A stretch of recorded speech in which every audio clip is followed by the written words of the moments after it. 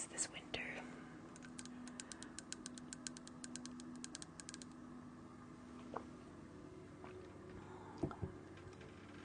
Delicious.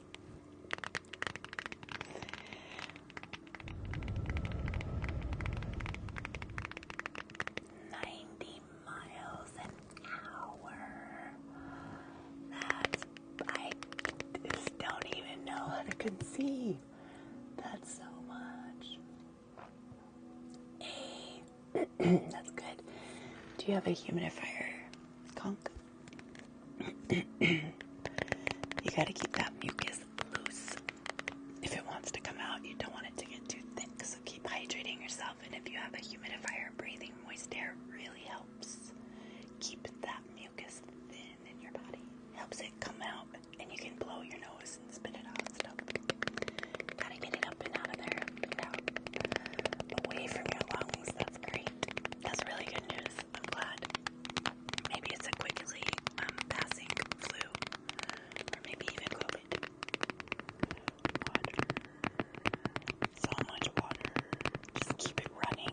I know it's gross, but it gets it so much quicker and more efficiently. And you lessen your chance of a secondary infection, which you don't want after what you've been through. Thanks.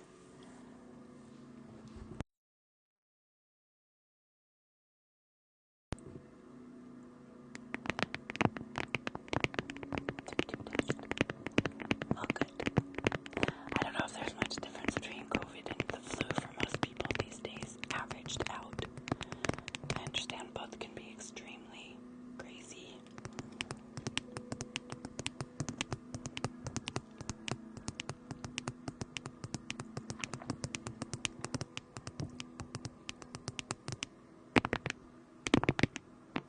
Well, it started in your lungs. You had a cough, a really high fever, and that's transformed today, and body aches, which is also flu indicative. But yeah, no telling. No telling. It does seem like it's progressing quickly and moving out, so that's good. That it's not like a whole 2 weeks you're going to be down. And your fever is more controlled today, so it feels like it's on the way out, as long as you keep ushering it well. I know, I get Sherry a cold a lot. Well, I don't get much lately because our rooms are so small, but I used to get compared to her often. Yes, we want to avoid that. Sweet Nina. What tea am I drinking?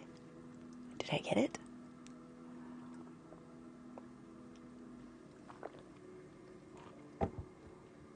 Thank you. No name. Thank you. Oh, how are you?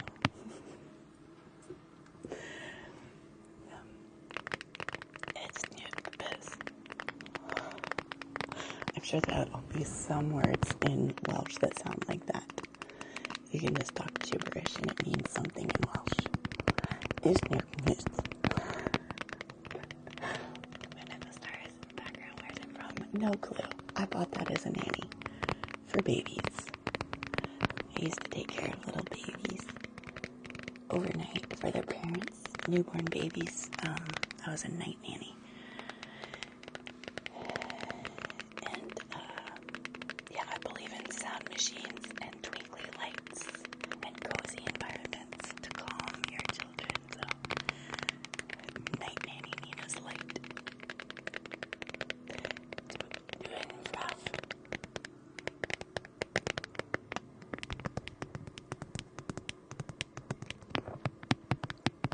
It's true.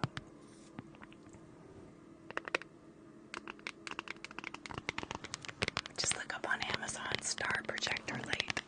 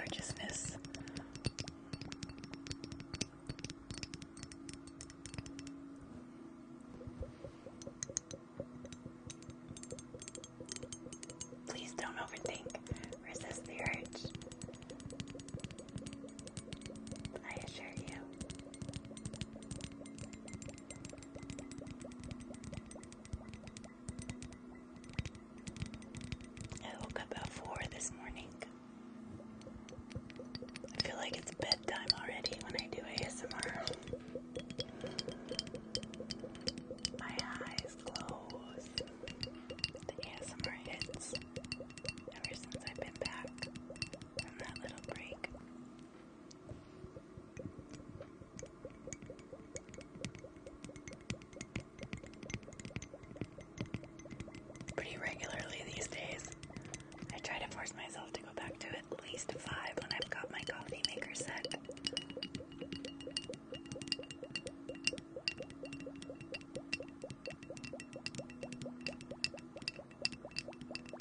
Yeah, it's Sunday. I hope everybody slept in that good.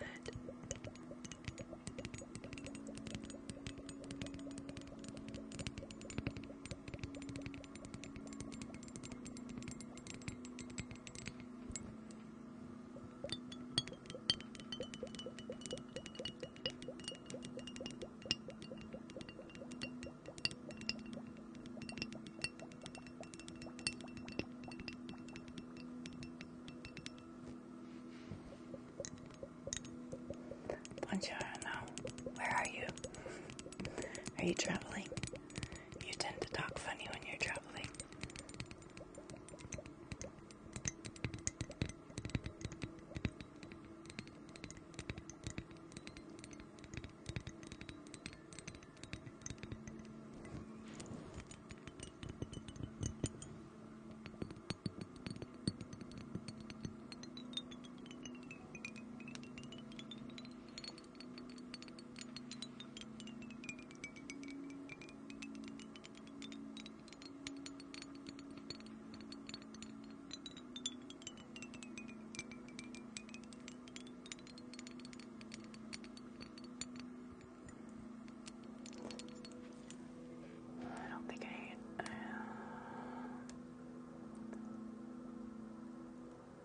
Dance. I'm like, what is it? What is it? It's eating away at my brain. Bliss. Bliss. Bliss. I do. Everything's linked in my main profile here on TikTok. Click, click, click the link.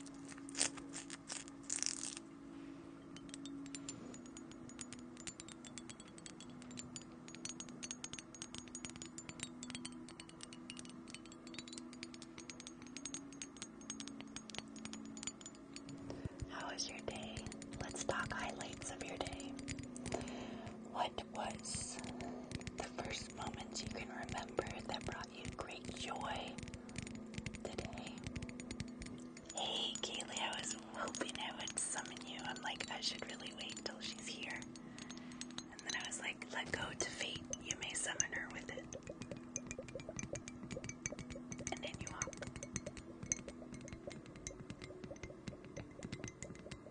Ooh, moody vibes.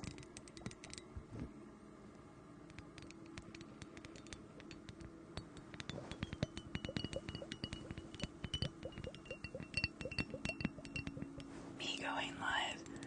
Okay, I had curry. No fun today. Okay, let's see if we can turn that around, Cody. Let's try to think of anything. Anything that's made us smile today, Cody. There's gotta be something. Leaving another party. So antisocial, Kaylee Bug. Slept a lot, recovered, healed your body. Impromptu dance party. Can I ask what the song was we danced to today?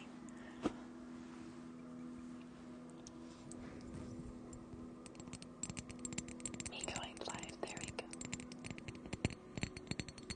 What does that mean when a gentleman says, I'm packed? Does that mean you got a player you wanted? I packed him. Scores on the college. Awesome. Congratulations. I bet you worked hard. I packed him. Like I packed him, right? I gotta keep up with your lingos. If I ever wanna feel like I understand what you guys are talking about in the chat, I'm forced to keep up with your lingo. Leaving a party at 7. When did it start? Rumba.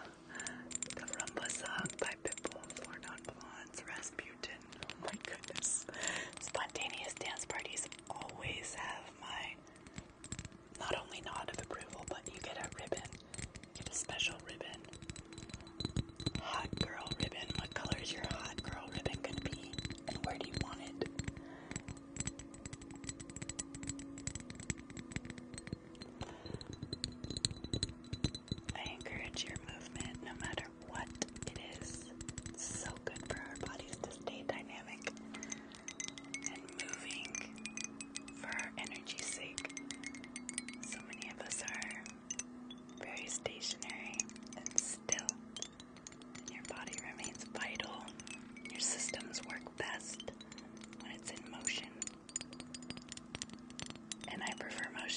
feels really good.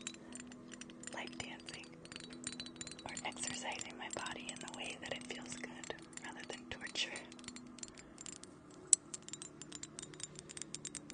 Oh, so much made me smile today. My heart is feeling very light and unburdened in this moment. So I take that energy kind of to every moment. It doesn't really matter the happenings. Today is just more of a mood for me, I think. Let's see. Highlight. I love connections. I had really good connection with people I care about today. That was a nice source of joy for me. This cup of tea. The fact that I lit our farty little woodwick candle and it burned like it should. What else? My dog makes me smile. There's all kinds of joy. Good music. Waking up with a song in your head.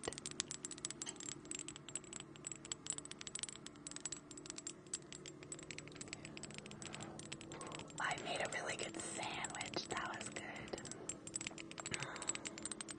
It was some leftover lamb, melted cheese, and a little bit of avocado mayo on a keto bun that I like to grill in a pan with butter and toasted sesame seeds on the bun.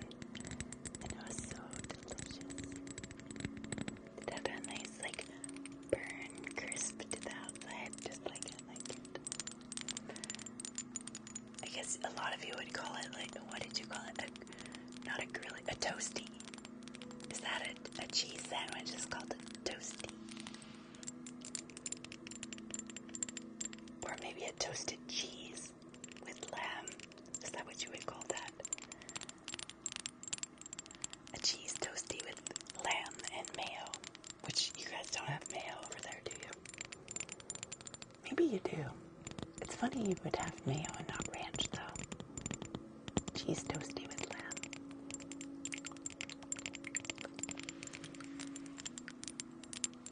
It was good. And then I had fresh little baby cucumbers with one of my favorite sauces. It's called pigeon sauce. Yeah.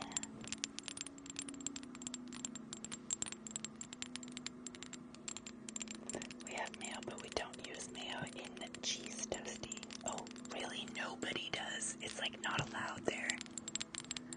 I would imagine some people do, like some people do here.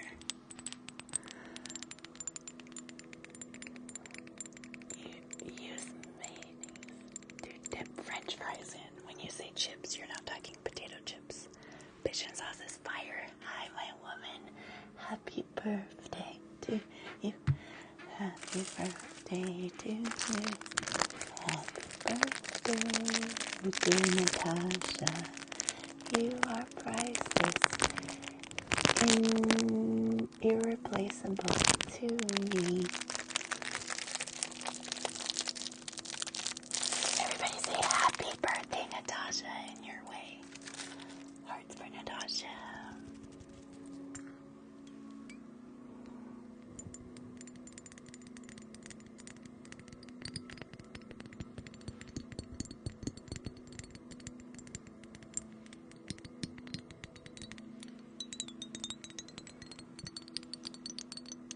I'm hoping you're having the most wonderful birthday today. With lots of pampering and relaxation. I see candles and massage and soaks, maybe a facial, some kind of a treatment. What kind of skin treatment would you get? Maybe a hair treatment.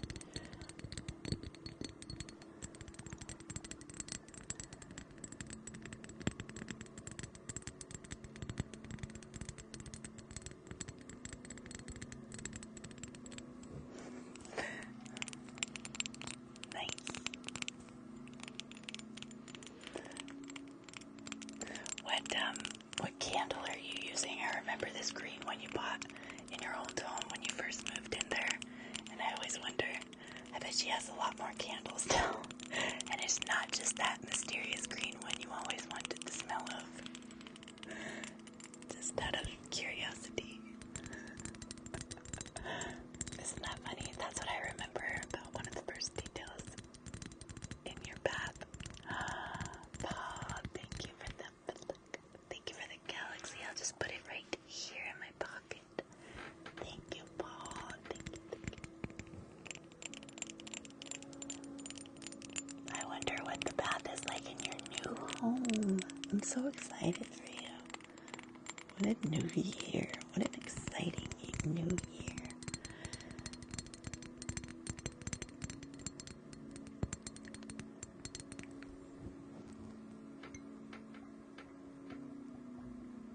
The Nest Argan Oil. I'll have to look into it.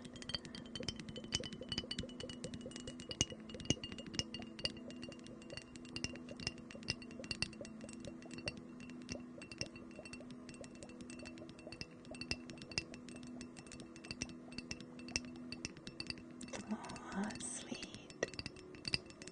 How many candles do you burn in your bath?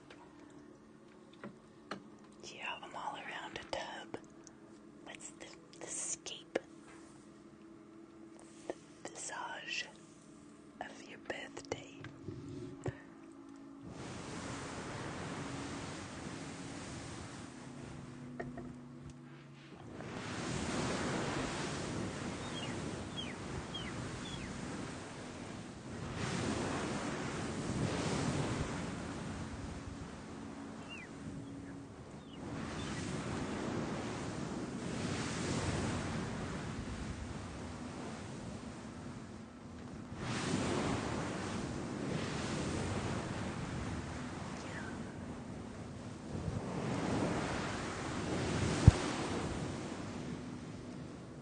Three or four around the top.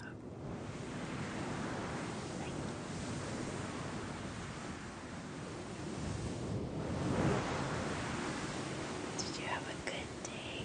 Are you gonna write me a note sometime telling me the wonderful things you experienced today? When next you're on Insta, obviously.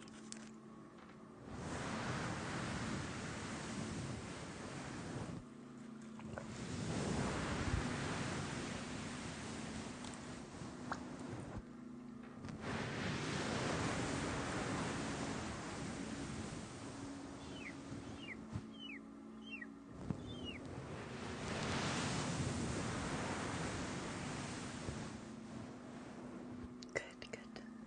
Which has been exactly what you need and what you deserve.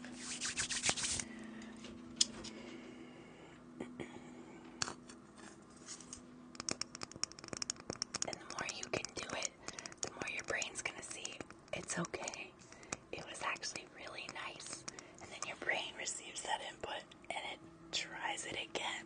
And then we just habitually move that more into your life where it feels easeful to take a break and have a healthy work-life balance. It's so attainable and you're so worth it. It's just right there. You're just in overdrive. Yes. Yes. And you're ready. You haven't always been ready. Now you're ready. You're seeing it. You see the view you needed to see to make the change and the conscious effort to break habit, to not go to overdrive and overwhelm.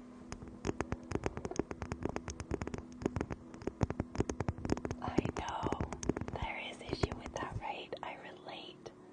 We have to lean into that with courage, though. We have to little by little introduce it. Just a little exposure of what threatens what we think is wrapped up in the worth that we chase by overperforming. And just make a little deviation, a little vacation for an hour to myself to do this thing. And then when you see to that, and how that doesn't make everything fall, you'll feel more comfortable. Just little by little. It's so awesome to see that you've arrived at the eye-opening experience of it. That's what matters.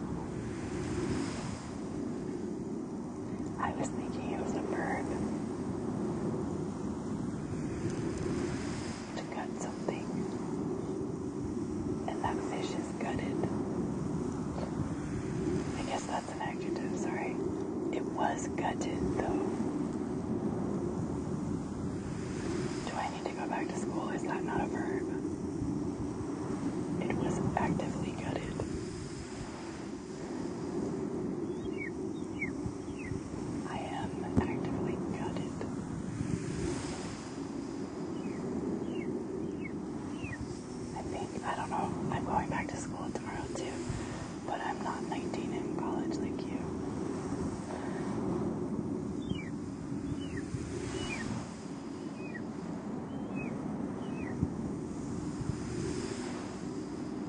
Exactly.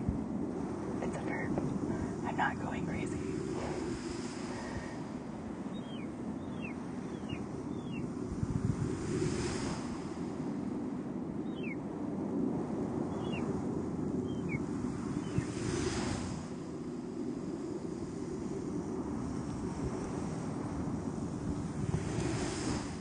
Laura, what's your next? Oh, she's leaving.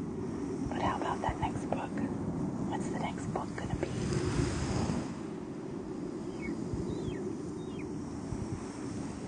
Everybody going back to school tomorrow. I'm sorry.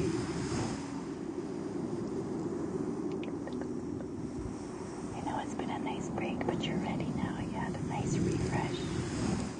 Ready to hit the day tomorrow for another break earned soon. You got this.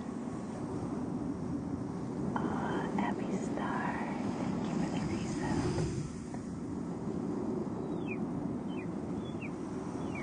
Okay, get your rest.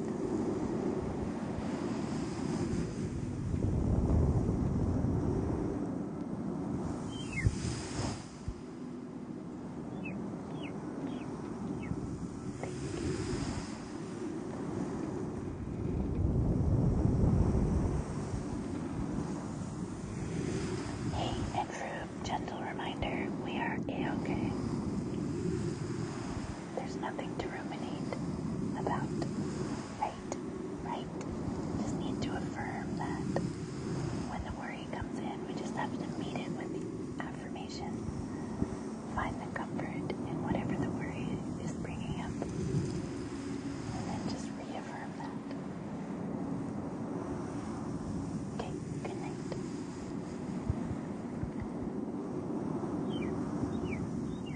Hang in there, Nicole Ann. I know we got rough spots. It's gonna smooth out soon. Hang in there. Hang out with us.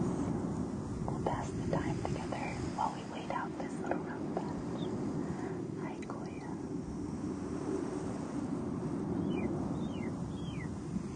I have a recommendation. Don't take them. No, just kidding. There is a brand. I'll look it up, Amanda. If you remind me especially, there was one that I found to be purposeless. Like they claimed that something about the encapsulation made it more long-acting to be digested. I could be wrong. I'll look into it though. Zena.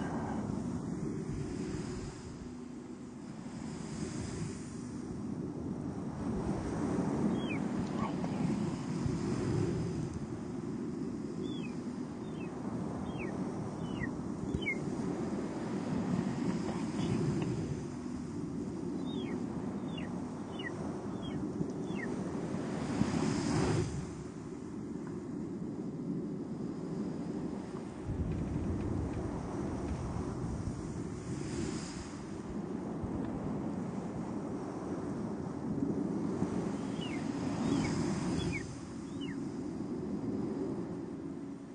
Natasha, don't fall asleep in the bath though. Promise me it's not deep.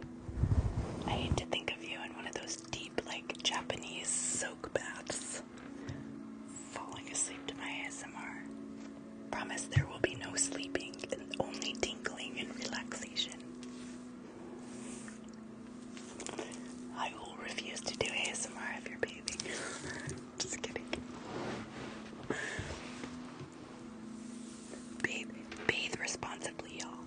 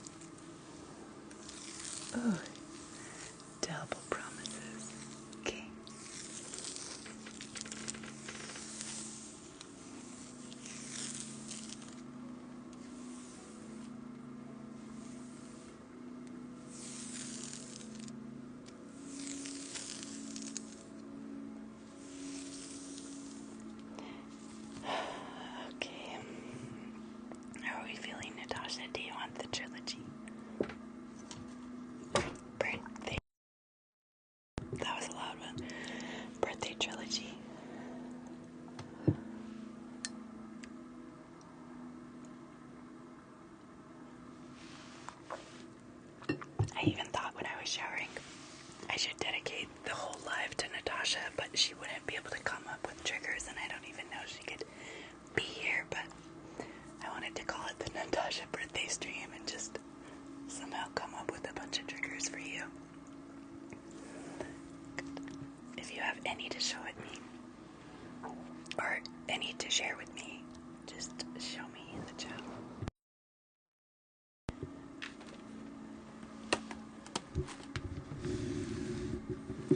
Natasha needs to make a full list of triggers. She also needs to write down her affirmations that I'm going to make a video for. Maybe I should get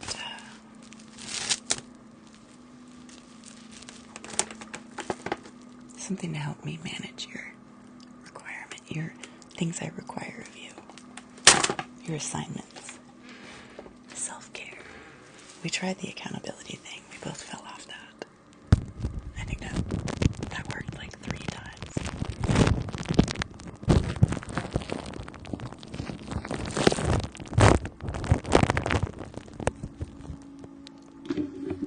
Let's see, with wet hair, if I can do rain hair, it should work.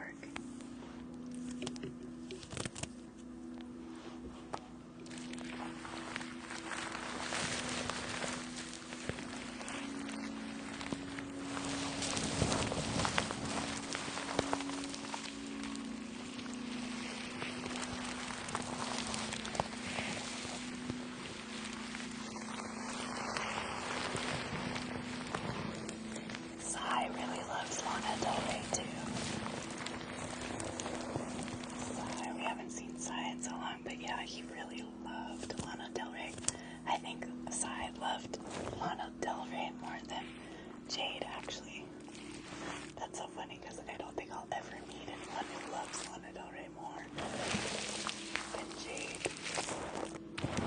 That was hard to keep a straight. How are you doing in love, sir? How's your new life? We hope you're happy. We miss you.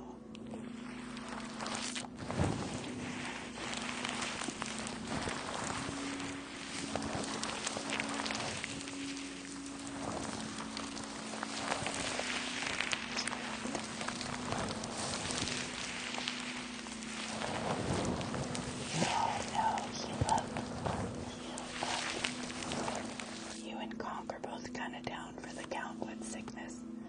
Down with the sickness, please.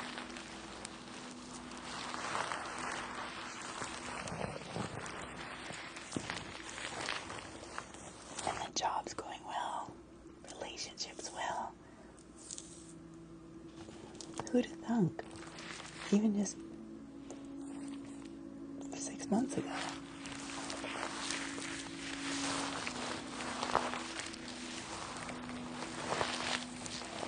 Heck, not even that. October, November? Just a few months ago. Who'd have thought? Who saw this coming in your future? That's how quick it happens. Sigh, we've been talking about this for a long time. Isn't that wild?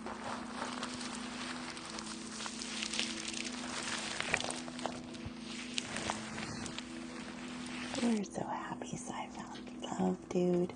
Okay.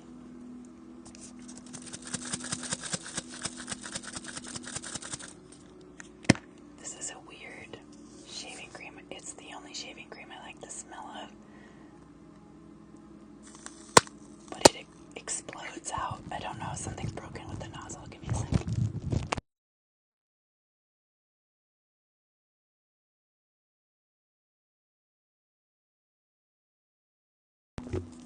And it sounds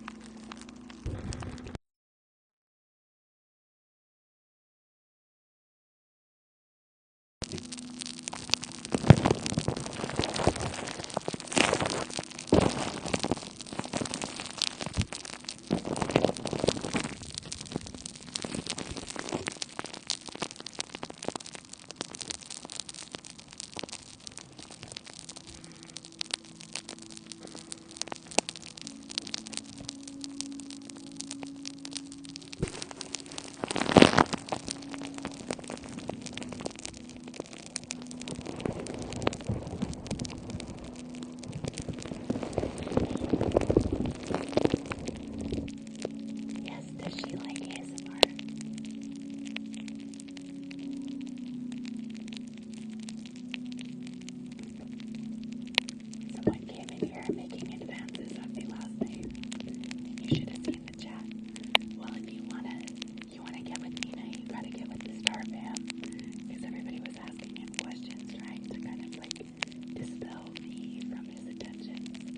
And he's like, I'm just trying to talk to Nina. I don't have time for y'all. And they're like, a couple of them were like, well, you gotta go through us if you want to get to her. It was so cute. Nina, can you shout out Shiz's name?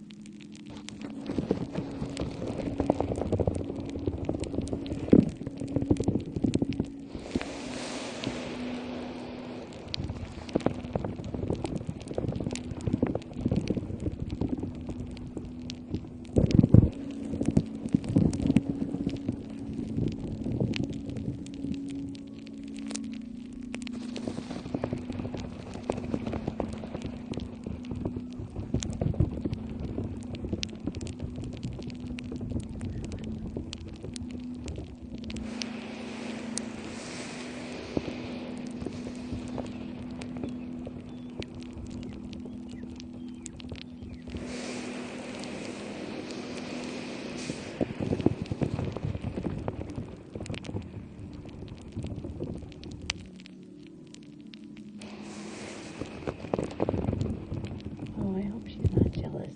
Do I need to write a note? Do I need to write you an excuse, like a note for school?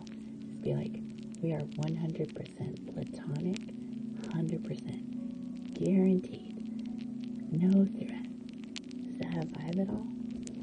Because I will sign it.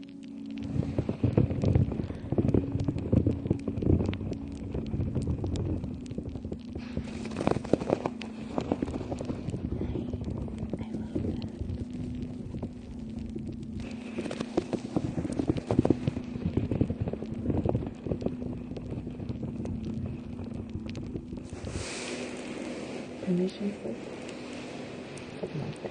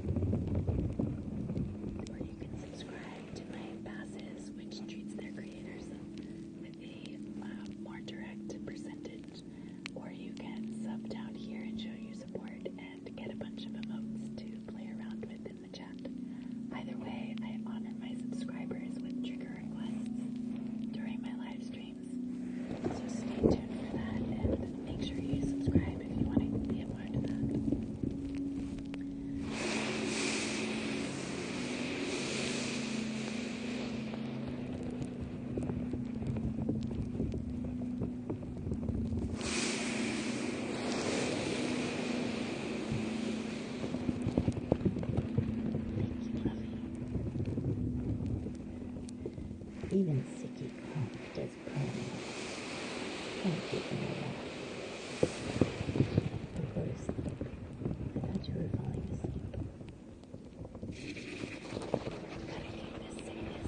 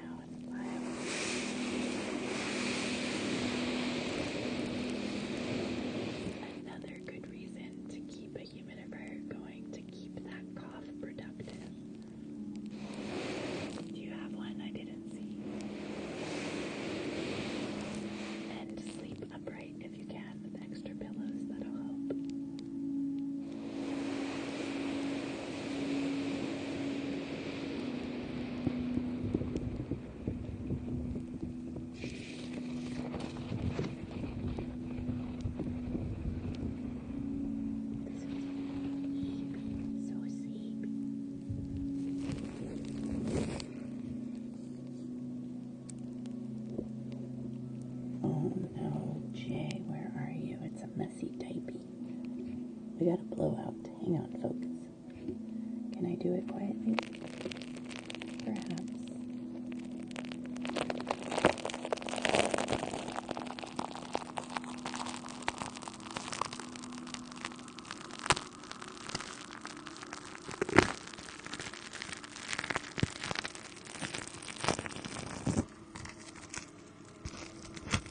Much success. Success.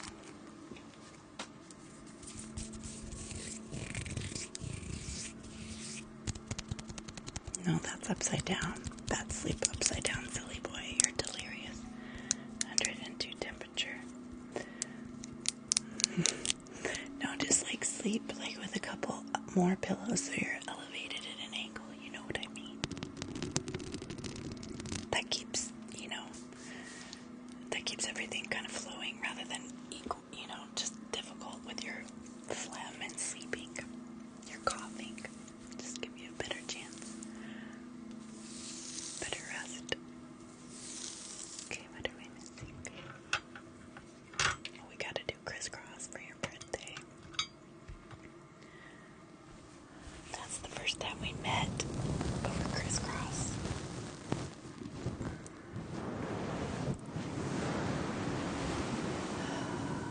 I hope you're feeling very relaxed, recharged, reconnected to the part of yourself that deserves honoring.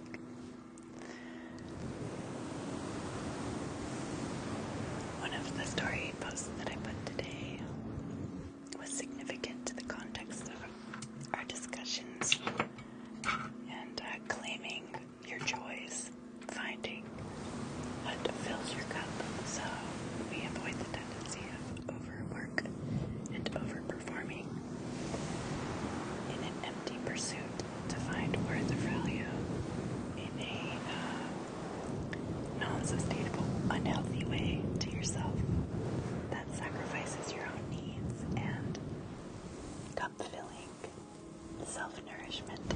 So anyway, it went something like, you probably saw it, maybe you did, about the therapist. My therapist said, "Who are you?" But I wasn't allowed to answer my profession, mother, or what was the other one? Wife. You weren't allowed to announce partnership, children, or work. Who are you? What makes you you? What revitalizes you? What brings you passion and fire to every day? Purpose to wake up and hit it. What does that for you? But it cannot be your profession, your kids, or your partnership. Can you think of anything? What role? Who are you? just been ruminating and revisiting. It's wild how we lose ourselves in our various roles, and we show up so much that we forget to show up for ourselves, and it becomes something we forget about. When it's the very source that we give from, it's a little selfish. If anything, we tell ourselves it's selfish to indulge and take care of yourself. But I think we're seeing now that it's more selfish to neglect ourselves because we are overwhelmed, running at such a heightened state. Our energy has a responsibility too.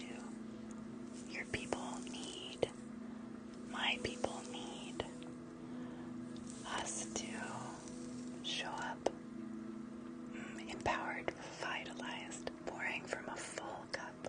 It feels so different when you get poured to from an empty cup, doesn't it? I want to be that for my people. I want to be a full cup, and I know you do too. I know you do.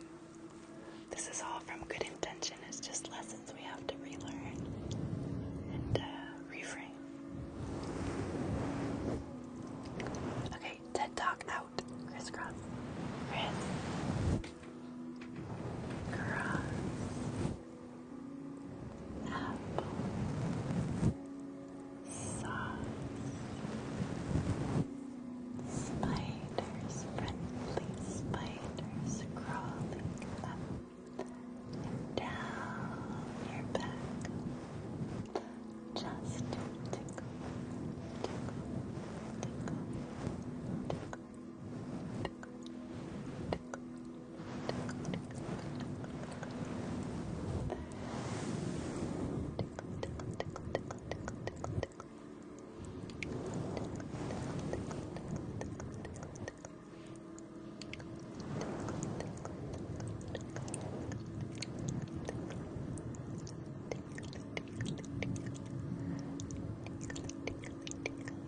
down your back.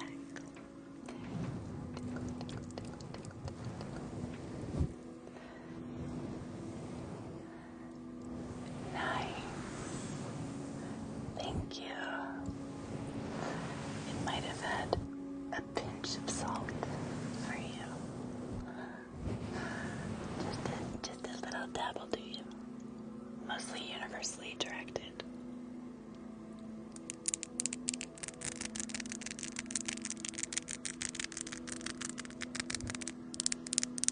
Tap while you have an existential crisis. Yes. That's okay. All that calls to invite us to look at is how can we foster those parts of ourselves that help to redefine us in a way that we know thyself, in a way that we have a sense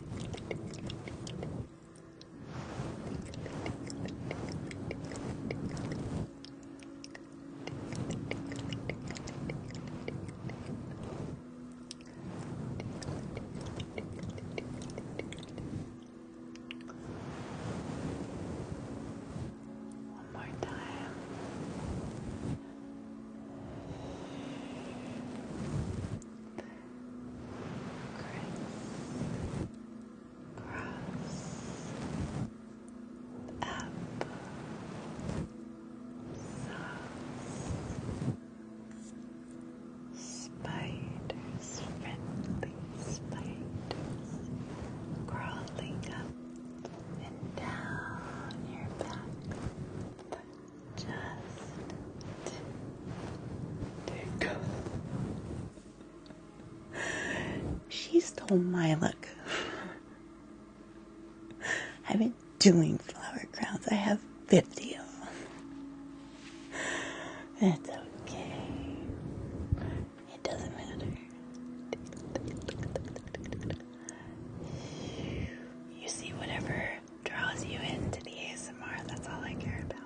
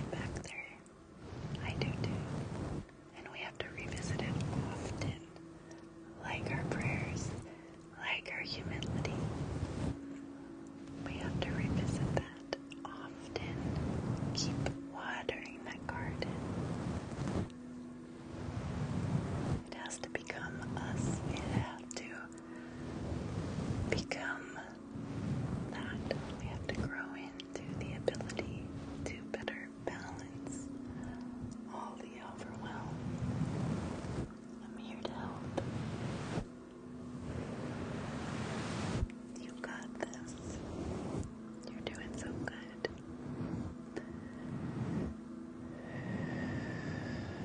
Try to let some of it go. Be in moments with no worry, no relaxation.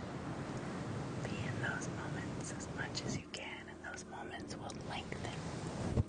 Your ability to go there often will get better. Less dirty. That's my girl. My girl. What did that guy call us? Carols. G-A-R-L. Carol. That's my Carol. We're never gonna let it die. Not as Carols.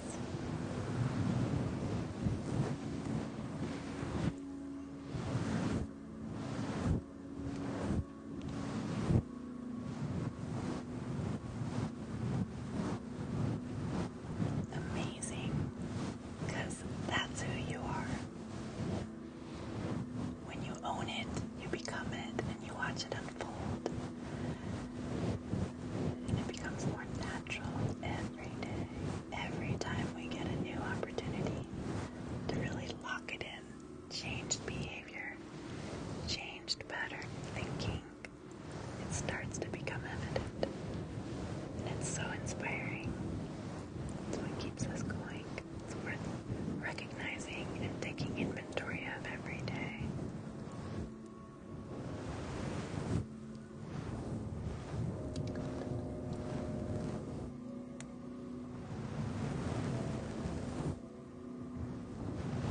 Jade's sick too. Oh no. This is called head massage. He's got a sinus infection, yeah. And Vanilla Conk's sick with probably the flu. Bonne nuit. Have a good day back at school tomorrow. You got this. Here. Have a baguette. Good night. Oh, don't get lost in the hole of the baguette. It's an endless hole. Oh no, don't go in. Don't go in. Don't go in. Follow my voice. Go away. There you go. Good. Off to dreams now.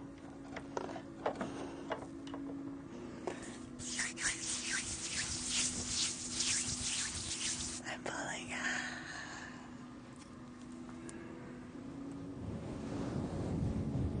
Don't go into the bread. Don't go into the bread. Carol Ann. Follow my voice. Don't go for the bread. Carol Ann. Caroline. Caroline. Caroline. Carolina. Caroline. What was her name? Carol Ann. It made no sense for a little girl. That's all I know. What was it? Carol Ann. Follow the light. Is it Carol Ann? That's such a strange little girl name, isn't it? Follow the light. Oh, I thought it was stay away from the light, Carolyn. Follow my voice. She had to pull the umbilical cord, wire, rope. Yeah, it was a rope. I loved Poltergeist. Maybe I'm gonna watch Poltergeist this year for my birthday. I always watch some sentimental movie from my childhood on a birthday to reclaim a little bit of my little girlness as I become my old girl self. It was like a friggin' umbilical cord because she was like covered in that plasma. What is that called? The ghost plasma. I can't remember. There's a name for it. Go towards the light. Ectoplasm.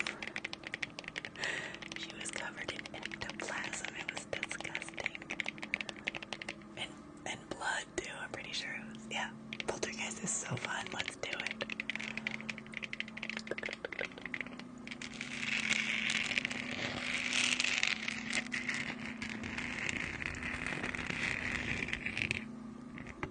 was kind of a great movie. I have a feeling my older self will not appreciate it, but the memories and watching something that you watched as a little, again, as a big, has an interesting merging effect of your parts. It's interesting to claim yourself through new eyes, yet through, at the same time, old eyes. I love doing that. I like doing that. And I usually do it on my birthday.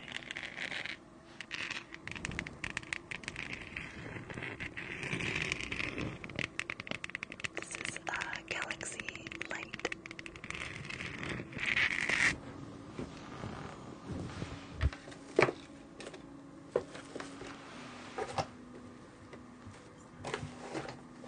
We have officially reached too many triggers. When you can't find the moonlight, you've reached too many. There's a moon in there somewhere. It's disgusting though. There's far too many triggers. I have too much fun buying work stuff for us.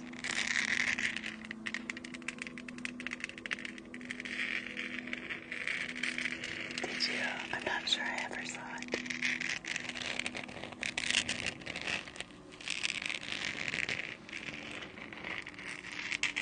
Who knows Poltergeist in here? Give me a show of hands in the chat. I feel like 4 people know what movie I'm talking about. And that's such a shame.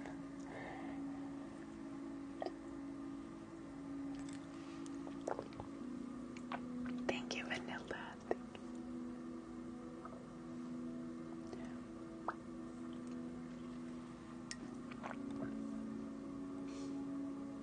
Nice.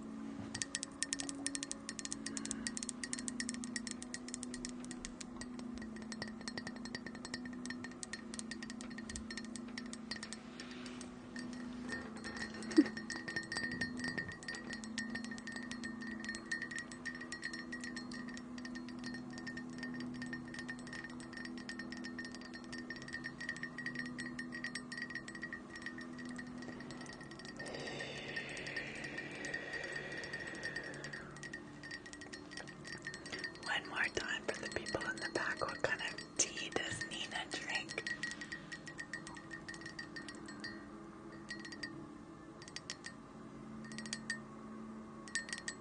Poltergeist isn't a very popular movie, I guess. That doesn't fall on you, silly. I meant the people who need to be typing. That wasn't a mod response request. That was just engagement in the chat. Let people guess. Or try to remember what kind of tea Nina says that she drinks every single day.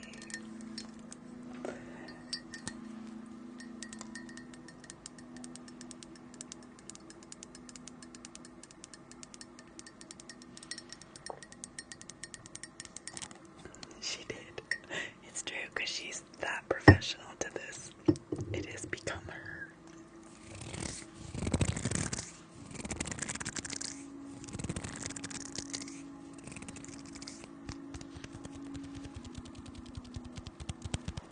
Pumpkin spice vanilla chai from Tazo, T-A-Z-O.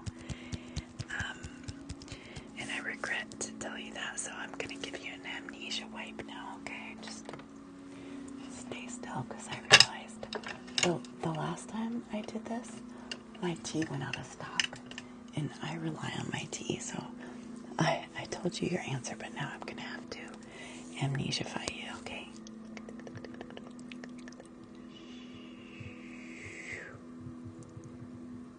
Okay, good. What kind of tea do I drink?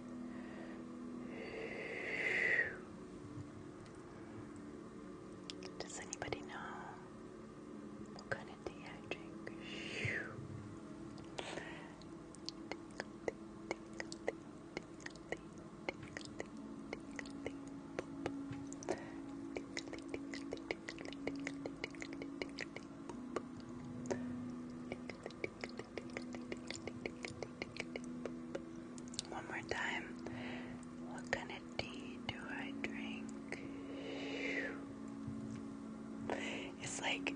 sunshine of the spotless mind. You have to go into where the memory is to erase it. What kind of tea do I drink?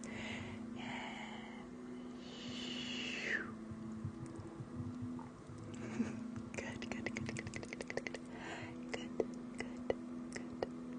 I don't see any remnants of a memory anywhere. Oh no, I erased it all. What's your name? Oh, what's your name? Did I? Oh, let me see. Let me try to put some back here.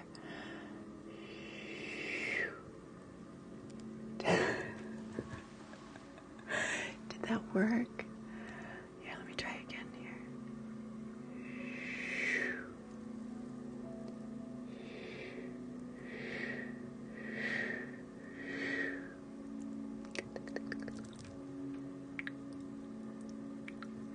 I think we're good.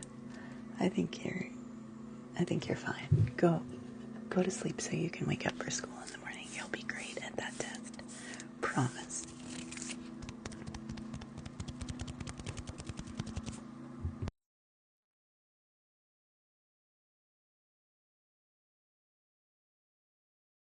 Cherry Pepsi. I am everyone and no one at all.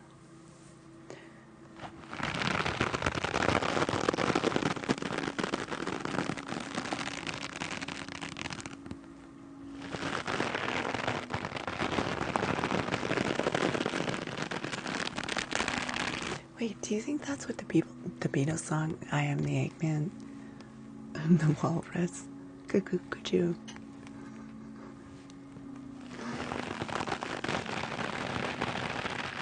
Do you think that's what he means? Egg? The egg theory? Andy Weir?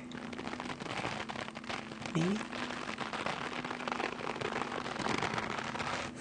I've never known what that song was. I should just Google it and put myself out of my misery. I have wandered far too long.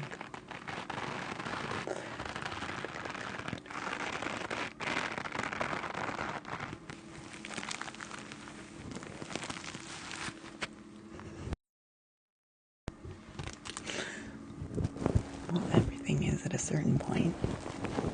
Artists draw their inspiration sometimes, indeed.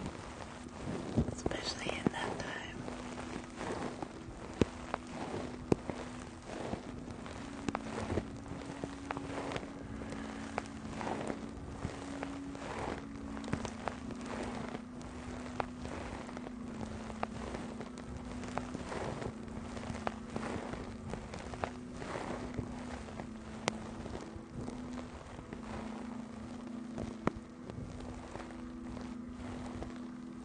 Sitting my left.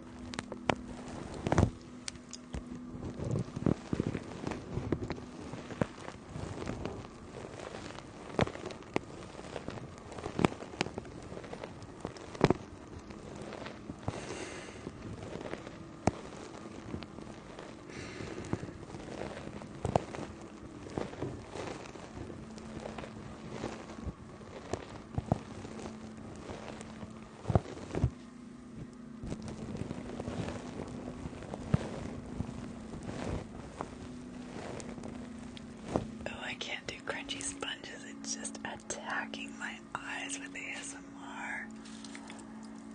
What am I gonna do if I get tingles while I'm doing it and I have to close my eyes? Oh, why is this happening this year? I took a little break and came back to ASMR. So sensitive, so sensy. I might need to too. Let me follow that invitation. Maybe we'll do some standing ASMR tonight. What do you think? Level up here. Okay. Let's circulate. Sorry, I need to stand so I don't fall asleep. Let's see if we can do this. You know, this might work. This might work.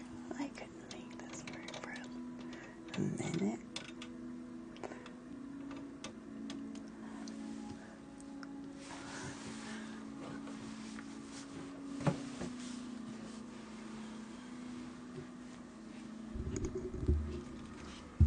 not the best angle, but hey, at least I can move my body and stay awake for you, which is more important than looking cute. We're doing Tomo style ASMR standing now.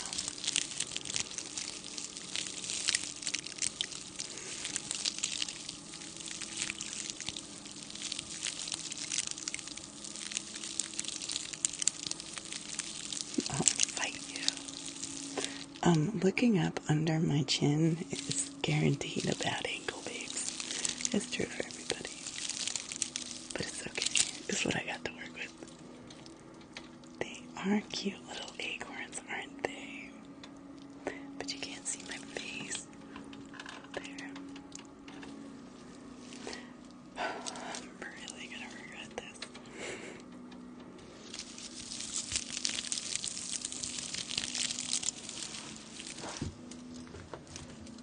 Let me not sprain my ankle again.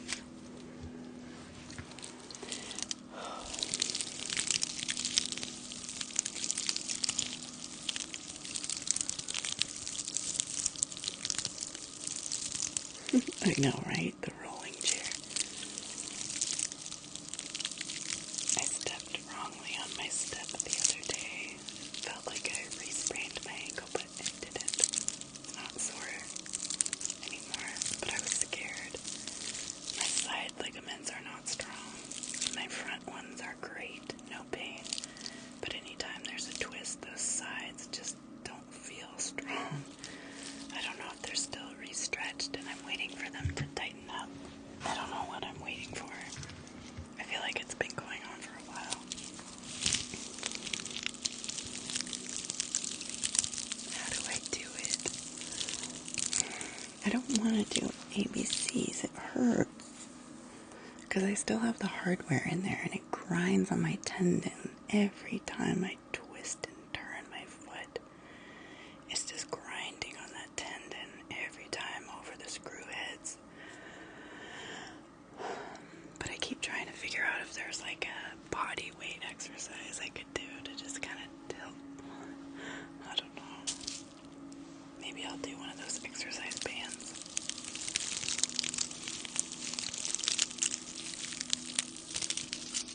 Why can't this work?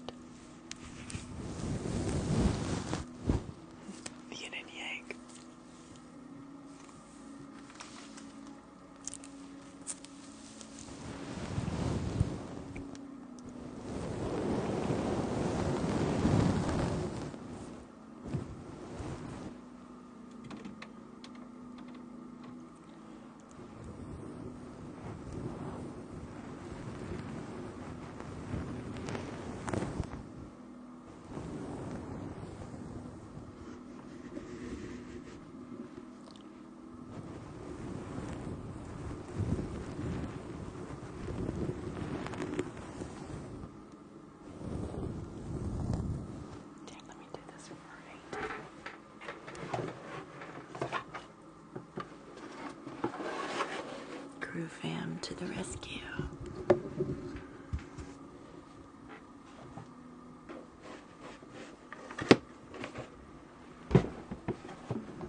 This does feel good already, by the way.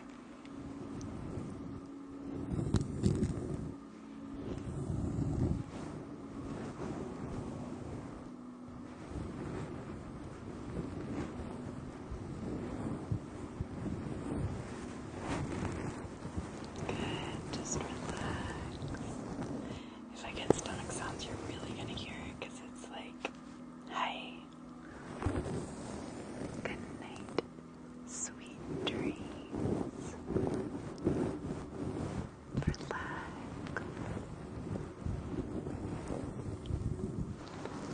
See if we can brush you out a little bit.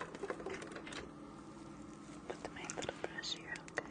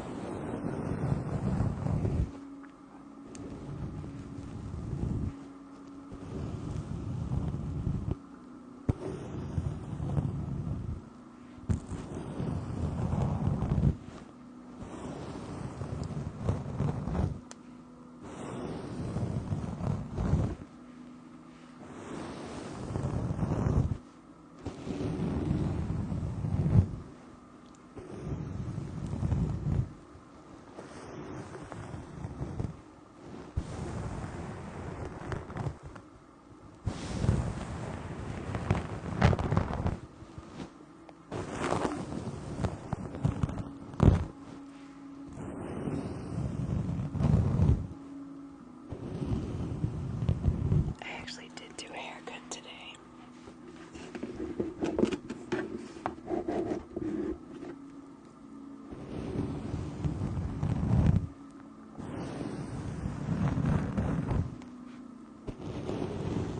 Oh no. Oh wait, yes you did. I found it. Okay. I thought you said you found 0. Like, oh no. Yes, it's amazing, right? I like it.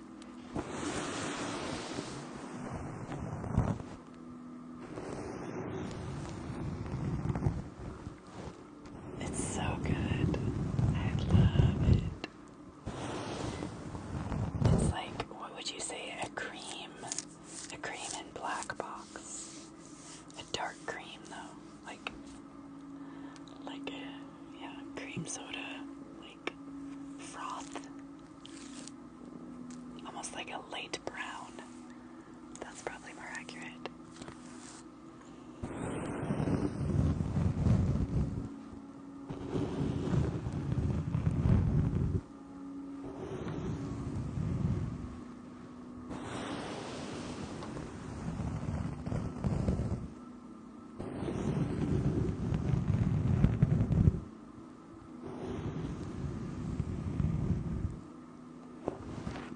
I know I haven't tried the strawberry. I did see it and I chose against getting it, and now I can't.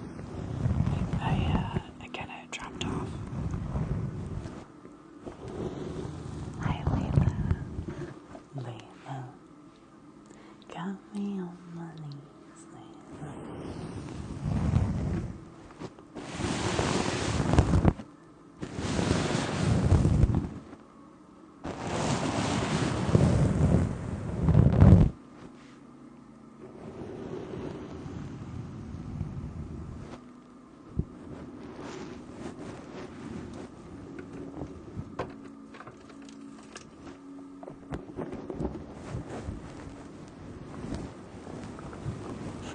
There you go. You're welcome. It's right in front of my stomach.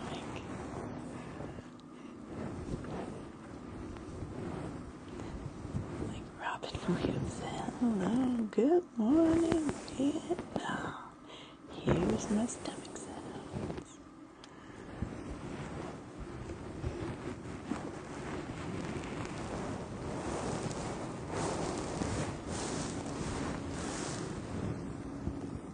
You think what's called what?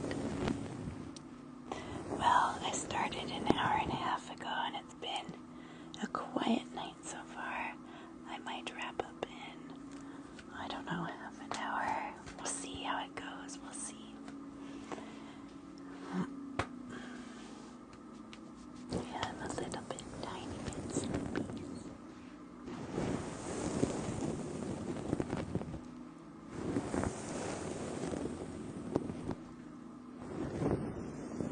But standing has really helped. So we'll see if I'm rejuvenated in energy now.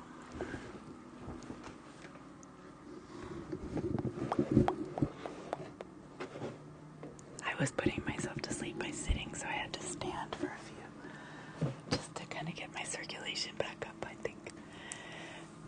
How are you feeling? How are you? Tell me some highlight of your day if you haven't already. Please, please.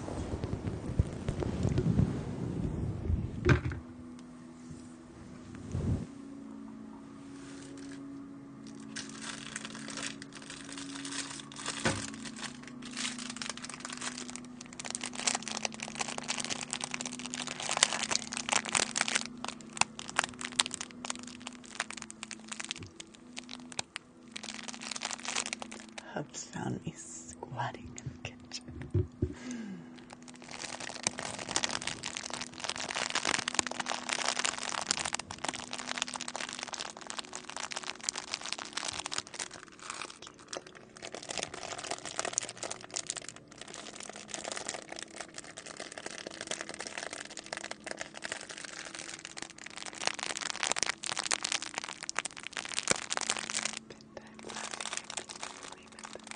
Great stress relief.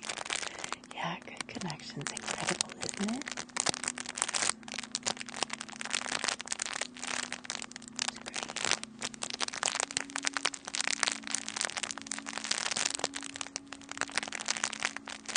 Visit the link in my profile if you'd like to know how to support me to continue to be here and offer my relaxation.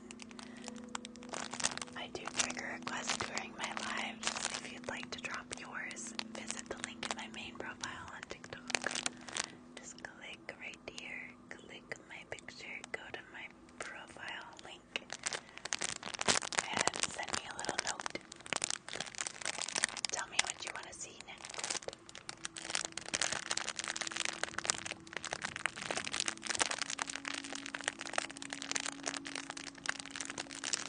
I do that, but don't have anyone to really notice it. So I enjoy that privately. Amanda, you're welcome over at my house to do random squats whenever you want. I like to walk around doing lunges too.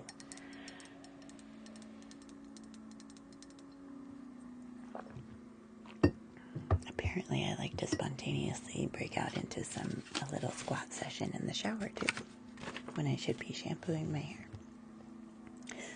Nina's brain says, this is a good time to get a couple squats in. You're washing your hair.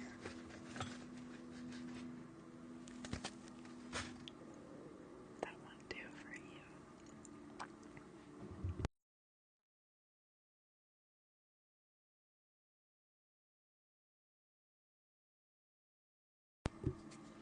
I felt the glorp coming in. Rather just leave it. Hi, how are you?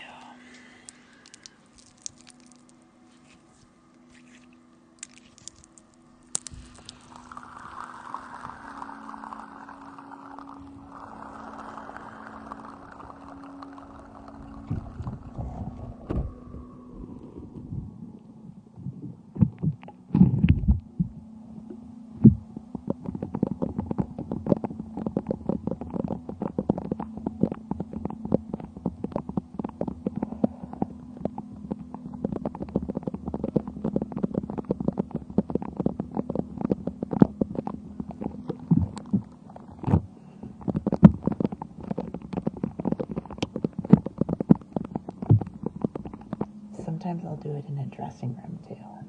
Like when you got a pile of clothes to try on and you're bending down, I'll just do like a couple of reps right there when I'm bending down each time to get the hanger to hang it back up. I'm try to move my body pretty much anytime I can. Stagnancy was not my friend last year. And I'm pretty mobile as it is, pretty active, but now I understand. I need to take responsibility for moving my energy through my body.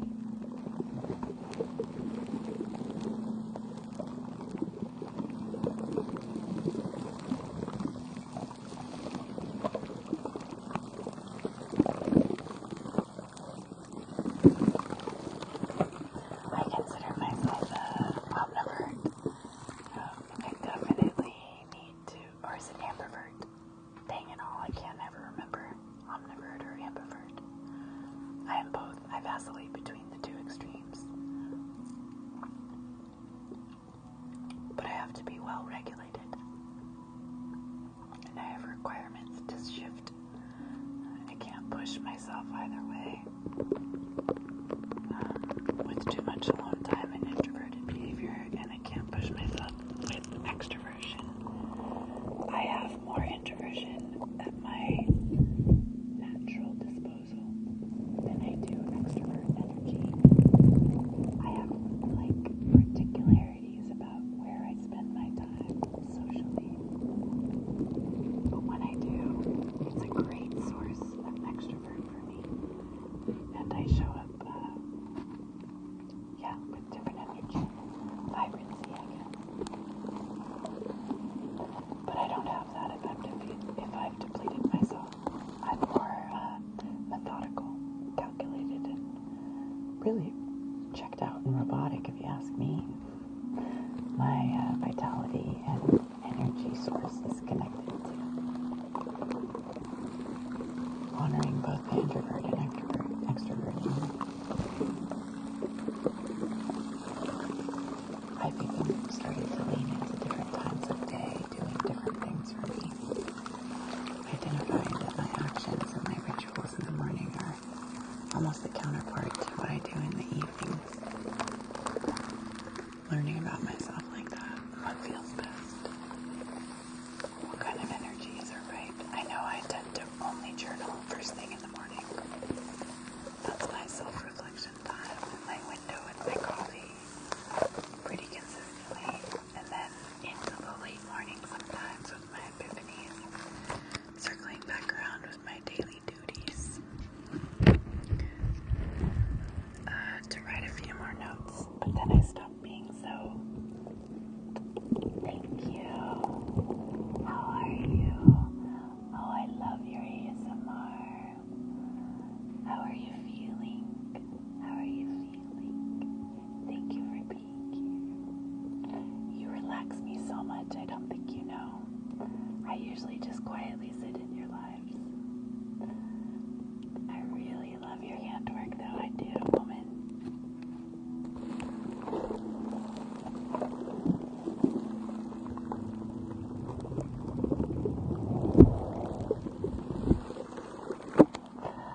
ASMR Snow White.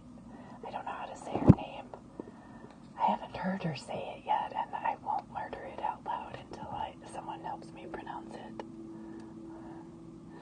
Snehana. I have no idea. Snehana. It could be Nahana with a silent S. Anyway, Snow White is what I prefer. ASMR Snow White. If you like handwork, she does a lot of energy,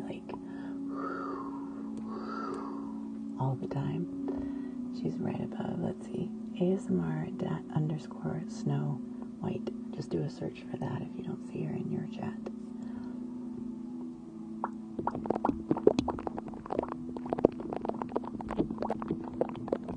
She probably didn't hear me. That's okay. The energy's there. It doesn't matter if it hits or not. It will in time. And usually not in the way you intend or predict. Am I right?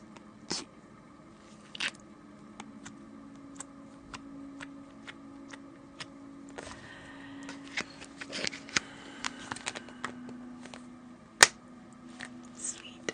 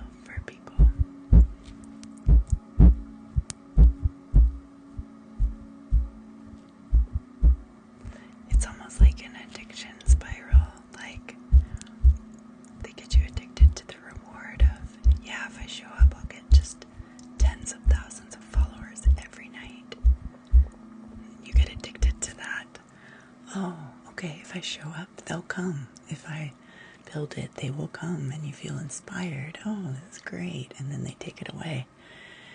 And you clamor, like, okay, I'll pay for it now. I'll pay to promote myself now. And it sends this panic that makes everybody want to give up. So sudden. She made it really far, though, in 4 months. She really did. I feel like she's even close to, I don't even know, it was a few 100,000 at least. I was amazed at how much they pushed her for 4 months straight.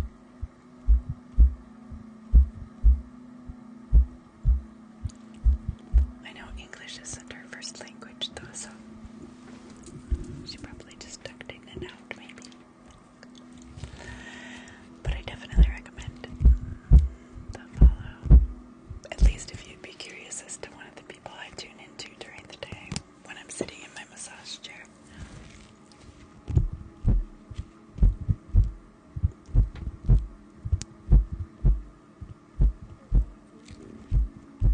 And I feel like we have similar. She doesn't do that. We have similar enough features. I think we look similar, ish. I don't know what I'm saying. I don't see myself in too many ASMR artists. That's what I'm saying.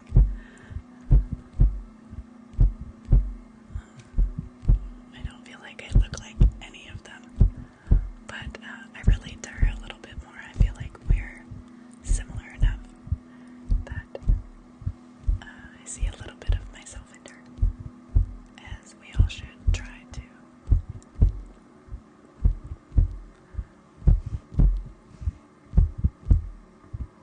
Just a little bit, like just, age-ish, life-ish, and yeah, some similar look-ish, dark hair with, angular face features.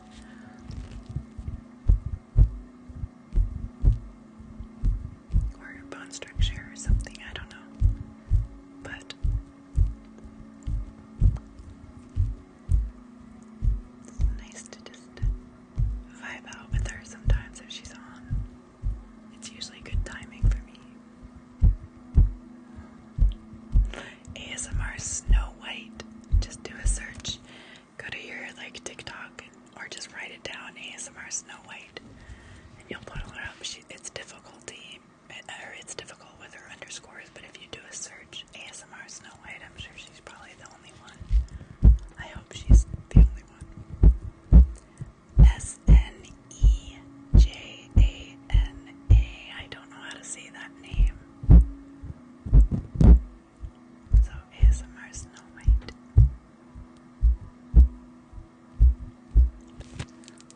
If anyone knows how to phonetically spell that name out for me, bless.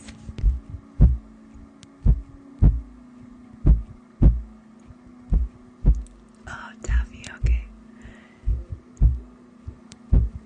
Yeah, I don't compare people usually, and I definitely don't try to compare myself to too many people because it happens enough without my help.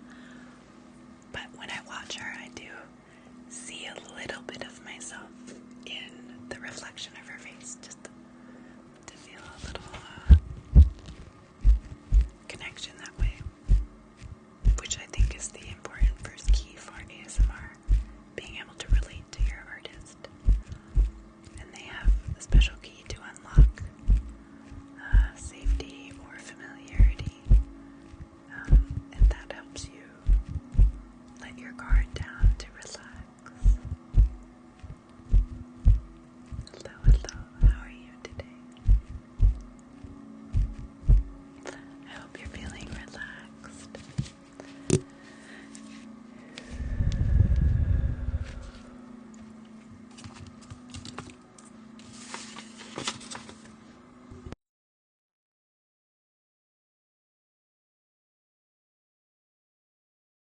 I just want to remind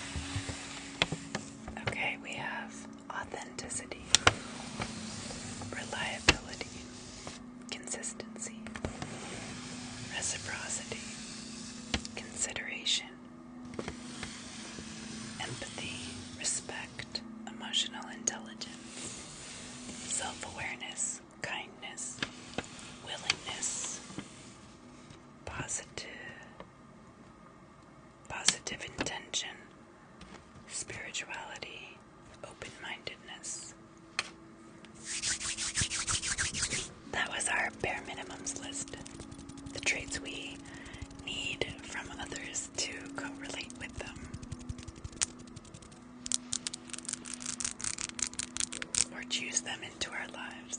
How about that? However you do that.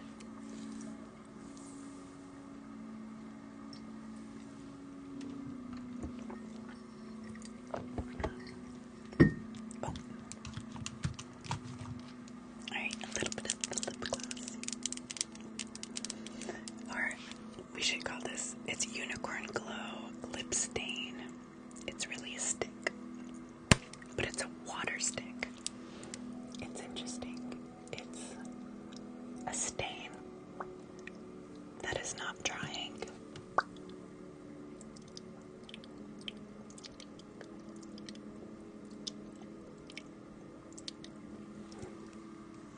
Oh, it looks pretty on you too.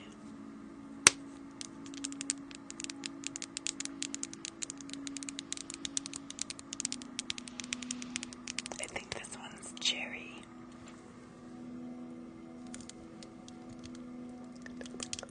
There are two shades that I remember. I think I got the cherry one. Anyway, I like that stuff because it doesn't dry your lips out like most stains. Alright. Let's see.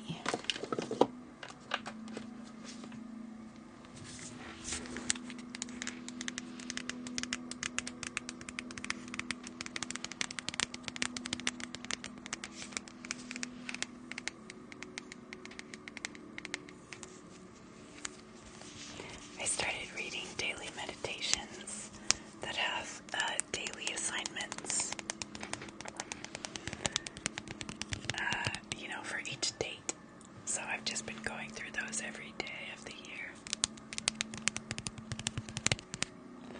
I didn't start, I don't even know when I started. I didn't start till mid last year, I don't think. So we've got half the year we haven't heard before. It was my intention to just think I would do that until it started feeling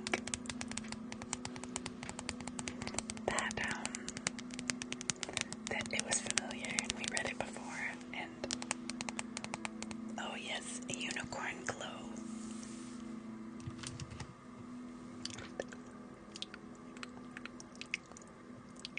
Unicorn glow tinted stain water stick. Okay, let's concentrate. I'm gonna try to guess which card. I feel this one having some significance. Let's see what else. Let's see if I can pick up the card that you're eyeballing. This one. And one more.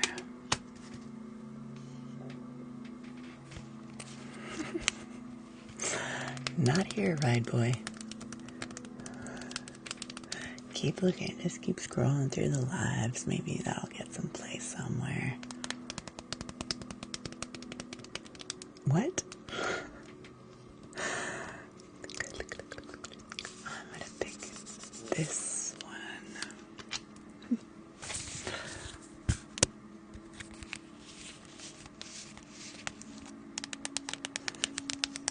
Was the no looking different?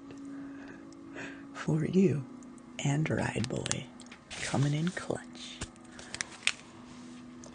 Go to class, and if it's not class time, go to sleep so you can get ready to class, because you're gonna be late at this rate, messing with what you don't know how to handle. Get to class. First one, sand of time. I forgot how impossibly tiny these words are. I'm so excited to be able to see these in the dark for you. The Sand of Time was the first card we pulled.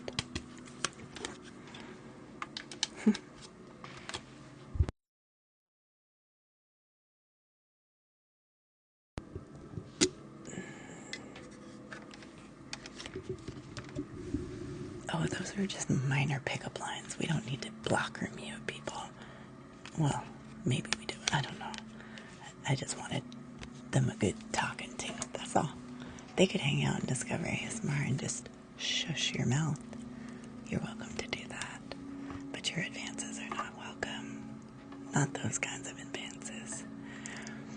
Sand of Time says, I am patient. I trust the timing of divinity. Ouch. I act when the moment is ripe, not early, not late. I watch and wait as the sands of the hourglass fall, knowing each grain holds wisdom. I do not rush my destiny, lest I forever lose this moment.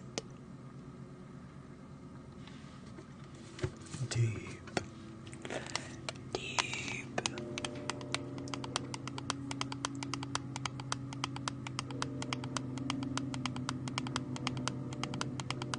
You've missed what? Oh, the cards. Sand of Time. What, bestie? Your boyfriend's back.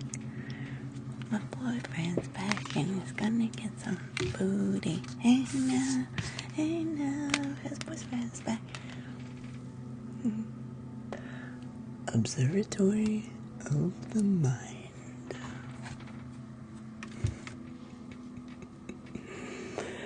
I have a happy heart. Today will be full of joyful moments, waiting for me to discover.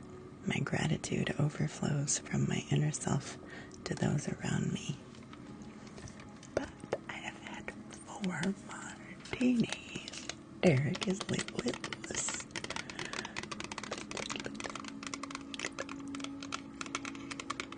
I'm feeling them all, bruh. I'm feeling them all. Then the last card, Clairvoyant Author. Lit, bruh. What are we gonna do? Do you have your clothes on? 4 martinis. Did you take your clothes off if you're at home? I know you. I am the hero of my story. I am the author of my narrative. I write the future in myself. I rescript negative self-criticism. Thank you. And I narrate positive thoughts. Hey, I do that too. I do not have clothes on. 4 martinis and his nudie butt. Don't run into anything running around naked like that. We know how you'd like to do that. Hey, do you guys want to play a game? Never done it before. I'm not sure how it's going to go. But I thought we could try it. I love question games. This one is We're Not Really Strangers. Let's see. I think it's just more questions. But I don't know what cards I'm gonna pull. Some of them might have to be skipped. Ooh, first one says, do you think that I fall in love easily? Why or why not? Let's discuss.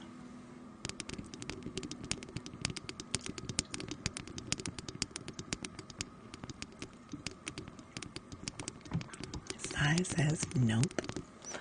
Anytime you want to, because I know you. I mean, you see yourself in me and you project yourself onto me. But yes, his first guess would be no. What else do you guys think? Laura says, ooh, hang on. Ooh, I'm missing. Oh, this is so fun. Yes, easily.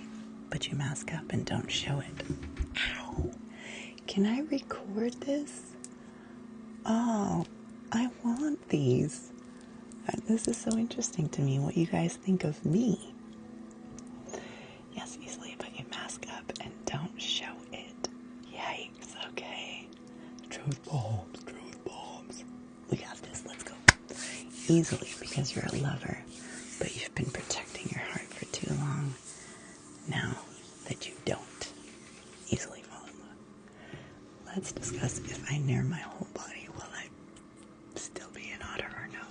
You will be in pain. I say yes easily, Derek says, but it's not easy to see at first. Jade says, I think yes, but you don't show it. Z says, yes, because I think you see the good in people and choose to love them.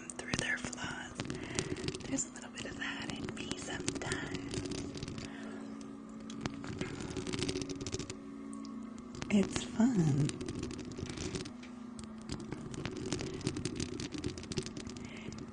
And you will be in pain. That's it. Nair is not efficient. It smells horrible. And, yeah, it can cause scalding burns that you only identify later. F that. So yes, as you answer these questions for me, think about yourself.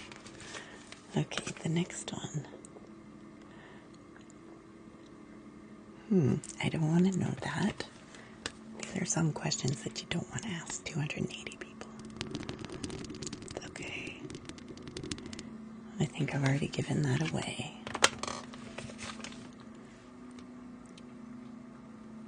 Okay, what do you think is the hardest part of what I do for a living?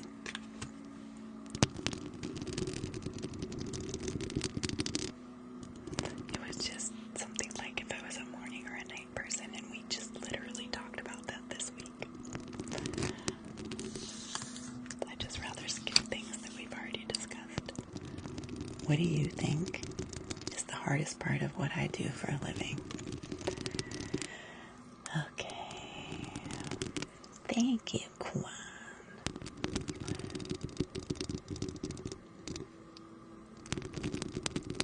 Trying to not take criticism to heart. Talking to people with no verbal response back. That's incredibly hard. The connection that I foster has to be authentic, genuine, completely heartfelt, open, receptive, yet somewhat guarded to the hurt that I can experience here, and the vulnerability gets uncomfortable.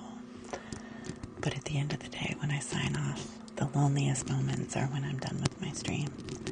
To have felt the essence of giving of myself, sharing, feeling so open, sometimes for several hours at a time, holding space, and then nothing. That's a hard transition. That is one difficult part of my job. The transition to quiet solitude after what I find to be the most socially open part of my day.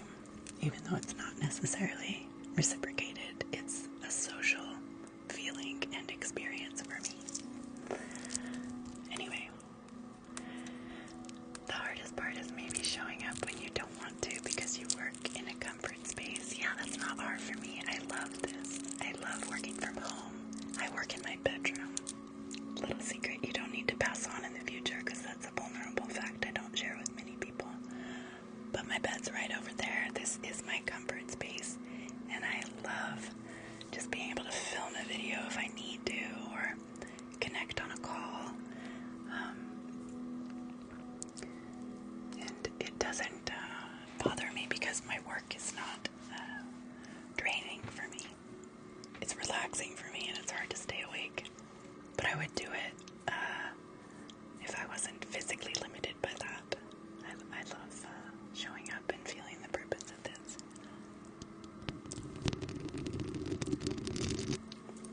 Yeah, let's not repeat it. You know how I feel about like when I decide in a moment to give you a fact about me. It's for that moment, and sometimes I regret it later, so I like the freedom not to overshare that. It's interesting, because I know with a lot of people it is hard to work from home when you have a job that you are stressed about, that depletes you. Having that in your comfort space, that is true, but this is a job that fills me. It's only when I'm not doing it, that transition back, it feels a little unfulfilled, because I have given so much of myself. That's what it feels like, and then I don't have the reciprocity. That's hard. Ooh, this is fun and light. How many speeding tickets do you think I've gotten in my life? Okay, what are we gonna do while we're doing this, Nina Pina?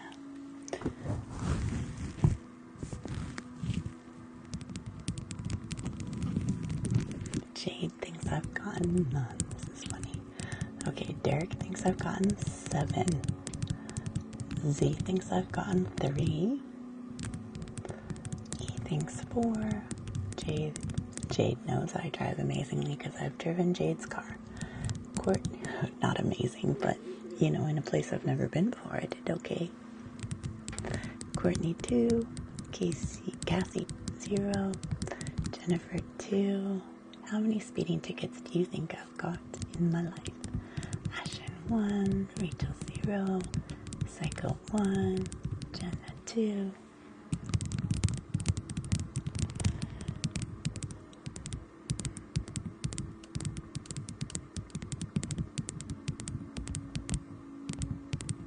Do you want to know?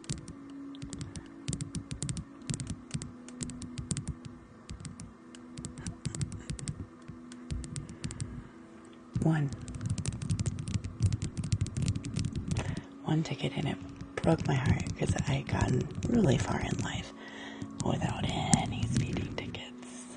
Somehow, miraculously.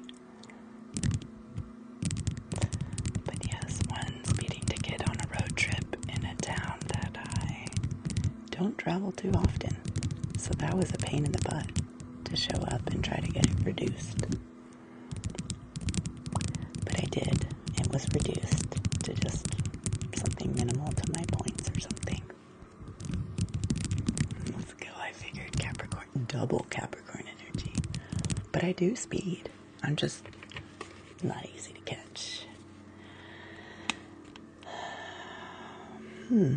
This is funny and particular to me too. You're learning a little bit about Nina's particularities. Do you think I'm usually early, on time, or late to events? And explain why. You're awesome. Keep it going. See how long you can keep that going then.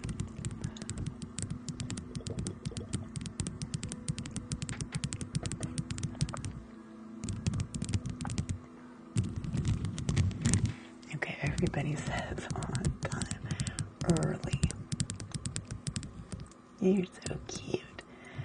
I think you're on time, really early to events, and then late in the car. Late, Sai says. You seem very respectful, so I say early on time. Earlier on time, definitely not late. You always show up here when you say you'll be here, passionately late.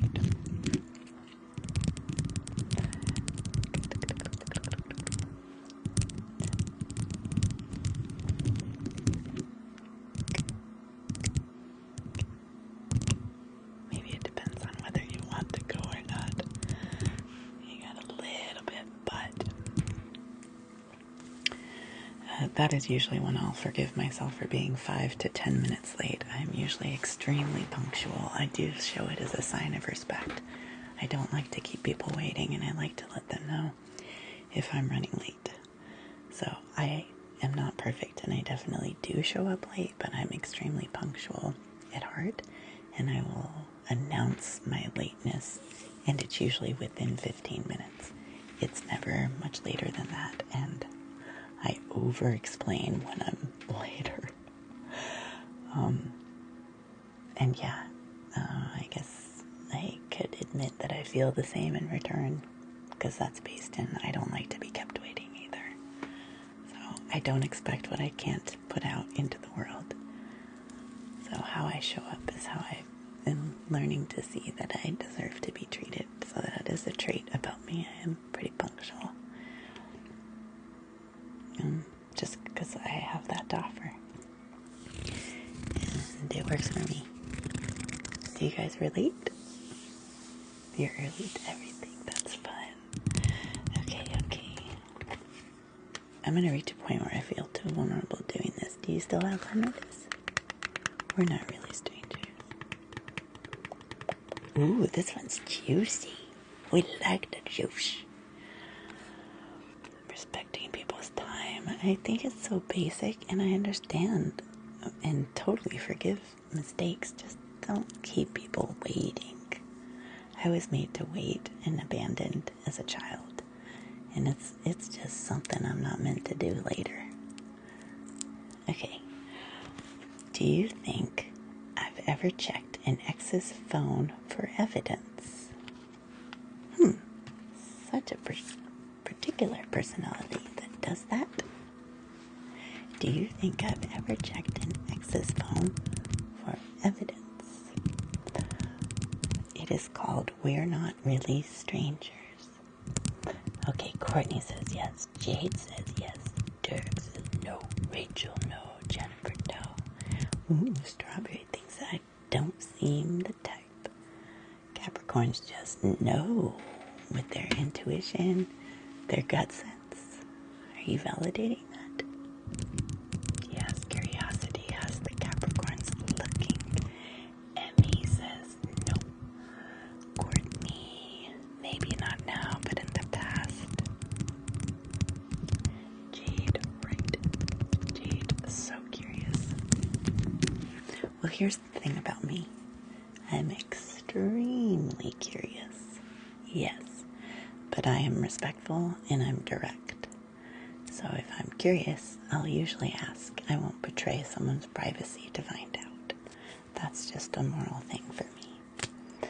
If I wouldn't want it done to me, I don't tend to do it to others. I feel like there's a connection to that. I believe in that, and that's what keeps me in my lane. Assuming that if it was done to me and I wouldn't like it, that's not what I'll do to someone else.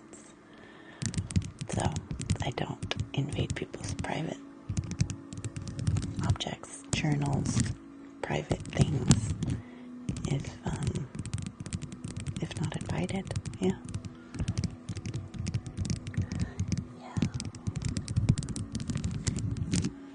It's cute to hear your answers, though. This is funny.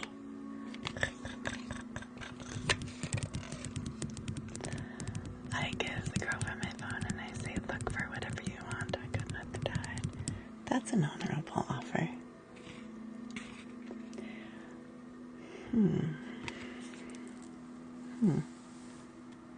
You might know this about me. It's kind of skippable. But it's lighthearted. Nah, let's move on. We'll get you through your funner ones.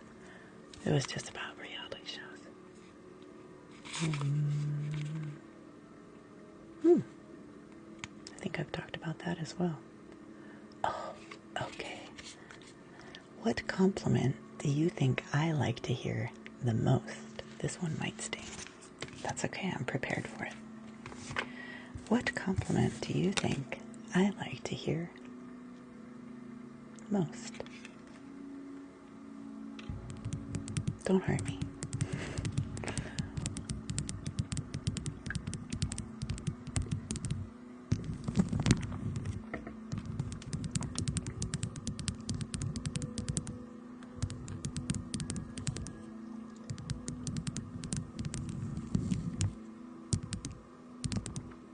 Oh, thank you. That's sweet.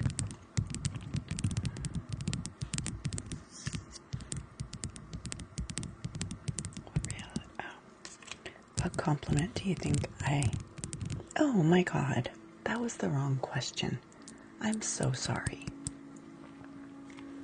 That's it's almost it's a better question. Let's roll with it. Let's see. Let me fly you out to Miami. I mean, you have a good heart.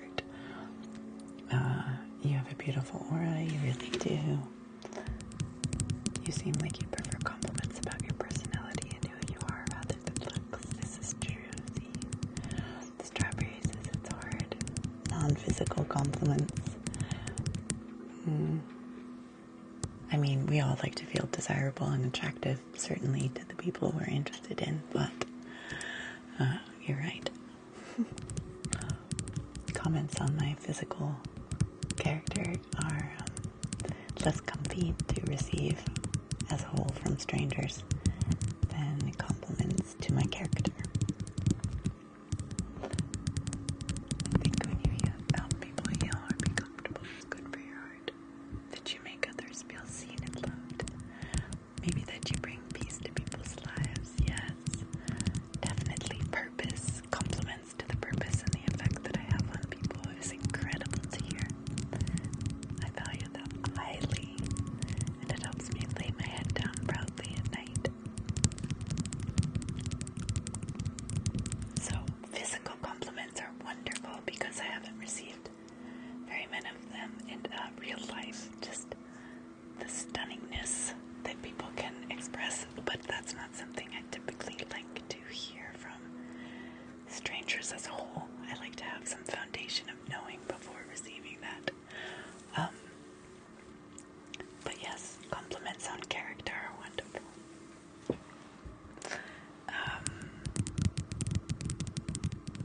What was I gonna say before that?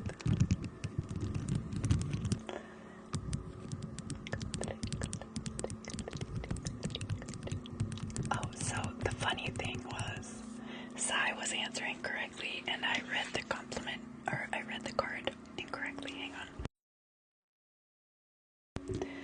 I thought it was, what compliment do you think I want to hear the most? It's really, what compliment do you think I hear the most? So I'm so sorry I asked that wrongly. It seems like Sai was answering the original question correctly. But I worded it wrong. So if you want to purge for a second, what compliment do you think I get the most on here? What compliment?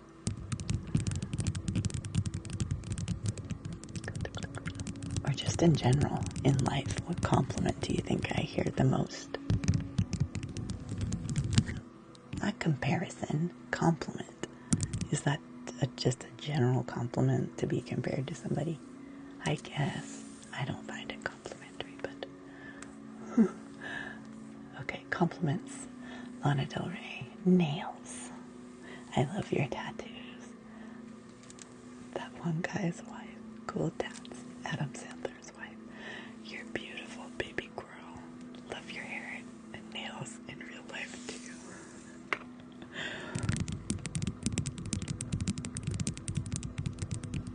Perfect. Me too. Me too.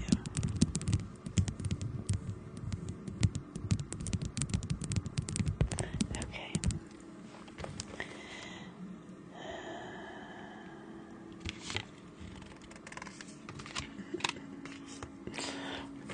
I don't know if I want to know what do you find intriguing about me? These are not questions to ask a bunch of people. Okay, let's see. Do I seem like more of a creative or an analytical type?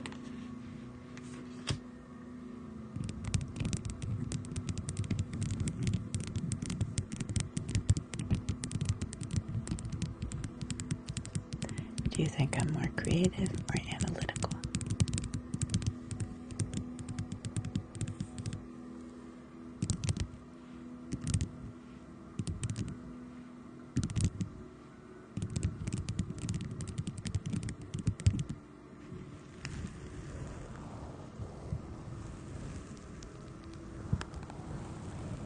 Okay, no, those two.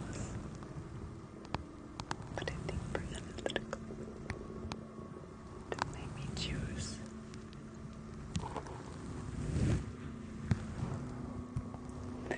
You have, some of you, seen my art.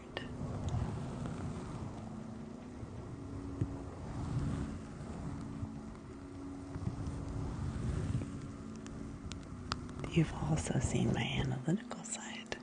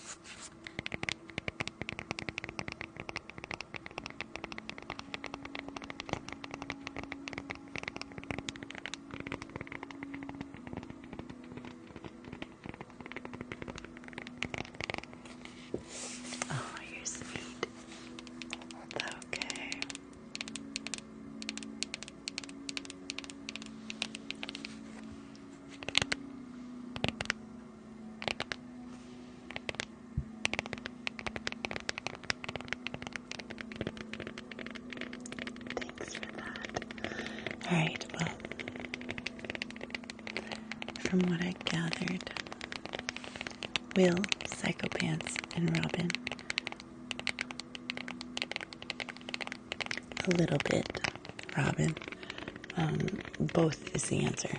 I equally identify creative as I do analytical. I cannot choose for myself if I am more than one than the other. So, I think the answer to that one was both. Are you relating with these to yourself as I'm asking?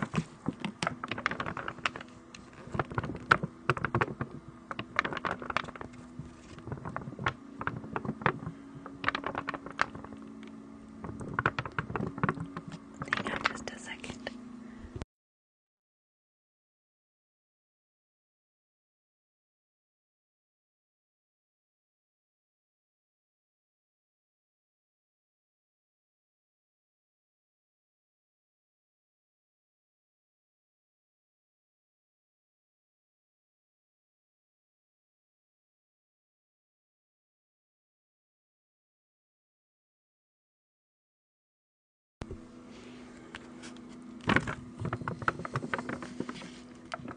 I think I agree too.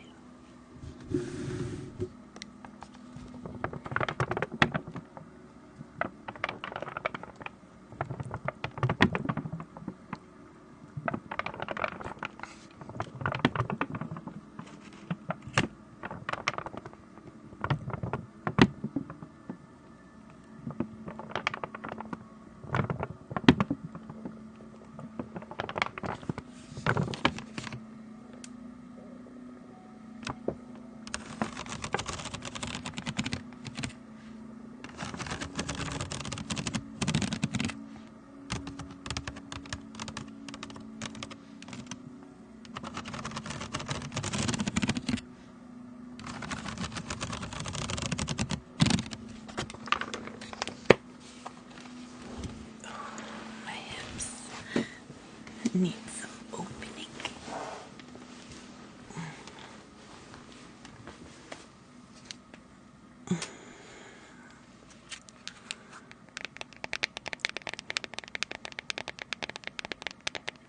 Yeah.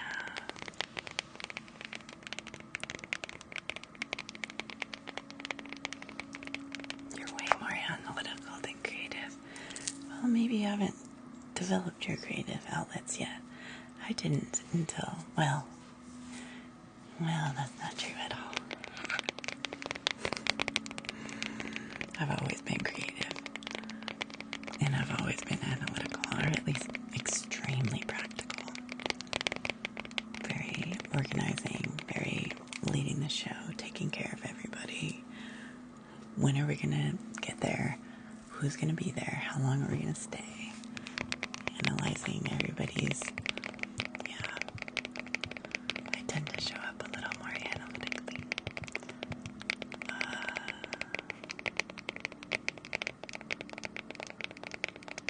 In terms of personality traits and that, such as that, like someone who might show up more emotionally regularly. I work to be emotional first. Usually I am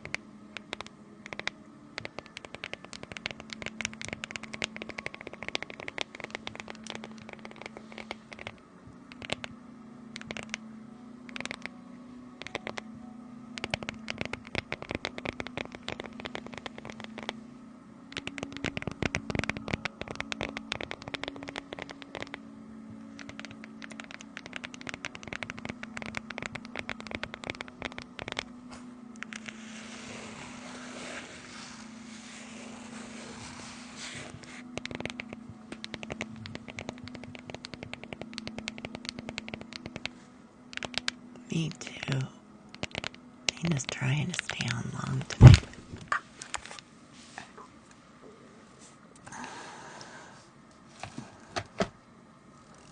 Now she will. Pain will always wake you up. Yeah, I just grinded my skin against my hard desk. My poor elbow. I guess it. Derek. Ouches.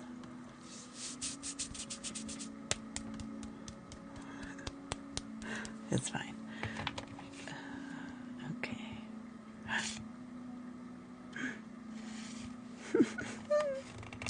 Yo. How likely am I to go camping? How high maintenance is my setup?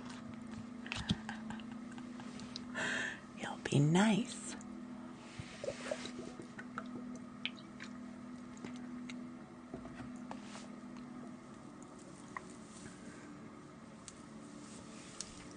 Four martinis.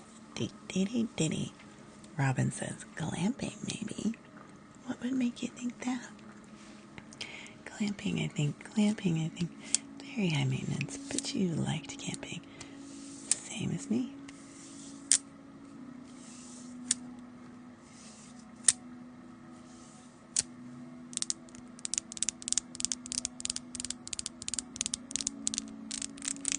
Camping, yes, but you need a list of everything.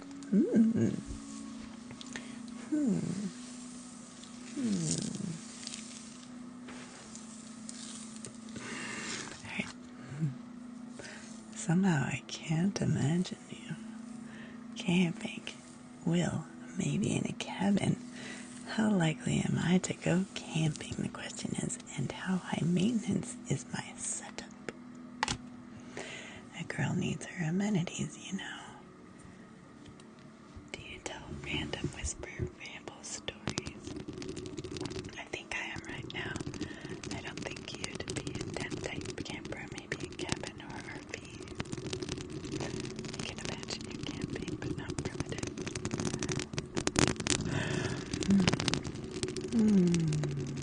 I think you would go, but it's not your preferred trip. Interesting.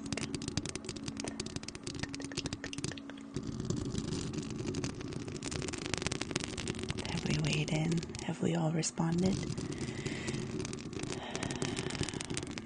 Well, the truth is, I have camped a lot in my life.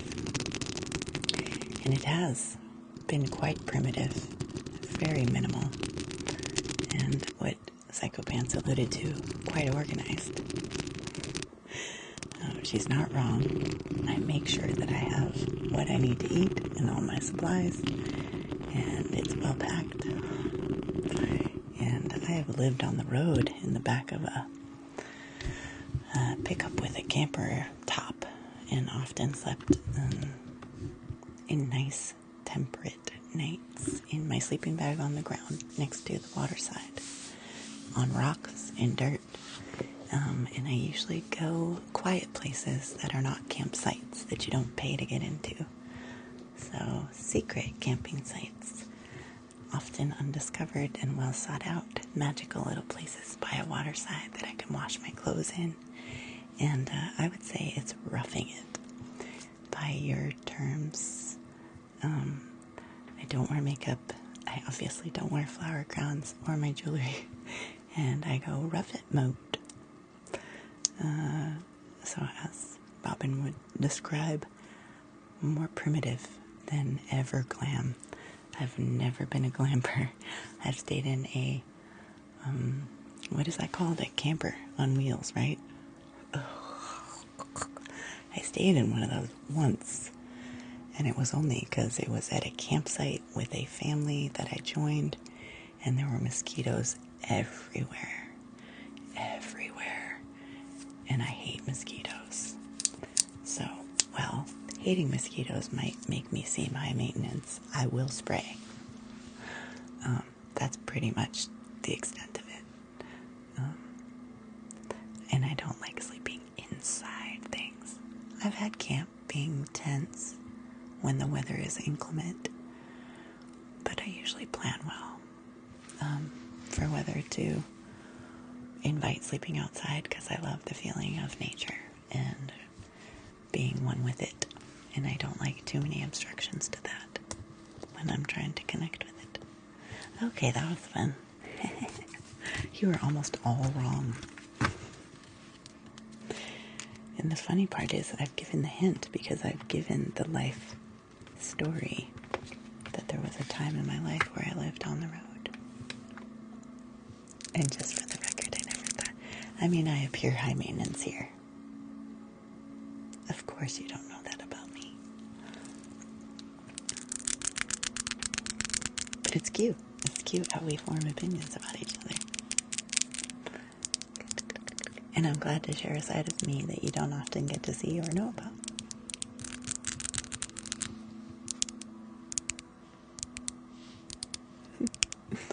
So I feel like Psychopants was pretty much on it. Yes, I like camping, but I need a list.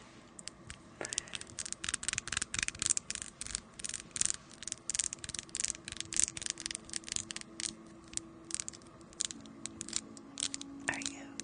Do you guys want me to keep them coming, or should we just do a little bit every night? Sometimes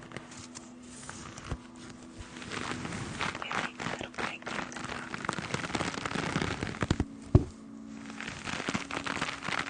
Yeah.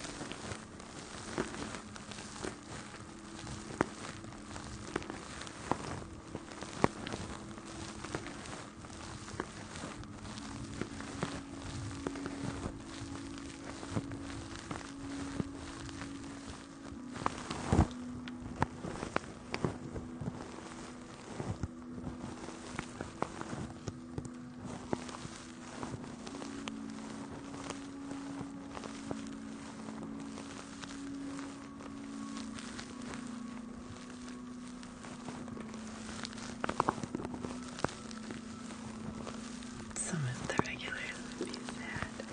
Fluffy Muffy. Come massage for Eepy Woody Princess, please. Okie dokie Smokey, thank you for your support, bestie. Were you around when we invented Brosty? Instead of bestie, Brosty. Just calling everybody Brosty. The other proposed is breasty, which I kind of think is cute for us girlies. Our girlies. Because there is a place in France called Brest with a B-R-E-S-T, so that's how we spell it. Like Brosty, yes. You're my Brosty. You can be a Breasty or a Brosty. I just do Breasty. No, it's no A in it. No A. B-R-E-S-T-I-E. Like breast in France. Breasty. I mean, you can go hog wild, but I don't know if we want to spread the breasty. Breasty and broasty. Not to gender assign. Actually, me and Kiro started doing the broasty thing.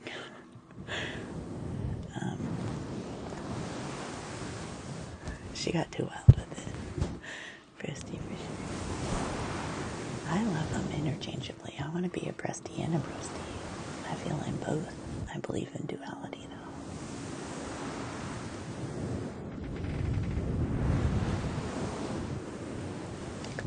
Okay, bestie, breasty and broasties. Breasty, broasties, gather round. Let's give you a little head massage. Care of Derek's sweet donation. If you'd like to send me one and support me, this is my living. I appreciate your support. Drop a trigger request through the link in my profile.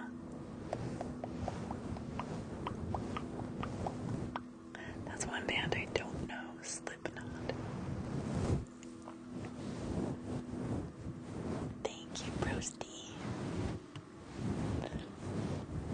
breasty broasty.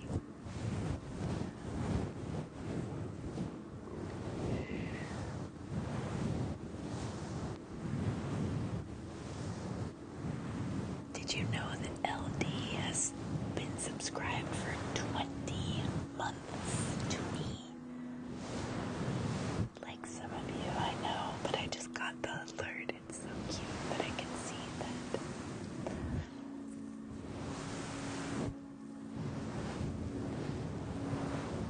It's like announced when you come in now. 20 months. Breasty broasties. Will, thank you for your support. How is you moving? Thank you.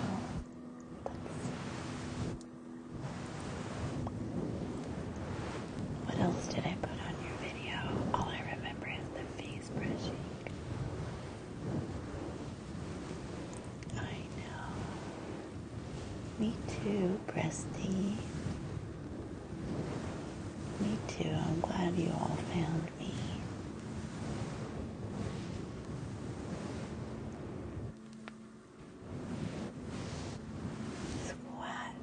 Squat, head massages.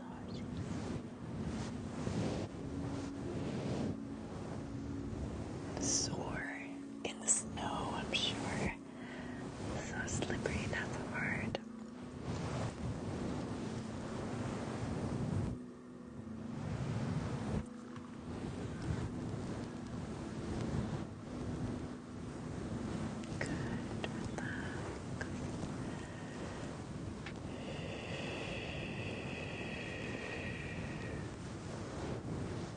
I'm glad you're here, Achilles.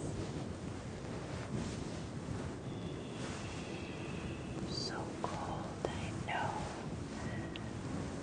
It's all icy where I am too. It's been that way for like a week.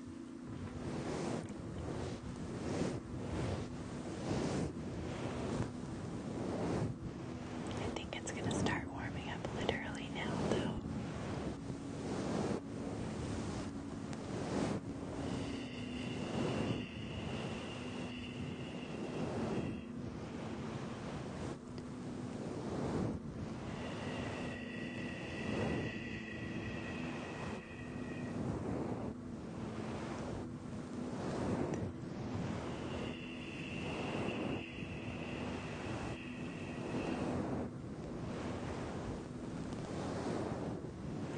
Isn't that bonkers? It's all over the place for me too, psychopath. All over the place. I reached negative 14 as the lowest last Saturday a week ago. And it's been hovering around positive teens at the highest. Morgan Star, thank you for your continued support. So cold, but then today was I think 50 at the highest. It was all over the place. I think tomorrow might be like 40. But for an entire week and a half it was frigid outside.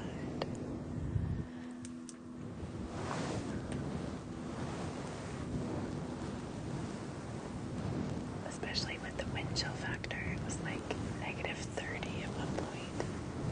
If you went outside for more than 10 minutes, you're threatened with frostbite.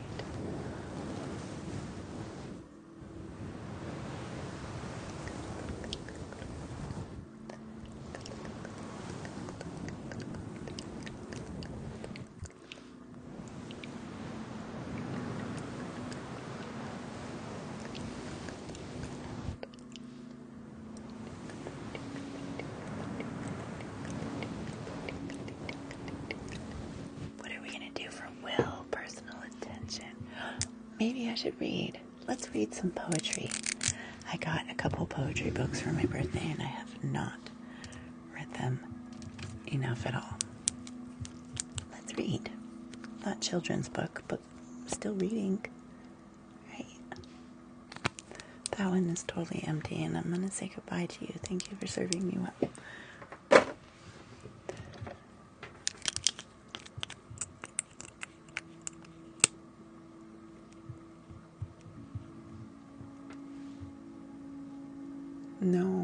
was a bad combo, Nina. You forgot your lip stain.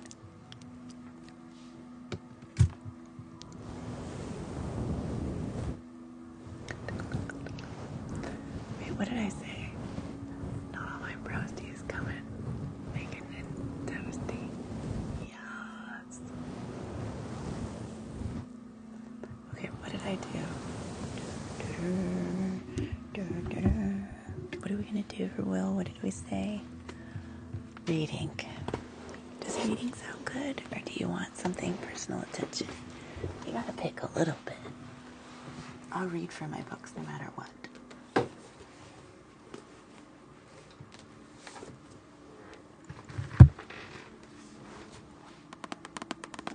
Alright, you have two choices.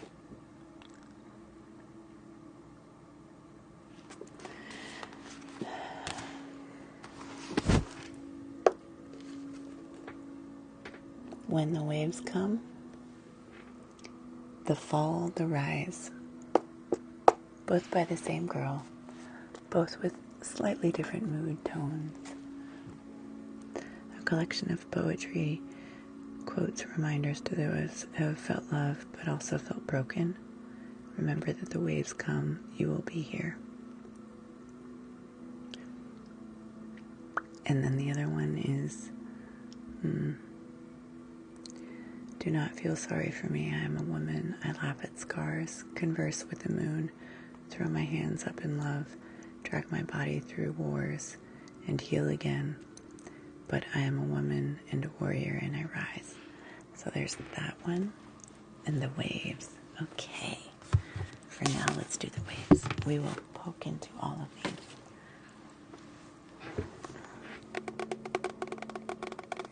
I did a hand massage and got my oil all over this when I touched it.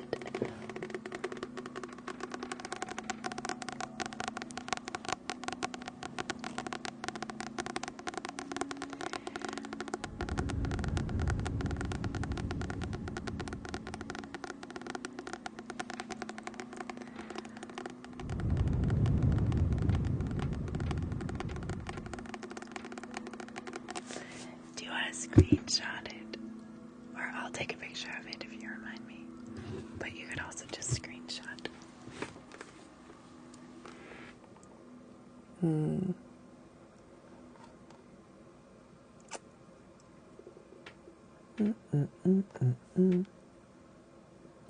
I wish I could get it to focus better on here.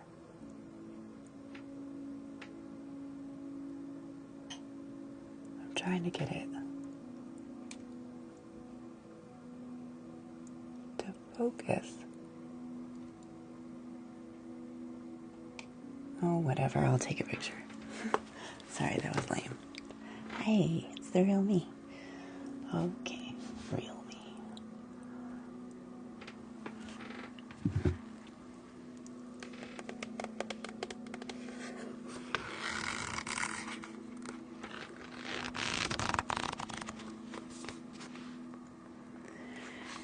Alright, let's see where the pages take us tonight. Nina over Tina, thank you. Love wings. Tonight I try to send my love to you, but my love reached back and said, I've been trying to reach you too. Can you send love to me too? Can you love too? Can you give yourself patience and grace too? Will you remember I have arms and hands for you too? That I can love you too? Will you call me back to you?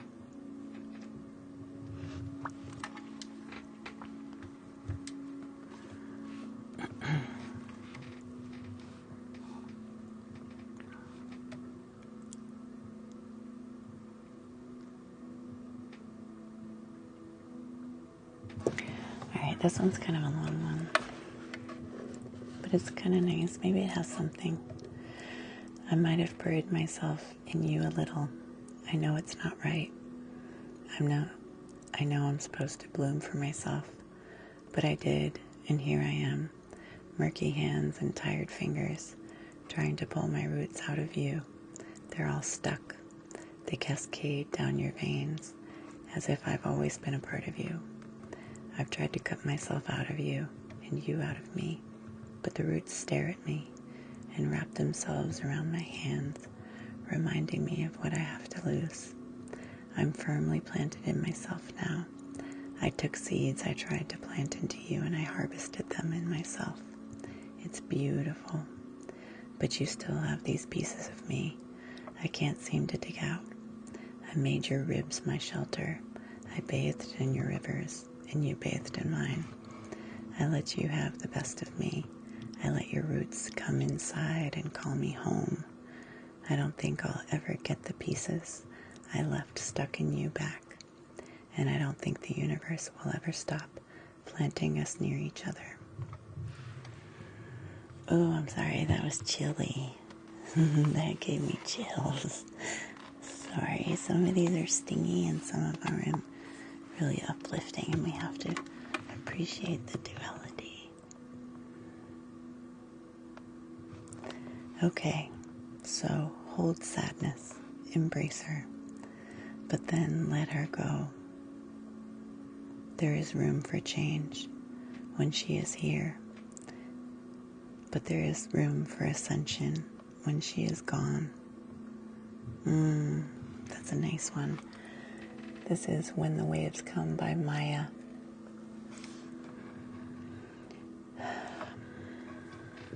Another one, and then we'll go to Young Pueblo. It is okay if you need to rediscover who you are time and time again. It is okay to not be who you were yesterday. We are always evolving, ever changing, seeds that burst open when the rain comes. Only you know you, in this moment, right now. So tell me, who are you, and who do you want to be?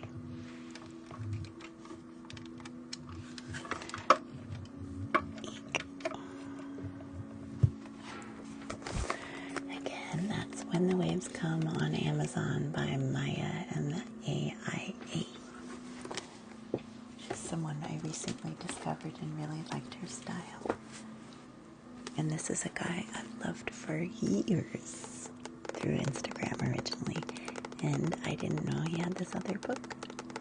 This is one of the first poetry books I read online to us, another one.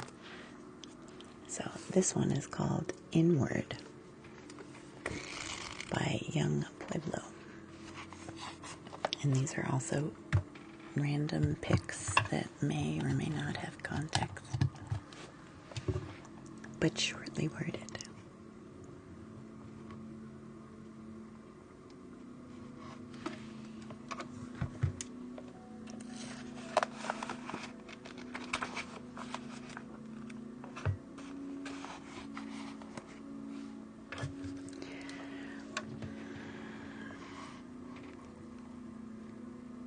It may have taken a long time, but in the end it did not matter.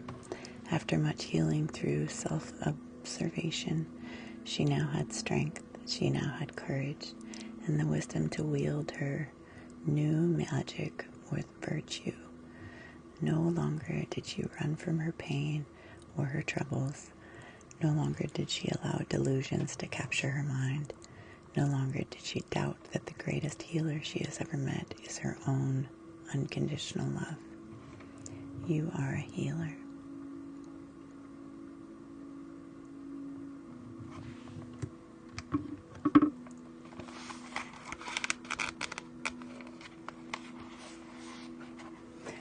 It's called Inward by Young Pueblo.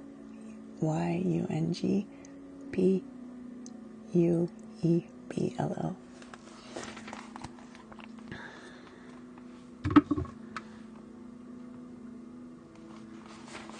I don't know, this one's not.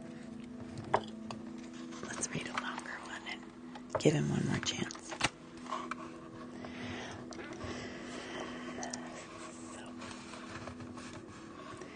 There is an important difference between dwelling in misery and understanding that on the path of healing, things will come up that sometimes cause us to feel the old emotions and patterns we were working on letting go. There is great power in honoring the reality of our current emotions, not feeding them or making them worse, but simply recognizing that this is what has risen in this moment and that this will also change. When we create this space within ourselves, a space of calmness that is undisturbed by the storm tends to pass more quickly. Practicing such profound honesty with ourselves helps in all facets of internal and external life. There is no real freedom without honesty, and without honesty, there can be no peace of mind. Healing ourselves isn't about constantly feeling bliss. Being attached to bliss is a bondage of its own. Trying to force ourselves to be happy is counterproductive because it suppresses the sometimes tough reality of the moment, pushing it back within the depths of our being instead of allowing it to arise and release. That was a juicy, pulpy one. Nice.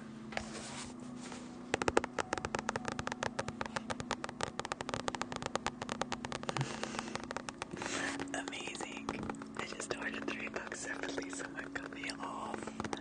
I did this for my birthday. Just a little inspiration I saw on Instagram. I followed I read her stuff, and I was like, okay. And then in the midst of it, Amazon recommended, oh, you bought Young Pueblo in the past, buy this one too. And I was like, okay, happy birthday to me. So I bought those 3 books for myself for my recent birthday a couple weeks ago.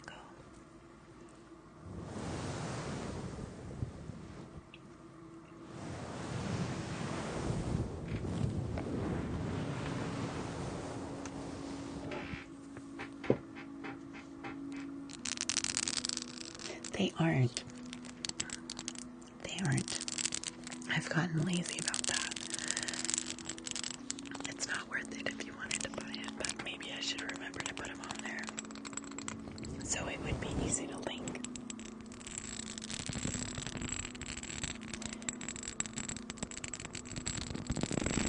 Hey Alexa, remind me to... I already forgot. Hey Alexa, remind me to put my books and recent purchases on my Amazon storefront. She's broken. I don't know why she doesn't work.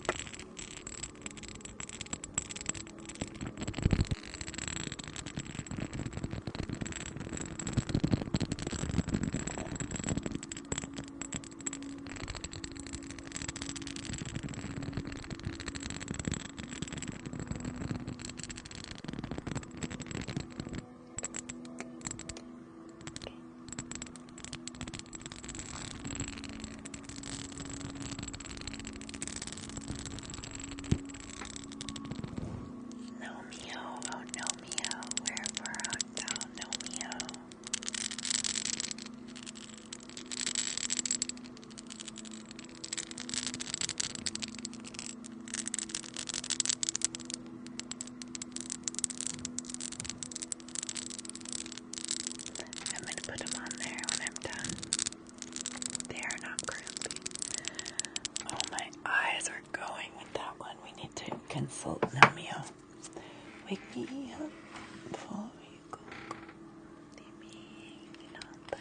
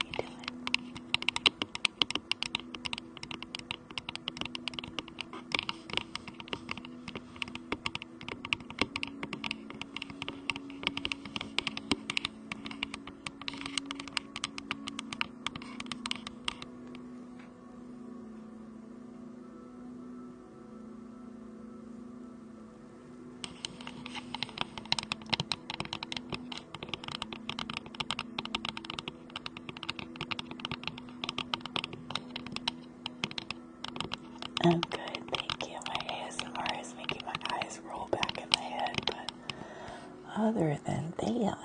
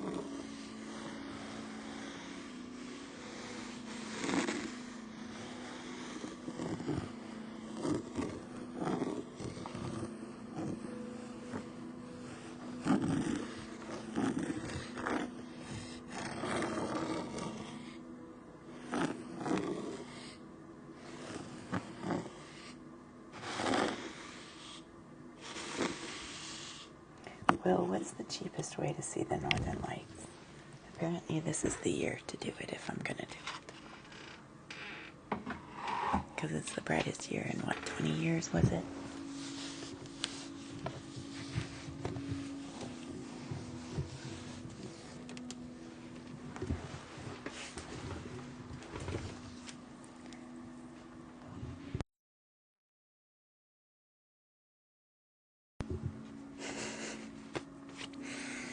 Sienna, do your homework.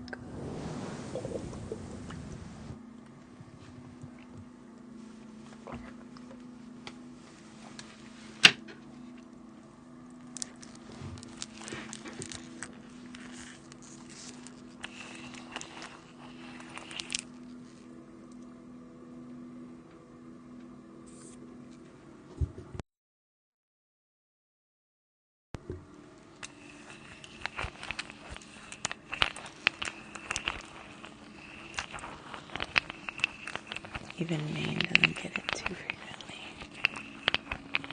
Oh, did you answer me? In the U.S.? I'm not sure. No, outside of the U.S. That's why I asked you.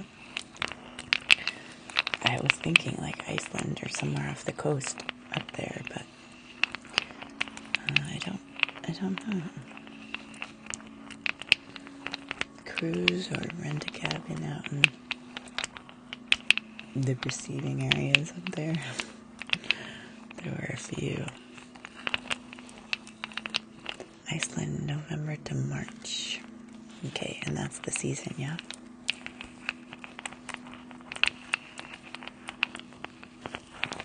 Is it all the time through that time? Every night?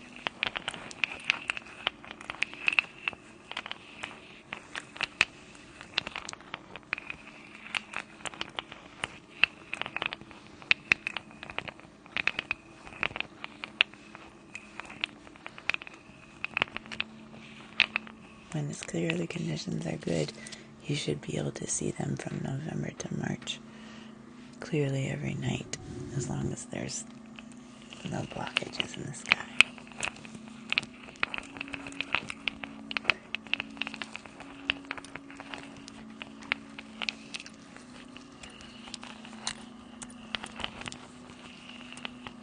I guess I should clarify. I'm looking to be drown under the northern lights. Not just, oh, there's a glimmer in my normal night sky. Oh, I can see a little. Nope. I want to be completely looking at it. Like in the cabins with the hot tubs and the snow. This is my vision, this is my dream, and I will be claiming it. And I don't need to do it ongoing or move there. I just want to do it once. And I looked online and there were like 4 places that receive you for a couple nights, and it's like $1,500 to do that. And I was thinking, okay, but I wonder if there's more affordable ways to do this. Let me ask around.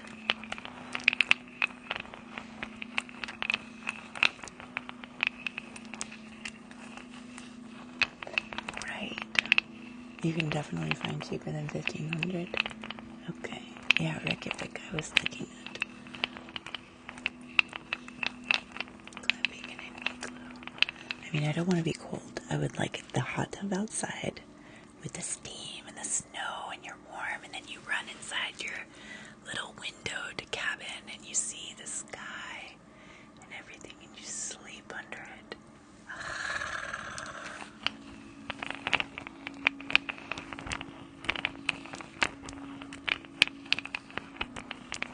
Okay, lovey. I guess I better start by getting a passport. I let mine die because I never went anywhere.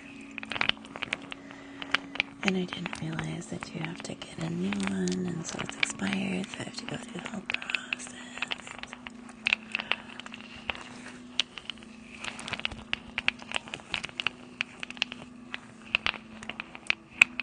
How long does that take these days? I know you can pay good money to get it quick, but does it take a while? Howdy. How's your day of recovery? Oh, so. Alright, let's take care of our starland, then maybe I'll consider what I'm doing next.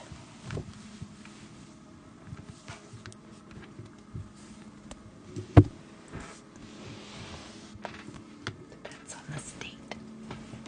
Okie dokie. What did I do with my wig band just now, though? She kinda needs it.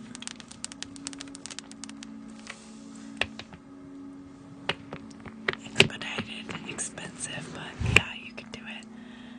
So like about a month or two. I'm not gonna go in the next month or two anyway, so. But I better. I guess I didn't realize there was only a season.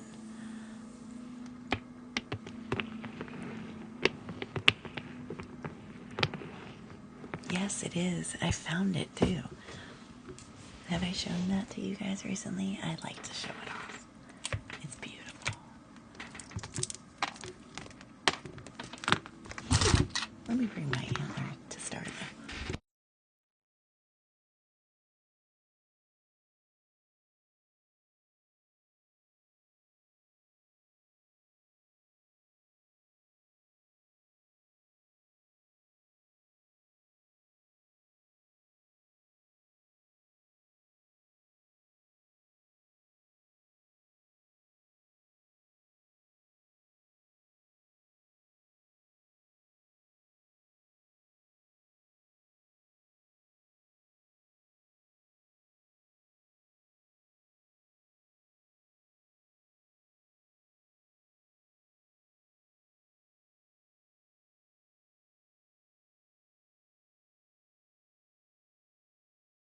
Isn't that cool? Isn't it so big? It's too bright in the summer to see them. Even at night, though? Like, even at night? I thought you could see them at night. I guess the days change. I don't know about these things because I've never been up there, but I think I remember that. There's a time where there's just only day or only nights, right?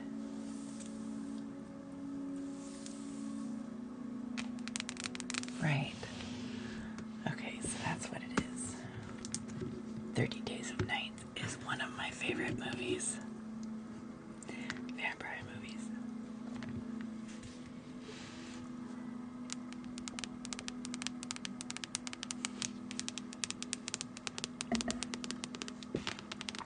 Well, I can't find her wig band, and it's not going to stay on without it.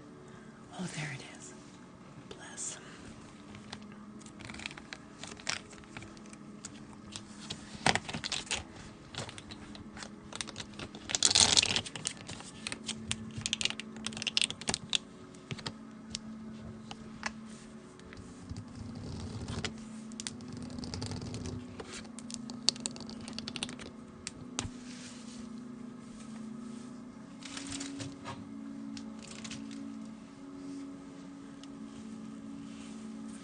What, this sound?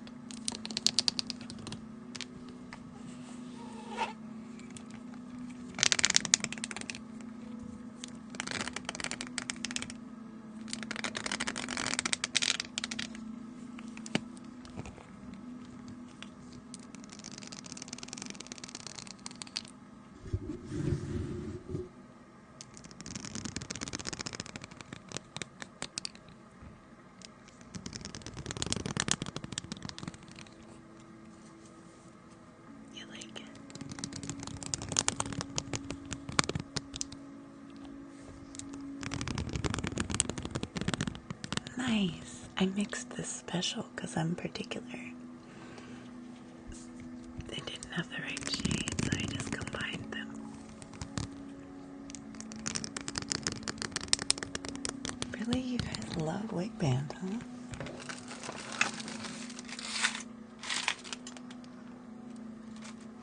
I feel like I got two.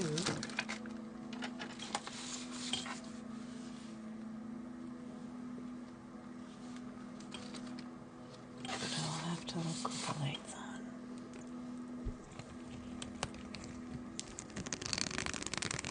Do you like it?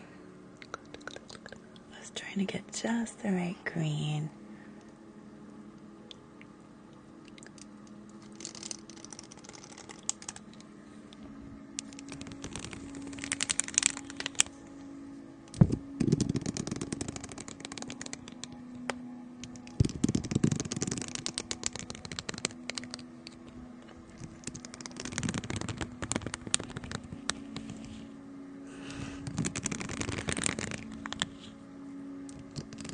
And love the wig band. Looks like lasagna. Yeah, I wish it was more visually pleasing. But we like the sound, huh? Thank you, Rob.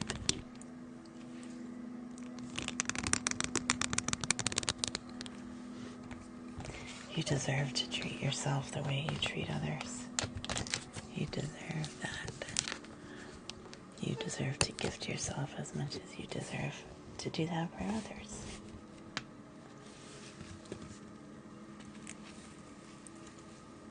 You love wig band.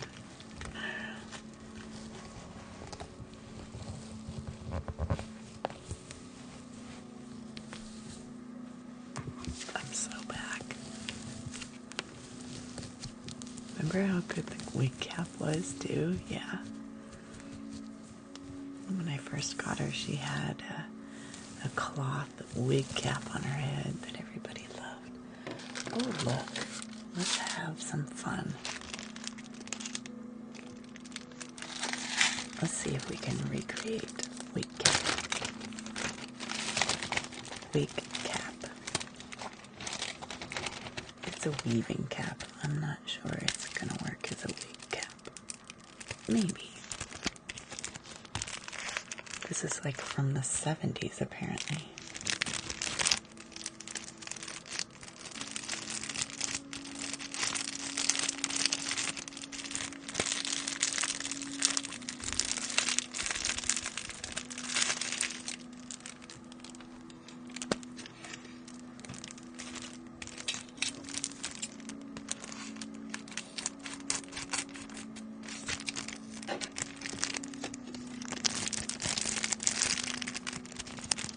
Oh my god, twice that's happened to me. This is why we use our teeth, children.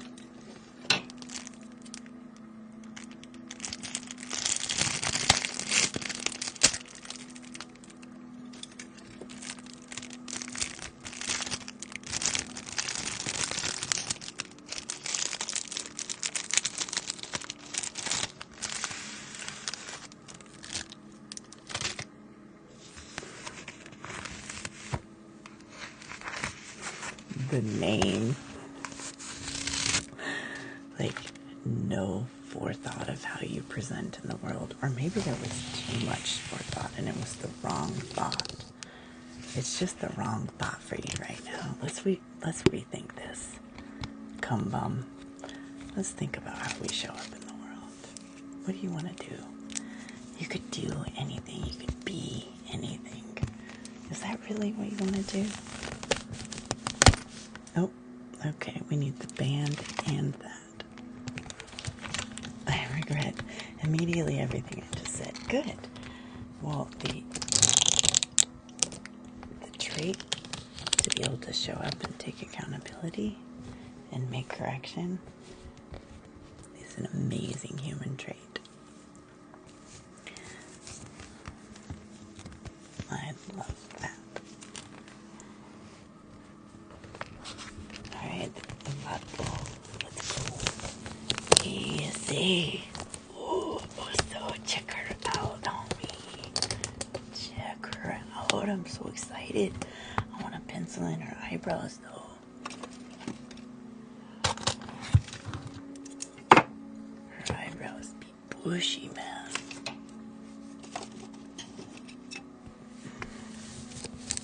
You gotta see our girl. She's so dope right now. Little sockhead. Little cutie patootie sockhead. Check her out. She ready for waking up on the streets. She got her slides on.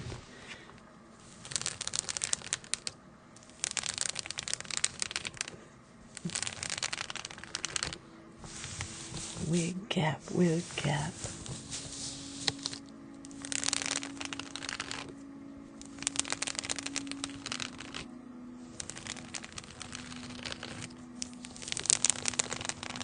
Good night, well, sleep tight.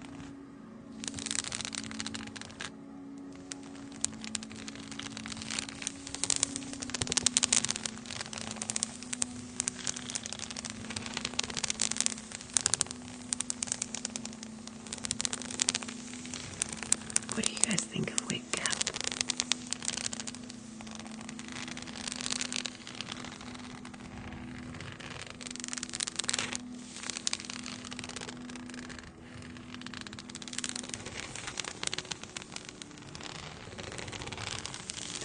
Wig cap hits so hard that it makes you say he's is a yes.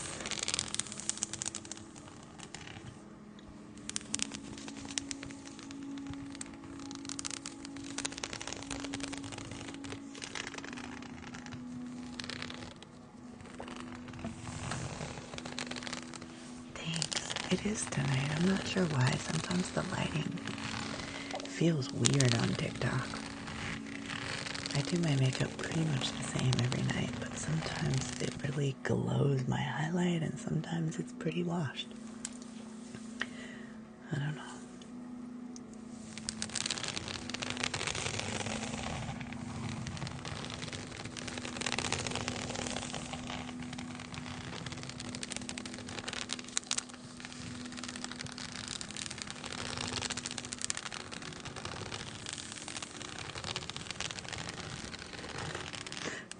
I've been forever of the light.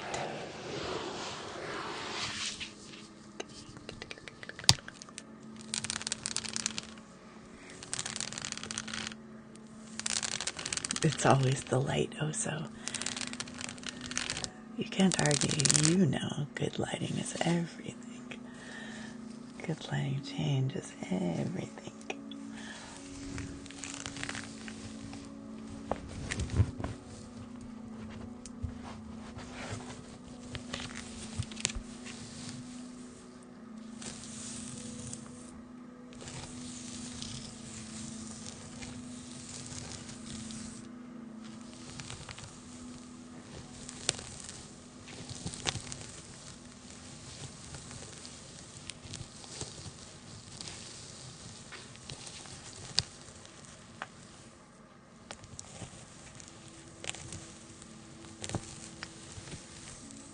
You are? What kind of dance class are you going to? That's exciting. Eeks. Sorry, breasties and brosties. You and good lighting.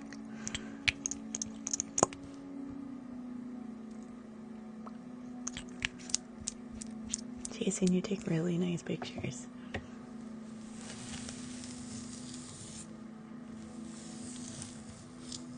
Body jam. Fun.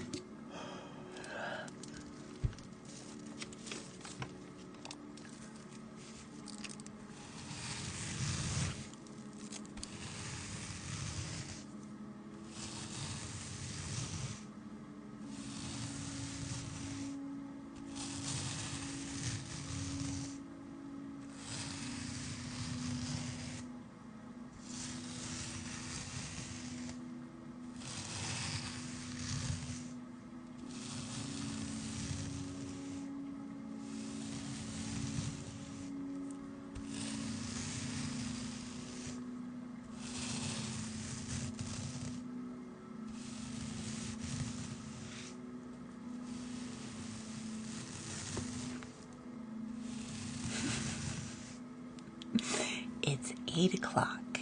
I'm not going to bed, but I will probably end work here soon. Good. Rest well, my friend.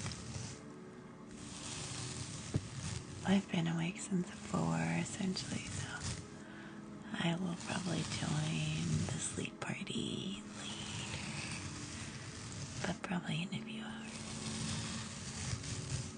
Good night. Enjoy.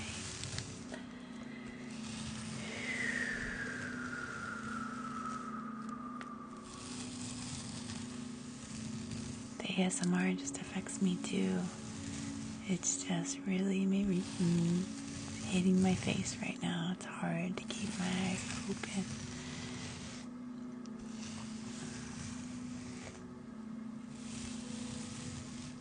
I've been doing longer streams lately too. It's too early for my bed. It's too early for bed. If I go to sleep at 8, I'll be up at 2. I can only manage to sleep about 4 or 5 hours. So I have to make sure that I don't go to sleep kind of like too early, because it really messes up my night when I should be sleeping.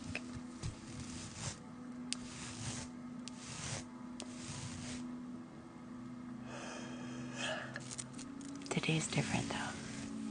And I've been crying a lot of tears, going through a lot of stuff lately, like inventory of my growth and personal releases.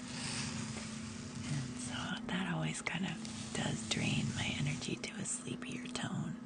Do you find that?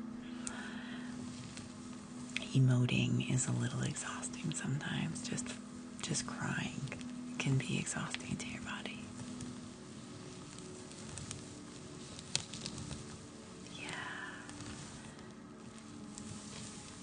Hello, Arnold.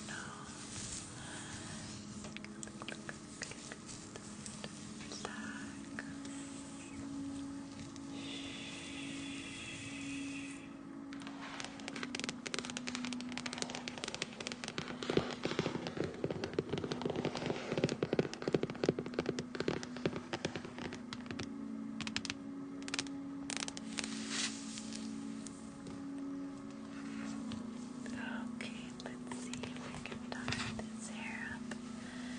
Tap on her shoulders a little bit with her hair up.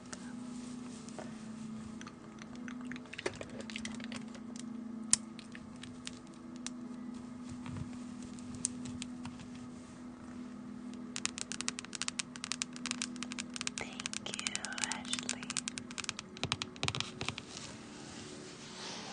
I'm trying to stream later.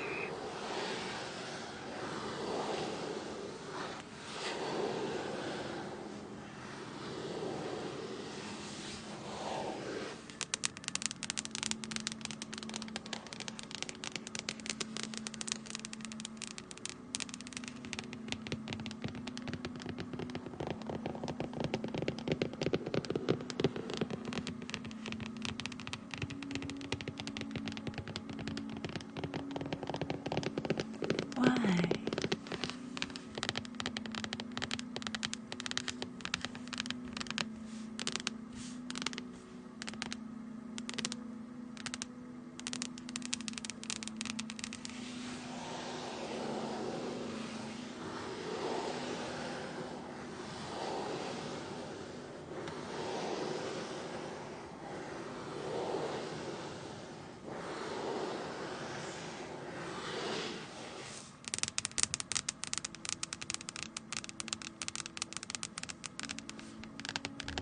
Oh, thank you, Jade. It's okay. I'm learning every time I feel how quickly our emotions pass. And then we get to look at the stories that come up with them and reform them, reshape them, relearn what we want to claim for today and let go of from our past. That's a lot of work that I show up for, because I'm determined to evolve and grow past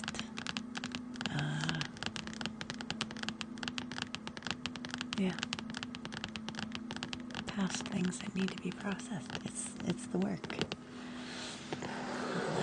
shadow work, all that walking in the dark, looking at the parts of yourself that you're neglecting, bringing honor to them, and then releasing them in healthy, functional ways.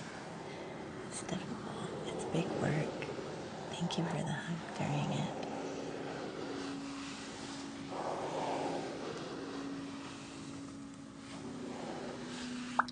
Yes, let's be grateful for our awareness, because love, I spent several years in a state of dissociation where I didn't have access to my emotions, my stories. I was just a functioning over performer, over producer, completely neglecting my own self and my feelings in an effort to repress and deny.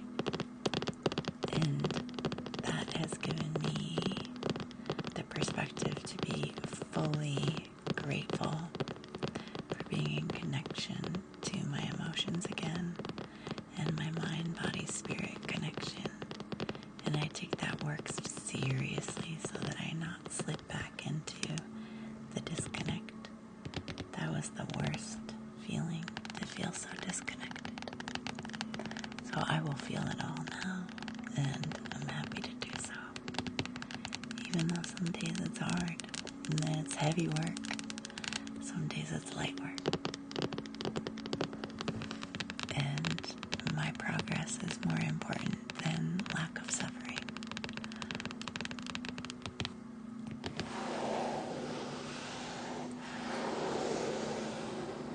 It's true, just to get a little glimpse of progress is so hope-inspiring. And then the more we lean into that, the more it happens, and then we connect to the flow and less of the forced. Just the more accepting of what is, and the flow of tapping in. Here's what I'm manifesting. Here's gonna be what I want to resonate to. Here's the energy I want to bring. But here's what I uninvite, and here's what I'm not going to give energy to. Here's where that ends. I'm letting that go, and I'm no longer going to foster a connection to that story and further perpetuate that pain to exist. I'm going to let it go and choose something new, which feels frightening to your brain at first. I'm going to bring awareness to that. That is totally normal when we shift gears, for it to feel a little discombobulating.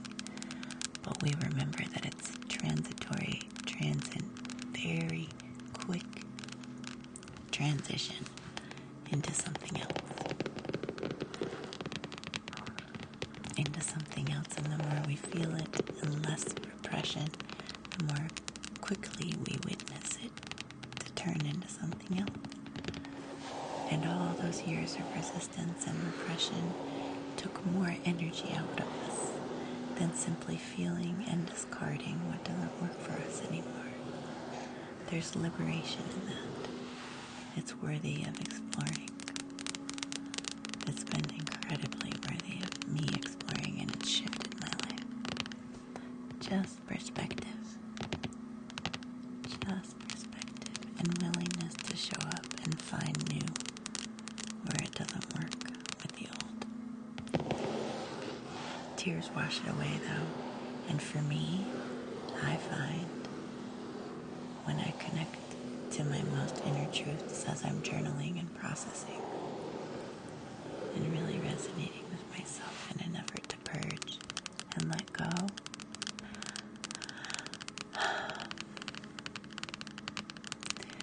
they pass so quickly.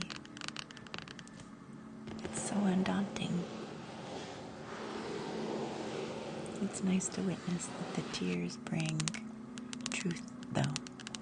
As I'm journaling and I start to write something, or I think something, or I hear a song that makes me say, yes, I relate to that. Yes, that defines this for me.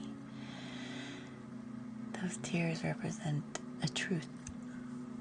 I don't get inspired to cry about things that aren't real. So it's an indicator to my inner compass, what I know the work lies in when the tears come. So So I've learned to welcome them now because it's an indication that I'm working on the right thing and I'm paying the attention and focus to something that needs it. And I believe when we cry those tears and we honor that feeling and we bring new awareness and experience to it, we release it and the tears that come with it. And it stops haunting us, finding a way to express itself in all the little ways that don't relate back to it directly.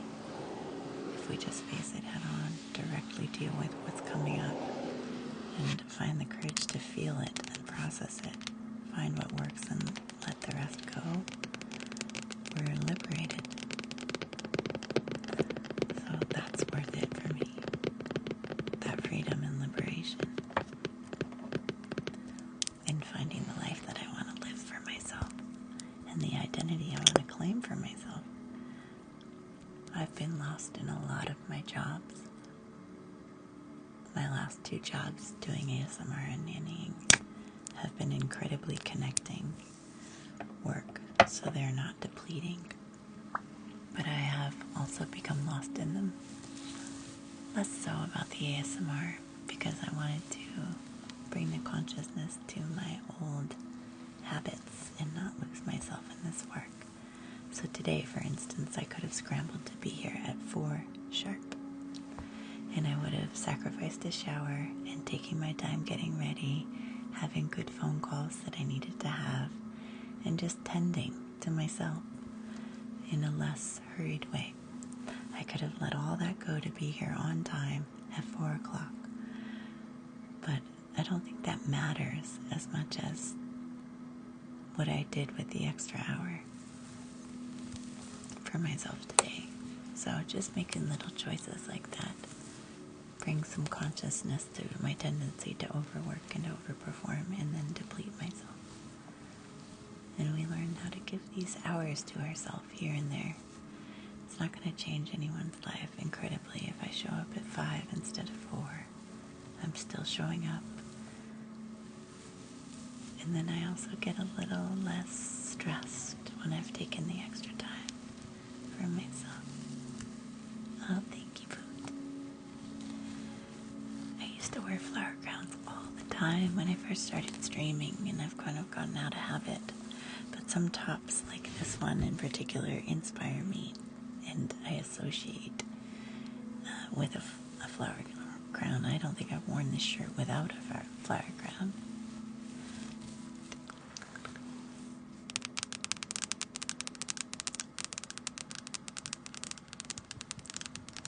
Oh, revolver, thank you. That's really sweet. I'm glad my energy feels good to you.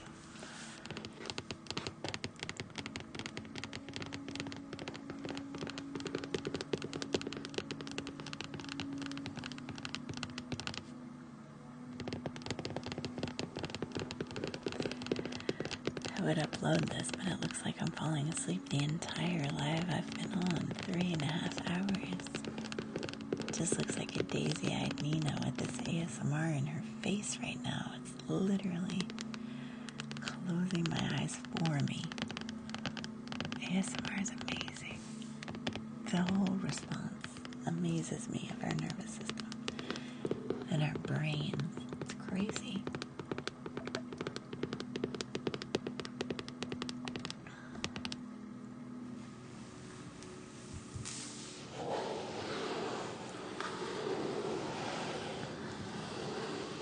Some of you remember when I first got StarLab, like a year and a half ago. When I first started doing her, people loved it so much. I feel like I dedicated a whole hour and a half to her. 45 minutes. That felt average. Excuse me. I was gonna say, Fallen Angel, I would post this on YouTube because I feel like it's got some good triggers in it, but I look sleepy faced the whole time. I know I'm barely keeping my eyes open through this ASMR in my face. I can feel it.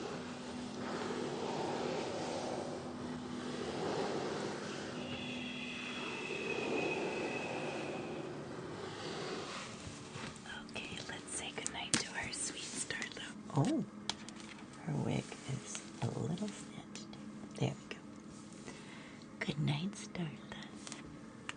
Thank you. Thank you for accepting me ASMR eyes closed face.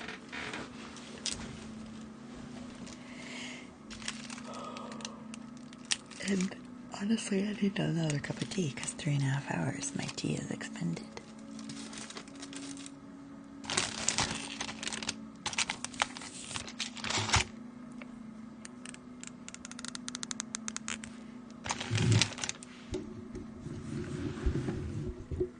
Oop, what happened?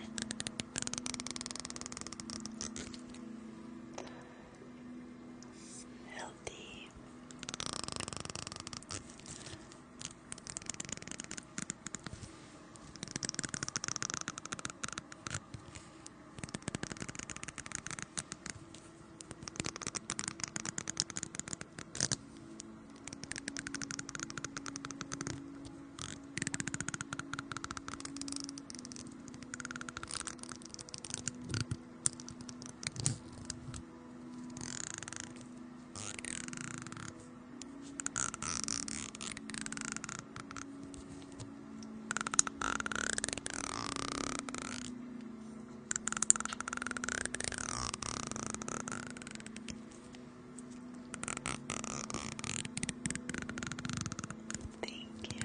Thank you for your support. Visit the links in my profile for all my socials and our Discord family invite at the bottom, as well as a couple ways to support me on the link in my main profile. Just tap my picture, tap it again, get to my profile, click the link, and you can keep me in your ears the entire time.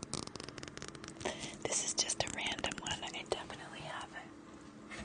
You're right, I do have a green comb, but this is a new package I just took the wig cap out of, and there was a comb, so I'm just exploring it. It sounds different than the green one.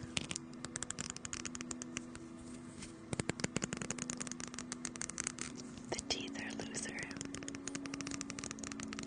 Thank you, JD Pop, that helps so much. Yeah, I have a few combs actually.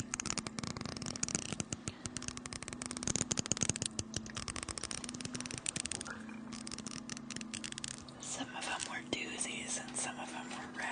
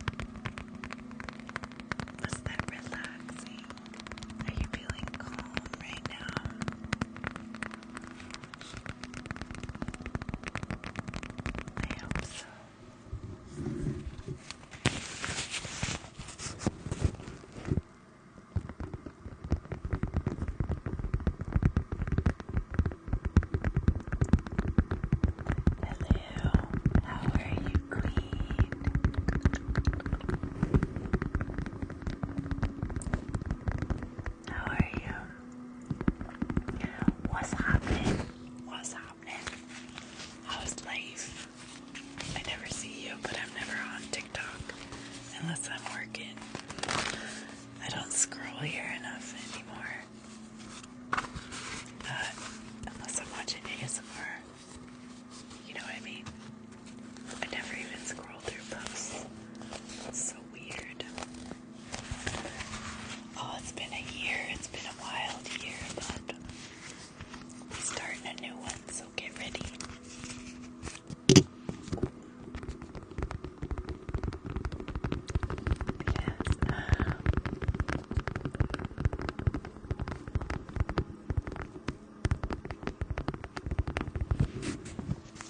Pretty much with the same flower crown I used to when you would come around. I've been okay. I went through some health challenges recently, but I came out of it not dying, so that's great news.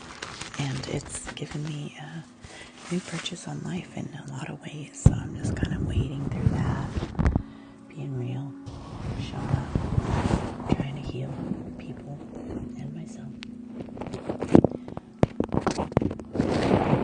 So I think that's doing well. That's my definition. Well, how about you?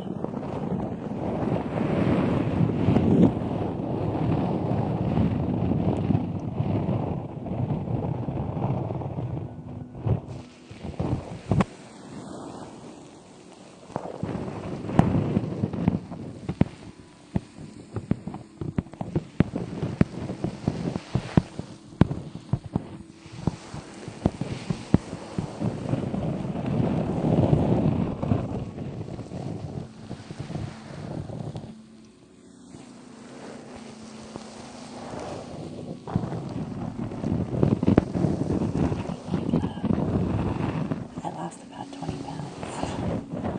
Unintentionally, just lost it with my illness. And quite a bit of hair. But I'm still here.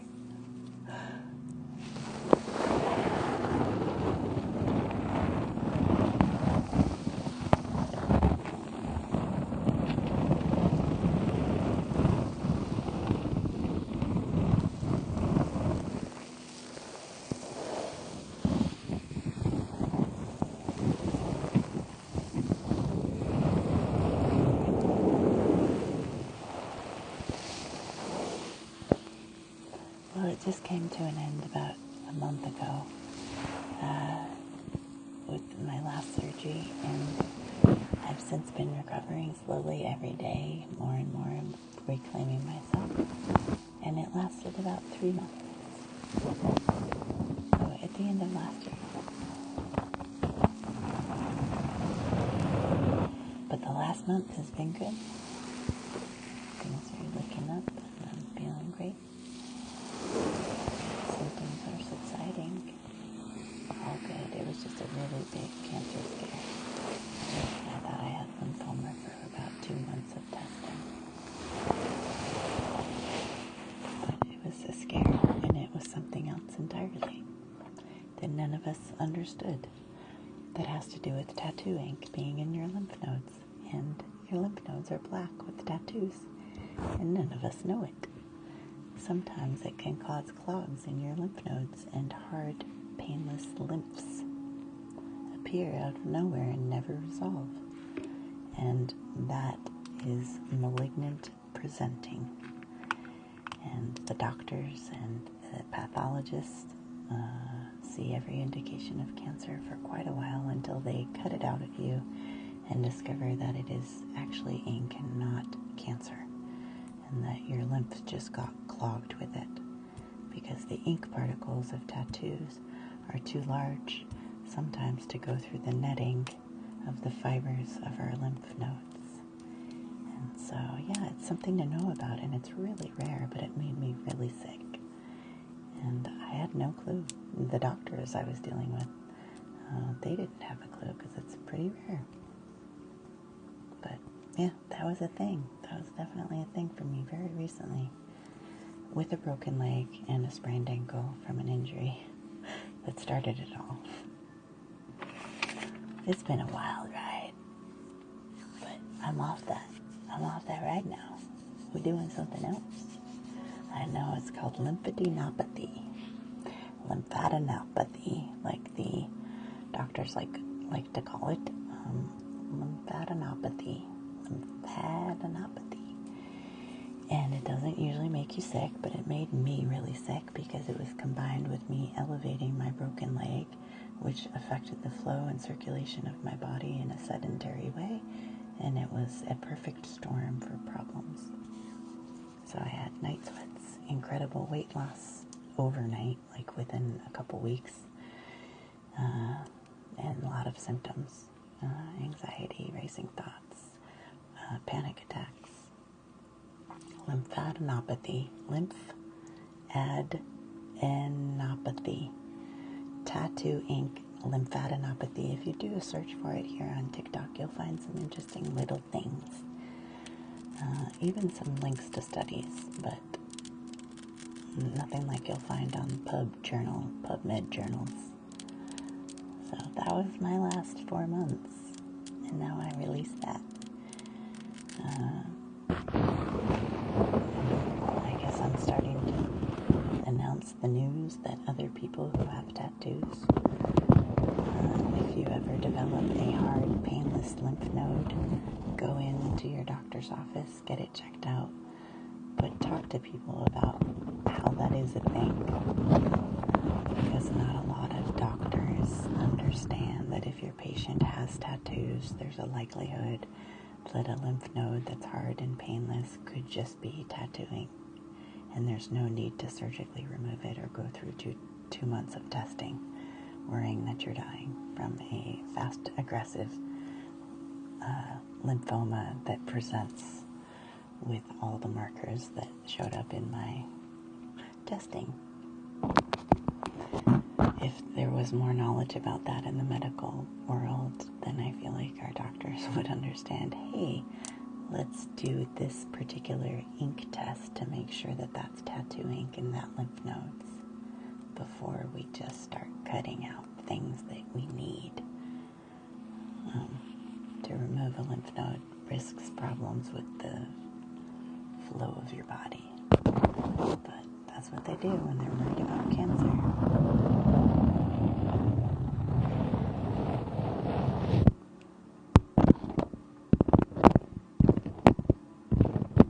I had no clue.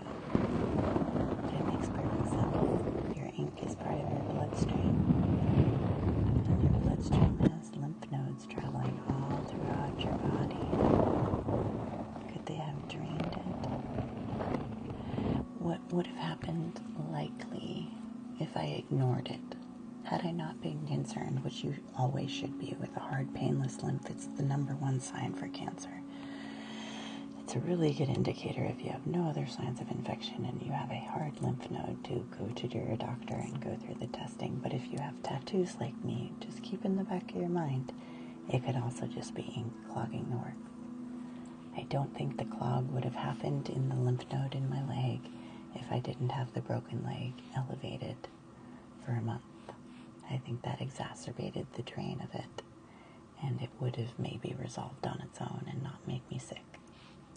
But it got so clogged with the elevation of my leg at the same time that it wouldn't flow through my body well. I don't know. Like I said, ink molecules vary in size. Some of them are incredibly small depending on the color, and those filter through your body for the rest of your life just fine. But some colors are larger and they do get stuck in certain canals. And then, yeah, it's like a traffic jam. So I was probably not on my way to getting a tattoo because it's been over 10 years since my last one. And if anything, I hate the attention that it brings in public. So I've kind of moved out of getting tattoos for a long while, but certainly now I would have loved to know. If you're getting a tattoo, it is part of your bloodstream and it can cause clogs. But some of them don't make you sick.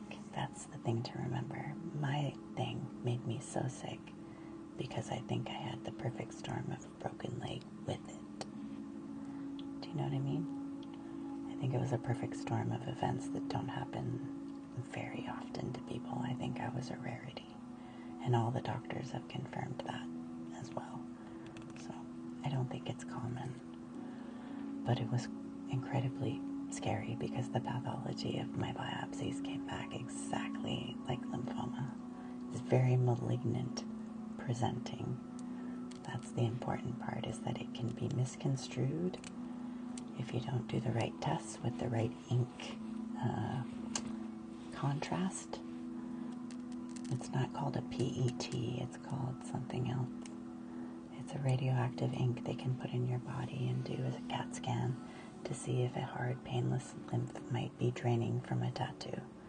And then you could be armed with the knowledge of, if you just want to leave it and have that hard little lump and just know that it's a lymph, you have hundreds through your body. There's no reason to cut it out if it's not making you sick. It's just a better practice than to worry for 2 months that you've got to write letters to everybody you love because you're potentially going to not be here anymore. That's pretty traumatic. They couldn't train it. I don't know. I don't know. I haven't read about any of that, and I read constantly for months. I don't think they can take ink molecules out of your lymph in a targeted way. I had 9 slices of my lymph taken out before they cut it out, and there was still ink left in it. So it's hard molecules of color that become stuck in your bloodstream inside of your lymphs. Yeah, I don't know. It's a rare event. Oh my gosh, Allison.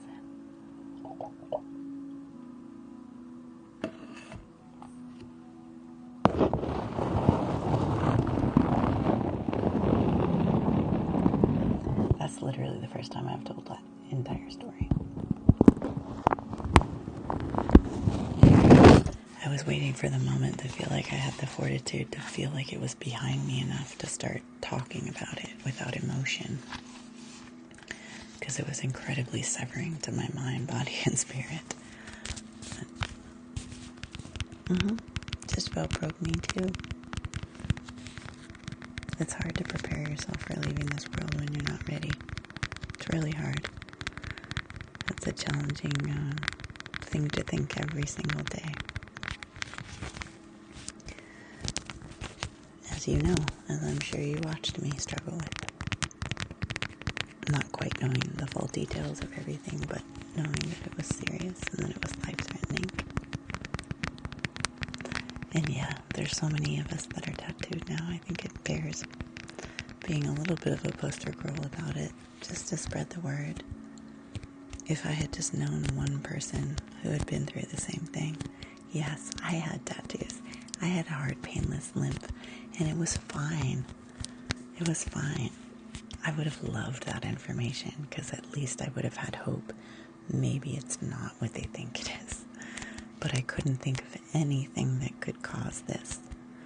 I couldn't think of anything that would cause a hard, painless lymph with no other symptoms for months, with extreme weight loss. We had every reason to test and think that it was something it wasn't, because the medical system hasn't really incorporated a standard protocol of care and awareness around tattooing and their patients.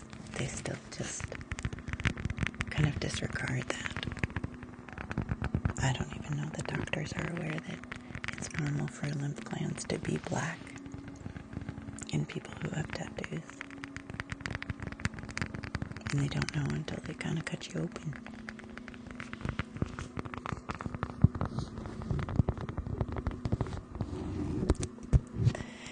It was emotionally charged for me to share the whole time, to have to answer to all the people and how that affected them, to know that the thing that I was leaving was people's fear for me, people's worry for me, people's prayers for me.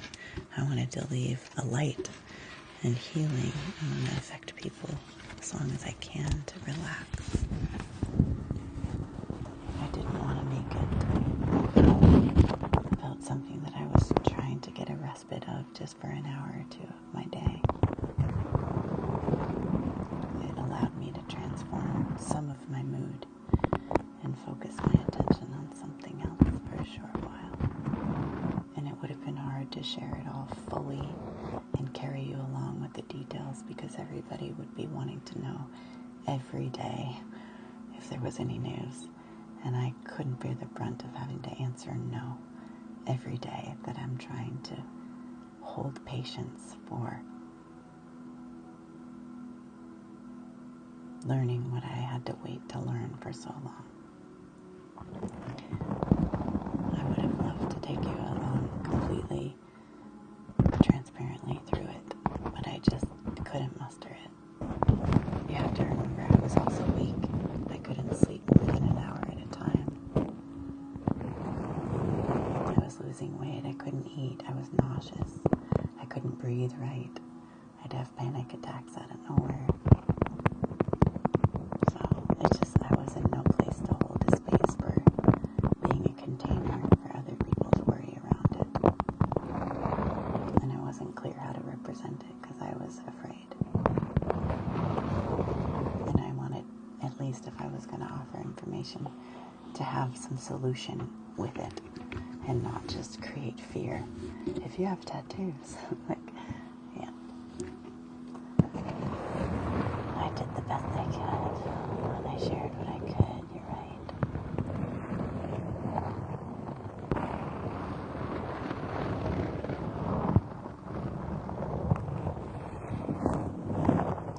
I shared what I needed to let you know why I needed to pause to breathe, and why I would have these panic attacks, and why I hadn't slept.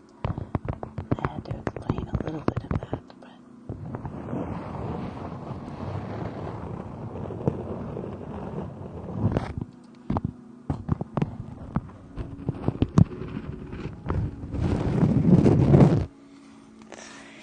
yeah, I had the phenotyping of lymphoma though. We did biopsies, we did ultrasounds, CAT scans, and everything was malignant, indicating. We were typing at the point that they cut it out of me. We were just trying to find out what kind of lymphoma it was. There are hundreds. I thought I was going to have something similar to Frank, maybe, at my hope, because that is slow growing and it doesn't even have to affect your quality of life very much. I was just praying for an easy kind of cancer. But it was pretty sure for a while to all of us. Wild. And then it can just be shocking. Shift. Nope, never mind. We were all wrong. It's actually this rare thing. But that the phenotyping, that the pathology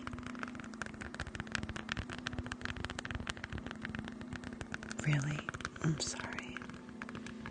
I'm sorry. I'm not sure I knew that. And probably rightfully so, because it's the last time I want to hear people dying of lymphoma currently. Thank you, Lovey. Thank you. That really would have been really hard.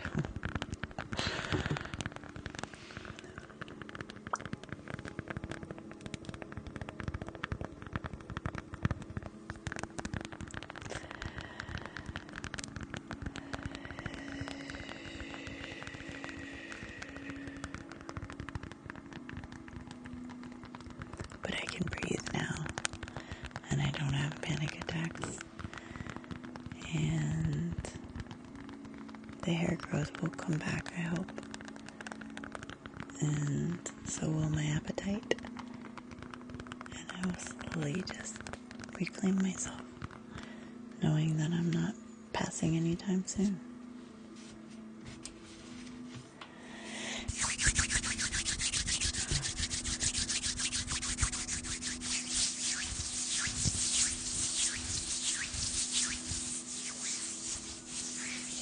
I do keep revisiting the release, and it helps me to put away everything that I ruminated on and had to live with for 3 months.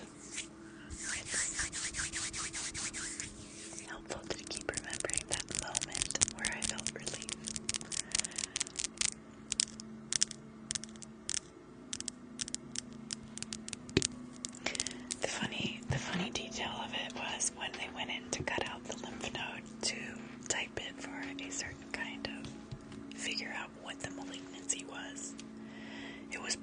as malignancy. It had the phenotyping, but it needed more tissue to get a full lymphoma markup of the type. They need the full lymph, not just the 9 slices out of it, but the whole lymph. So once we finally did that, the surgeon said, "Have you had any recent tattoos? Because I noticed the 2 lymphs that I cut out of you were black." And I said, "No, I haven't had one in a long time." And so it was from there that I started to have hope. Like, that is peculiar. I wonder why the 2 lymphs he removed were covered in black ink. And then, lo and behold, the pathology showed nothing but tattooing.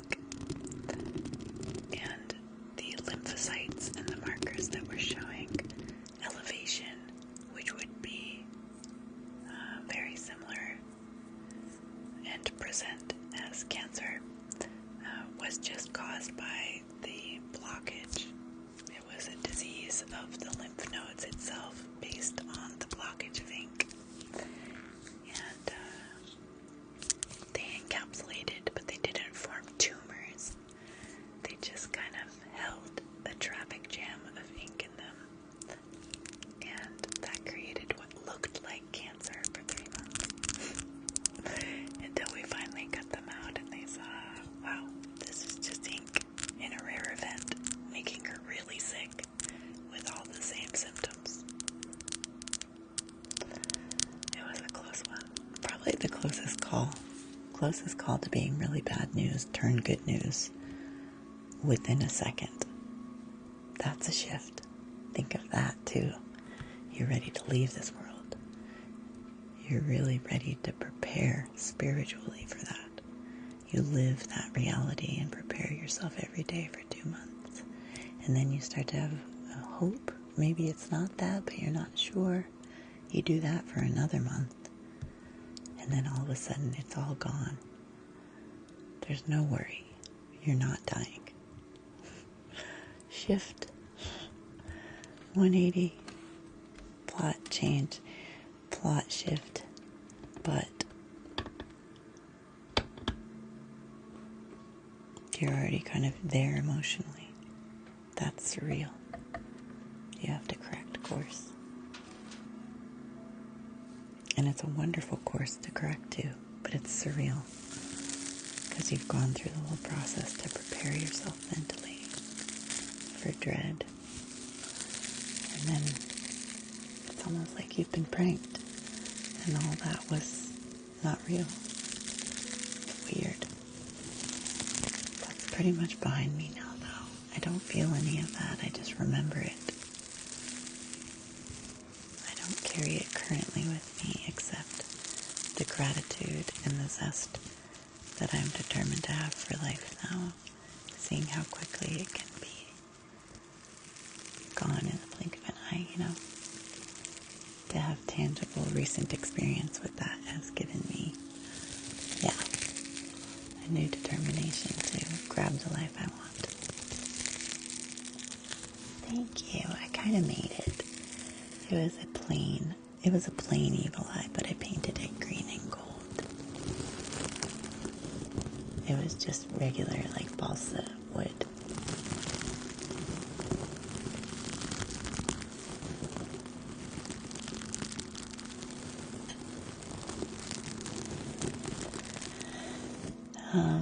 Well, I've got tattoos everywhere.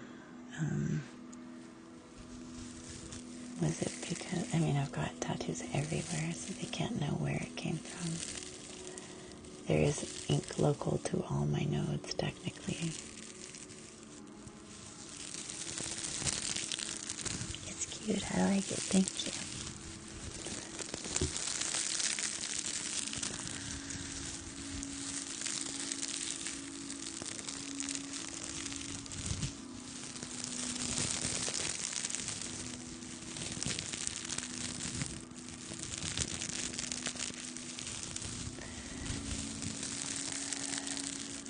I did it first.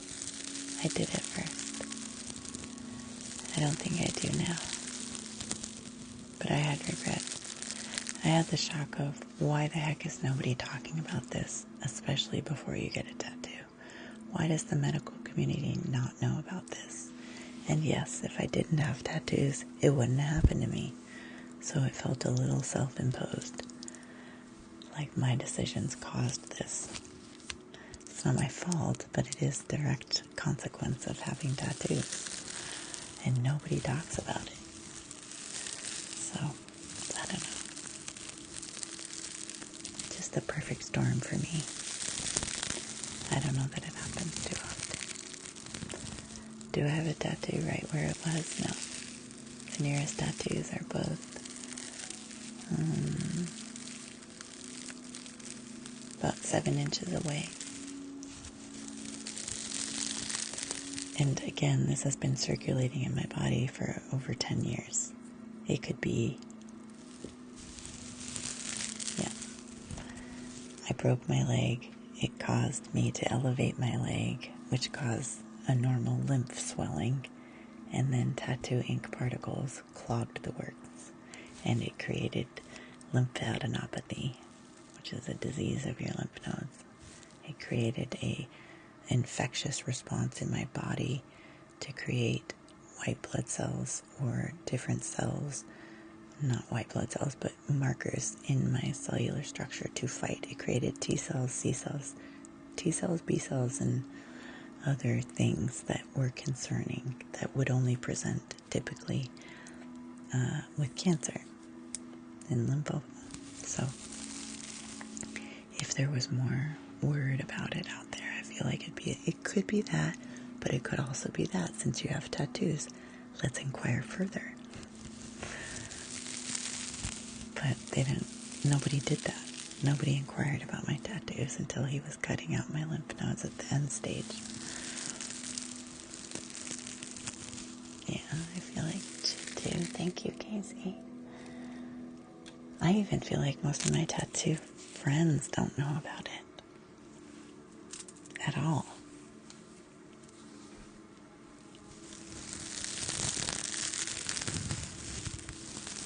Like, I've never heard this talked about. Most of my friends are covered in tattoos. I grew up in LA, and I've gotten a lot of tattoos, and no one. It was a combination. That's why I say it's a perfect storm. I had a broken leg and a hard, painless lymph. The hard, painless lymph was there before I broke my leg. I would have inquired about it because after 2 weeks, you need to get every hard, painless lymph checked out. That's not normal. They should present with infection. Your lymph system responds to infection and they hurt, and it has different characteristics than a hard, painless one. The infectious ones hurt to touch. They feel kind of hot. You have other signs of infection, and they go away with your infection. This was not that. But it was exacerbated probably to make me sick because of the extra clogging from the broken leg being elevated to it. I don't know that it would have been so symptomatic, the lymphadenopathy. I know the ink would have clogged in there, but I don't know that it would have caused all the side effects that it did for me without the broken leg. I think it was a perfect storm of events that probably doesn't happen often to people. I mean, it'll help 600 people who happen to be hearing it right now, but it kind of gets lost in the ethers after this live ends. Maybe we'll keep talking about it as people have questions, but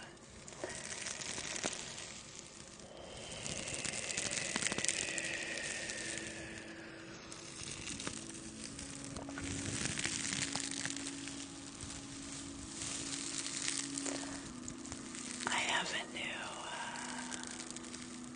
I don't know. Good night, Robin. I don't know how I feel about my tattoos. I don't know. Do I enjoy them? I enjoy getting compliments and people who love them. Oh, they think it's beautiful. It does feel like you have art on you for people to appreciate.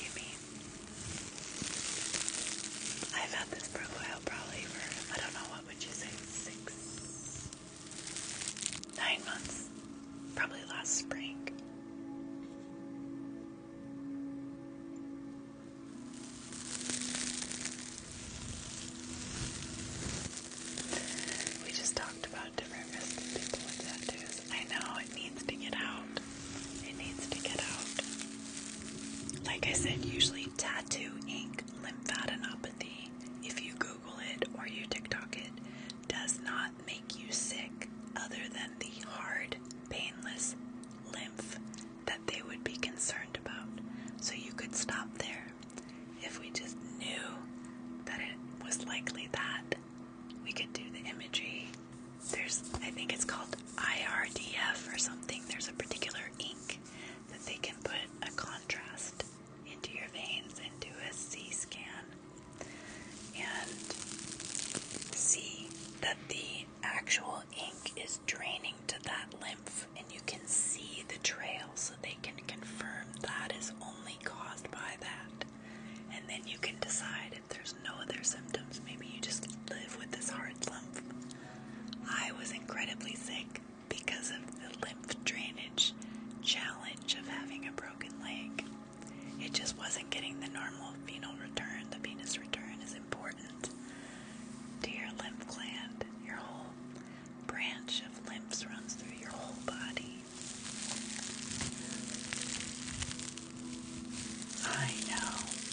I know you love your tattoo.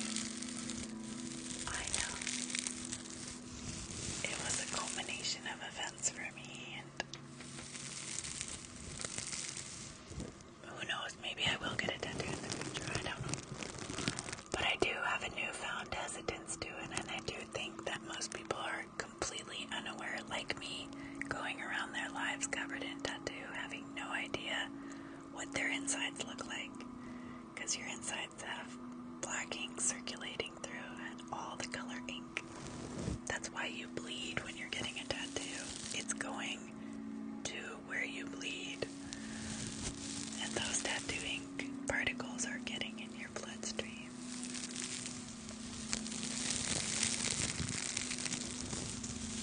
I know. Most people assume that the tattoo ink just gets to the surface of your skin because this is where you see it. This is where it stays. But when it's deposited, it goes to your bloodstream. That's why you bleed. That's why you've got serous fluid. You're vascular. This is more like a sponge, your skin. Your skin is more like a sponge than just a hard barrier that nothing gets through. It's part of your blood system. It's all related. Added to my fear of, I know. And I'm sorry to be that for you, but it's real. People should be talking about it. I might have given pause to getting so many tattoos if I knew it was traveling through my lymphatic system for the rest of my life. If someone said that, that might be cool to know. Just informed decision would be awesome. Don't you think? Wouldn't you want to know that before you get tattooed? It's just good information. I feel like all the information you can gather before you make a lifelong decision, the better.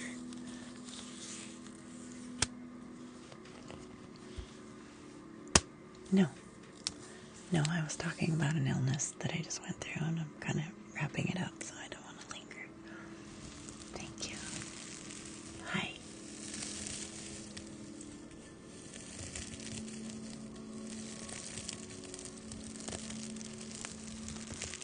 Thank you, Rosalind.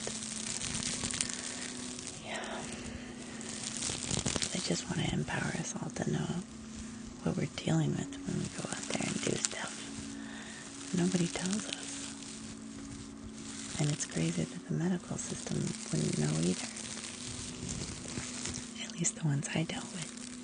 Thank you, Dave. Thank you so much. I know. I've been walking around for far too many years, covered in tattoos, and I never knew this. It's rare to even know. But if you have a hard, painless lymph, and you've got tattoos, maybe you can tell a little bit of the story enough to where your doctor will do further testing before assuming it's cancer.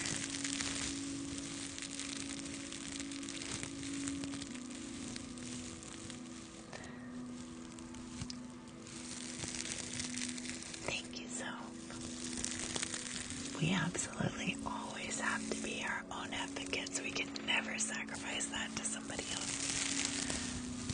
We can never give that over to somebody else. You know what I meant to say, right?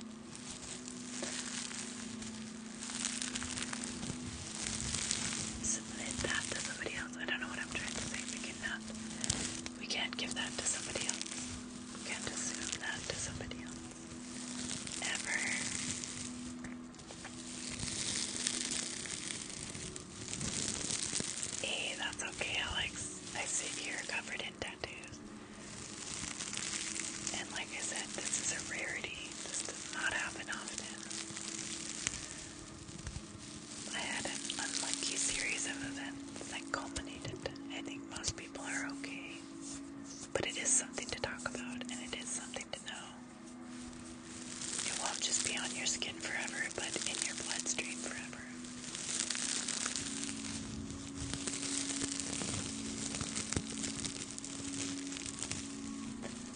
also makes you think about the ink contents. Do you want to bet on the ingredients in the tattoo ink that this shop that you just went into is putting into your blood system? Do you know how that ink will affect you in the future? Do you know what the ingredients list is? I mean, I try to advocate to this level for my own self, like with vaccinations. I like to be informed. Some ink is definitely better than others. It needs rigorous testing.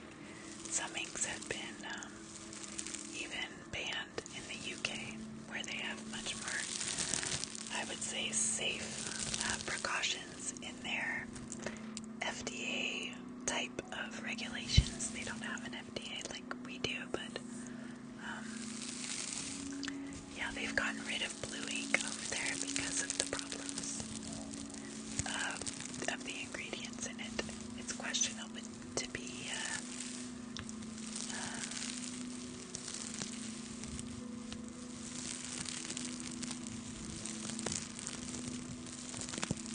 thank you.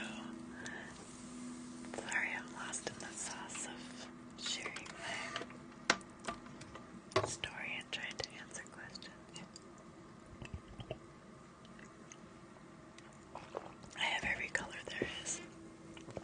I have most of my. I mean, my birds of paradise have almost every color of the rainbow. My memorial has red and poppies in it. My lower back tattoo is rainbow colored.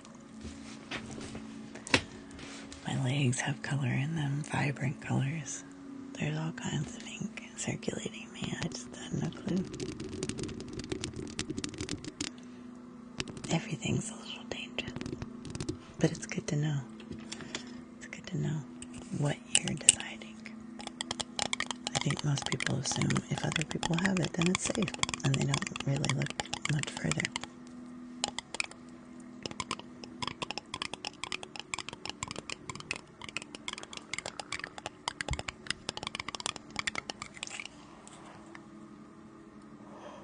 It depends on your artist. I would say average, maybe $100 to $200 an hour. Depends on how fast your artist works. My half sleeves took about 12 hours total.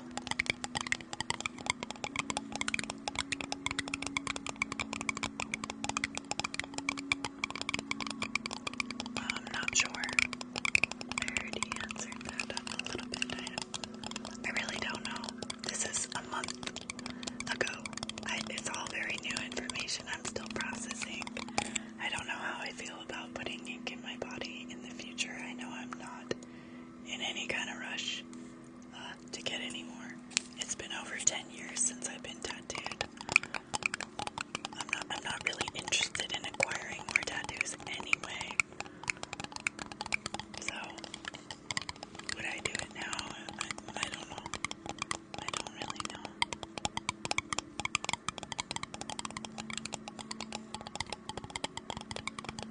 It's hard to say. Maybe with more time between me and the experience of thinking I was dying,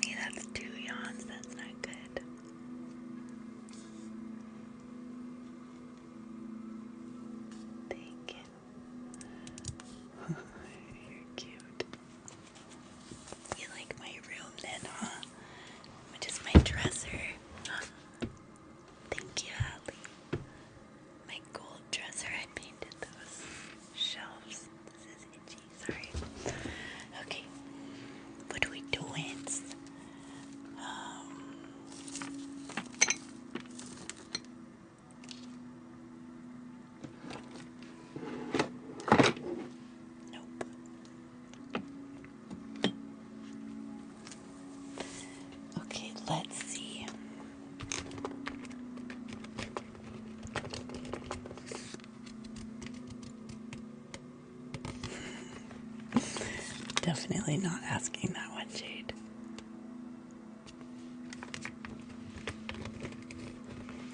Hi, Tao. Let's see. What's the first thing you noticed about me? I don't know about these questions now.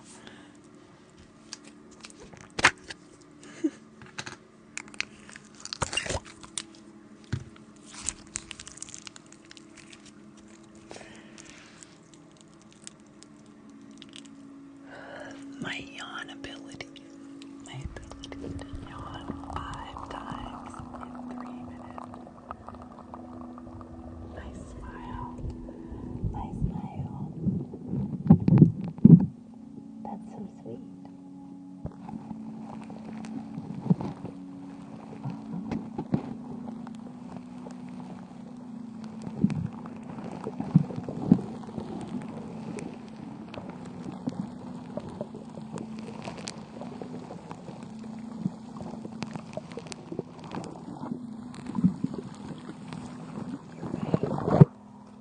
Meryl Streep, young Meryl Streep is my doppelganger from, like, I even claimed her on Facebook once, and I used to get compared to her when she was much younger acting.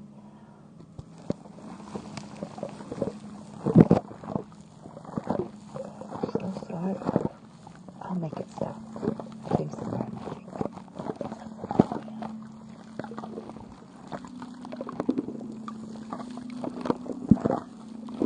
Thanks, you're so sweet. You reached extra for me and I see you. It's a superficial question. It's certainly okay to answer superficially, but thank you for trying to come with higher value answer.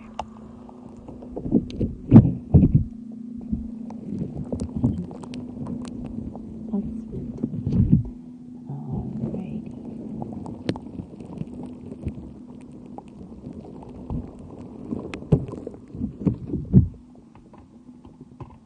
It was a basic question. It was like the superficial.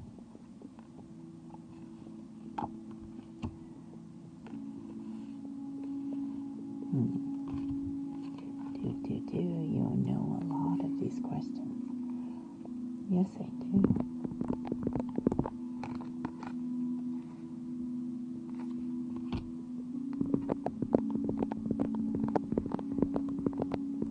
What subject do you think I thrived at in school, and did I fail any?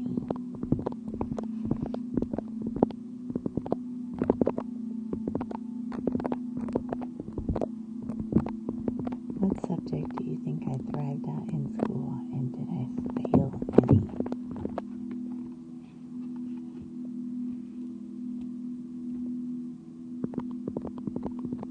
Thrived in English, didn't fail any.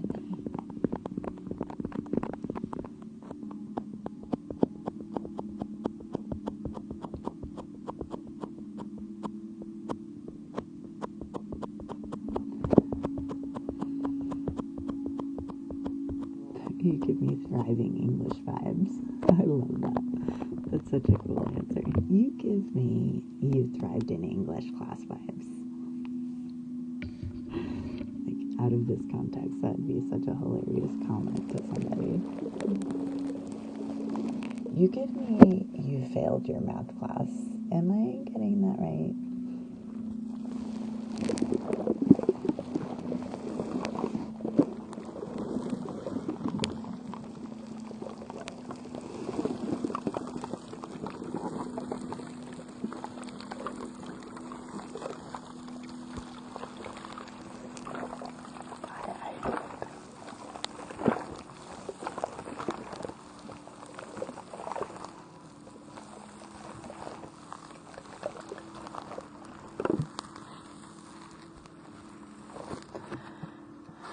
So you are correct to assume the English is the easiest subject for me and math is the hardest.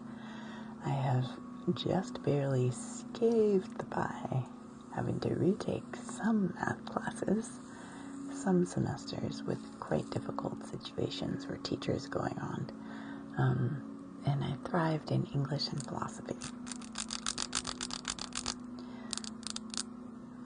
I loved science. It just wasn't my thrive subject. My thrive subject was either writing or philosophy.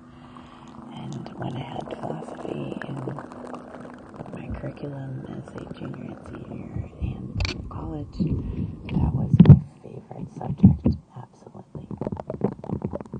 I never had a major. I went to college and used it to further skills, education, and resources.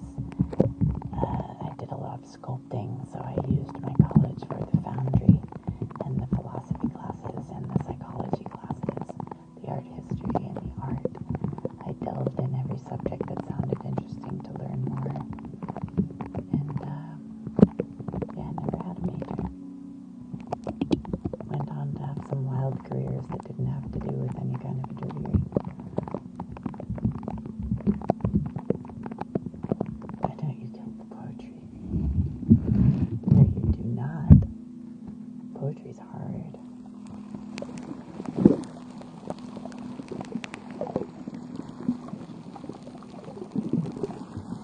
I try to. I do have quite a romantic inside of me. And she loves poetry. She loves choosing different words.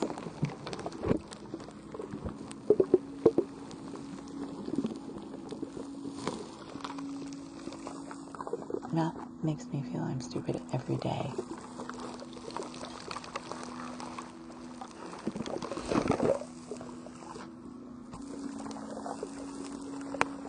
I feel like I stopped at maybe 5th grade. 5th grade math, and I'm good. 6th, 7th, maybe. Thank you for the superpower gloves.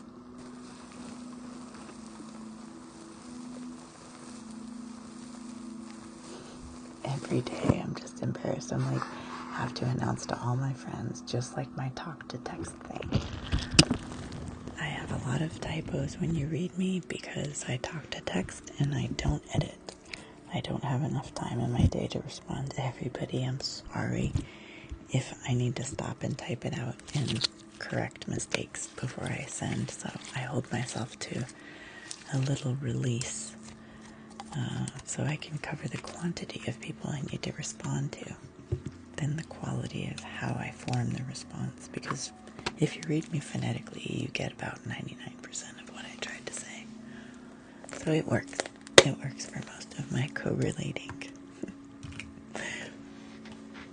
We need a little more lip liner. This is what I'm feeling, so let's just go in here and go to the mirror, bestie.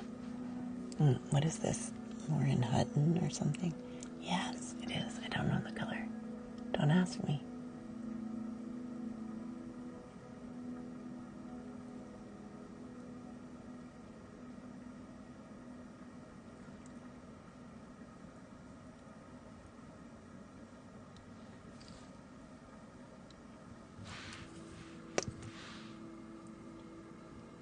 Are you guys excited for Valentine's Day? Oh, sorry. I know, and I look so tired. I got up at 4. You can see it in my eyes. That's why the girls wear cream eyeliner on their waterlines now, I think, to hide their redness. I should take note. I have a little hive, probably from Carrot. No, girly, you're gorgeous. Do I have any plans for Valentine's Day? No.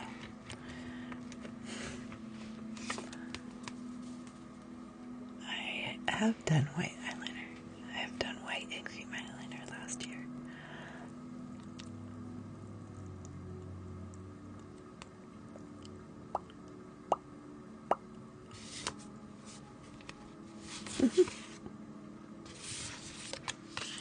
Who do you think my celebrity crush is? Have fun with that one. Who do you think my celebrity crush is? Ahead.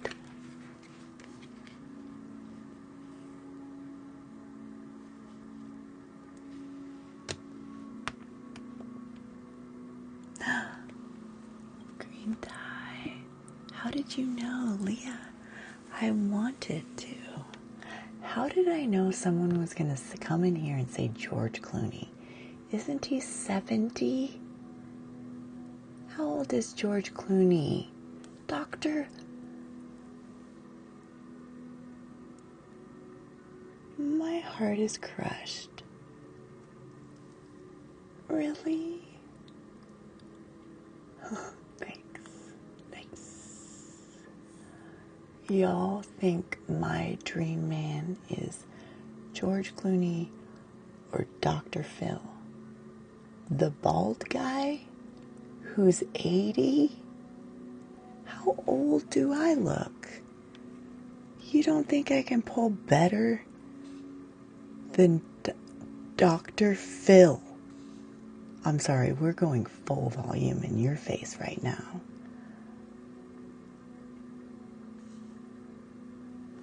I'm dead. George Clooney. Oh my God. George Clooney and Dr. Phil. I've been shooting like way above my weight, apparently. Wow.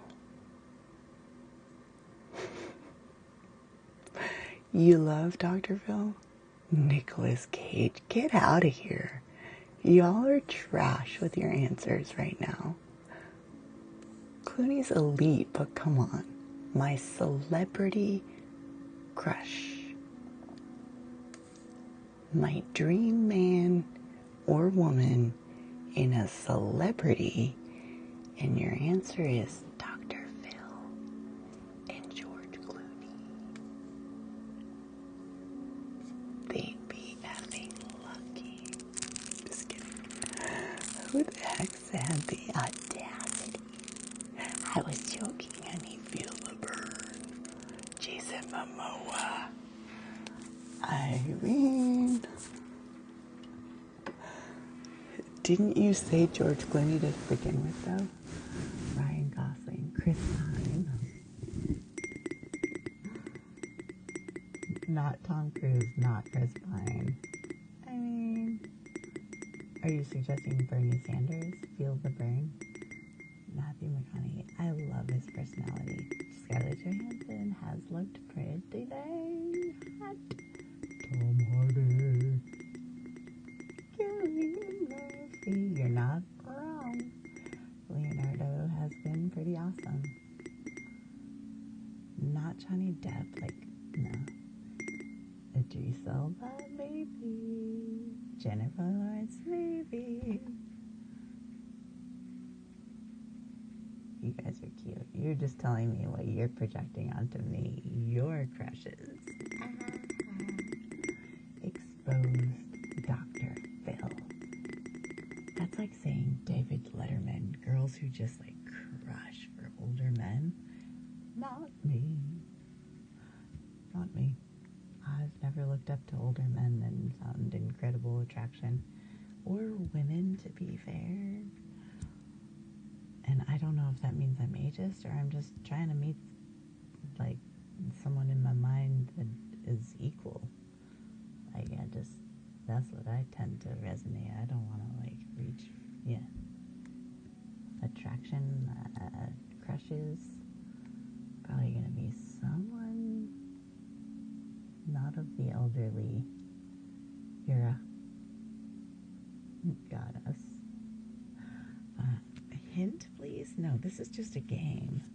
These are random questions I'm asking to you on a card. Doesn't mean I even have an answer. The truth of the matter is, I have elderly. Tell me Dr. Phil's age.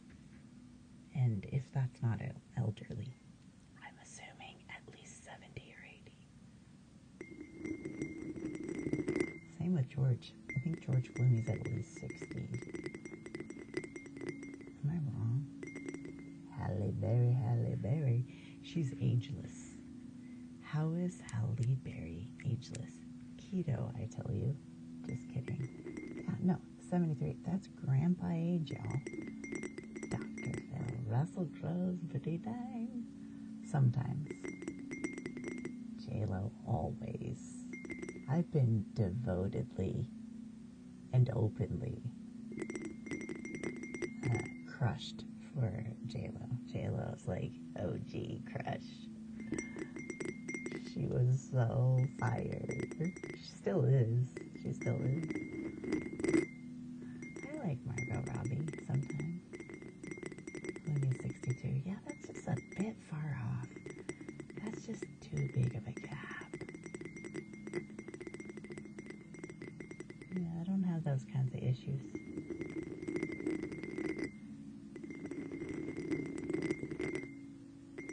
I don't like to deviate too much. Jared Leto. Hey, if Jared Leto was just... I'm going to be canceled right now.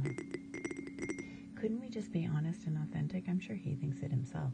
If we could just get 2 inches on Jared Leto, he's close to a 10. He might be a little wacky, but I love it. I love his personality and his conviction, his expression. Self-expression is so attractive to me in people. When somebody knows themselves and they're just like unstopped to express themselves, I find that wonderful. Whether it's talking or creating, self-expression is a big attractor in my opinion. And Bradley Cooper is attractive in terms of that. He feels like he physically is not an attractive look, but he is a personality attractive person. I've never felt attraction to Ben Affleck, nor Denzel. Oh, is that a lie? I might have been attracted to Denzel maybe for a scene or two. He has an intensity. Not Jason Statham for me at all. It's wild.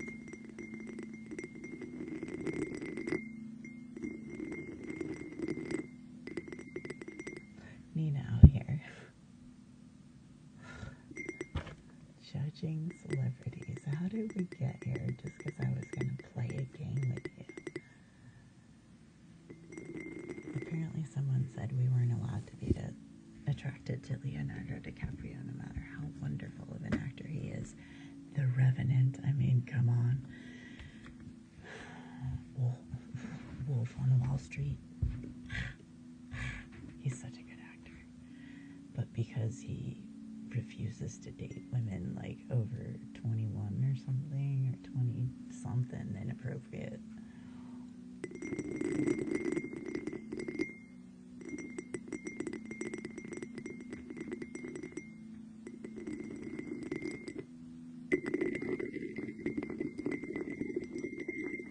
I don't know. So anyway, long story short, I always say I do not have a celebrity crush. There's a lot of actors that I will see most of the movies they're in because of the respect that I have for their craft.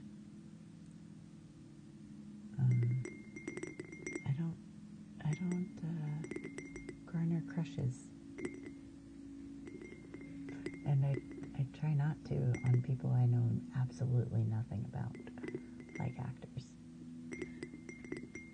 It's a little foreign to me to develop a fantasy too much in my mind about something that I can't convince myself is even on the table for discussing. I don't know. I'm a weirdo. I don't pick favorites, and I guess I don't have one celebrity crush. Although Tom Hardy, Jason Momoa, you're not wrong. Banks, J-Lo, even Jennifer Lawrence, I think, I'm not sure, maybe a little Jennifer, I don't know, not Tom Hiddleston. That's a miss for me. I'm sorry, I didn't get the memo.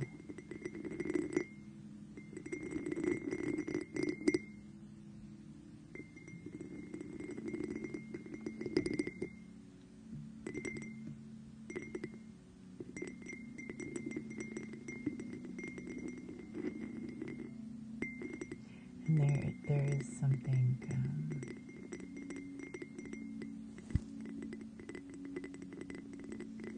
to George Clooney's expressions, but man, he's a little too old.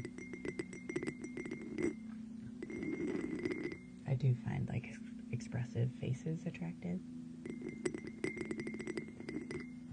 But yeah.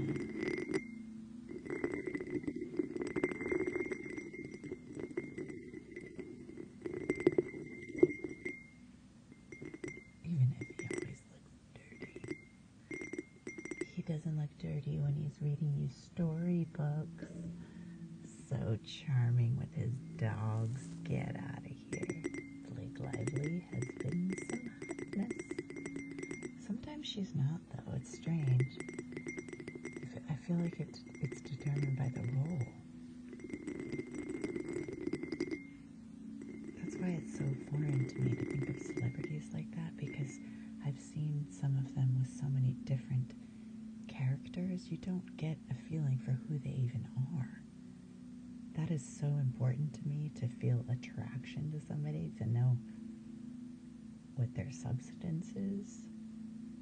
And I don't often watch interviews or follow people to see more about them like that.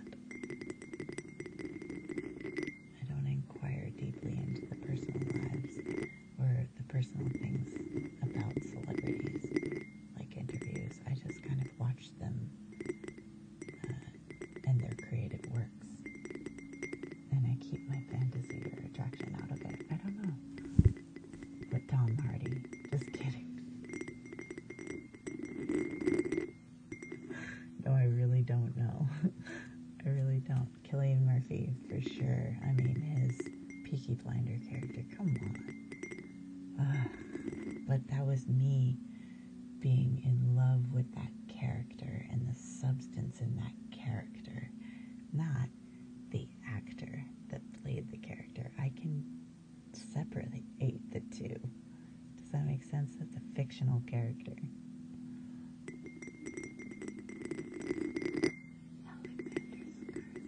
Okay, you guys tell me your number one celebrity crush in the chat, since we're talking about it from the game.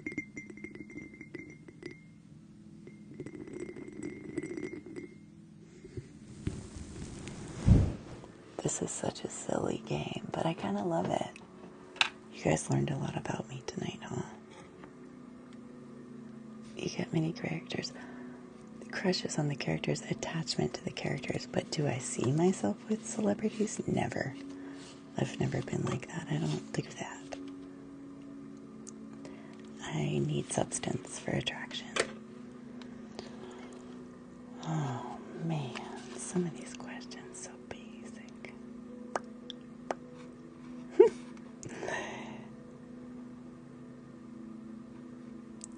If you were to buy me a present, what would it be? Who comes up with something? We might have expired this game tonight. It's making me sleepy.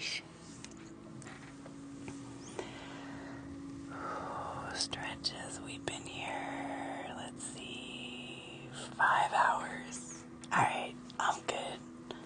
I'm right with that. 5 hours, that's good. Right? How are you feeling? Are you feeling sleepy? Ready for sleep? We'll reconvene tomorrow night. Oh, wait, I asked you your celebrity crushes. I'm sorry, let me wait for the answer. I'll just wrap up and get my journey to the fart.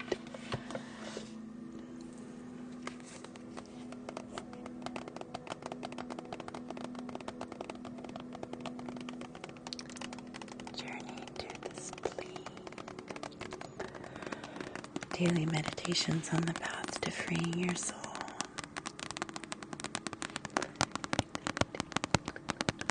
Secret, thank you. It's time for Journey to the Fart. Secret is so happy. They sent me confetti. Oh my god, green tie Leah. Abandoned. I would never. I would put you to sleep. But I would never abandon you. I'm so sorry. You get double green tie tonight.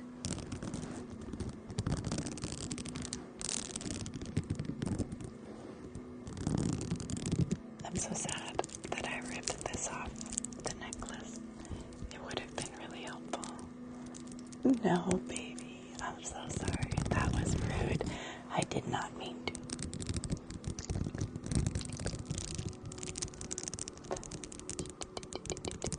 I feel so bad when I do that.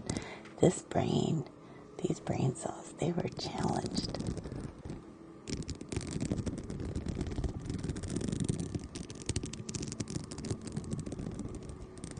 You know what I love about this one?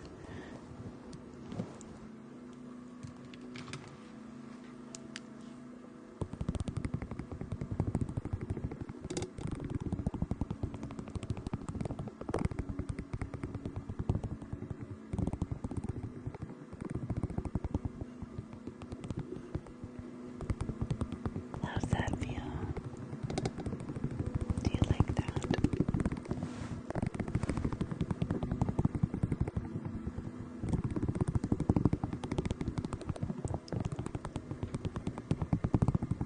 I'll do it with my nails again. But I like how my facial roller feels or sounds on it. The way that it glides over it differently than my nails. Like a burr. I like it. I'll do this and then my nails again.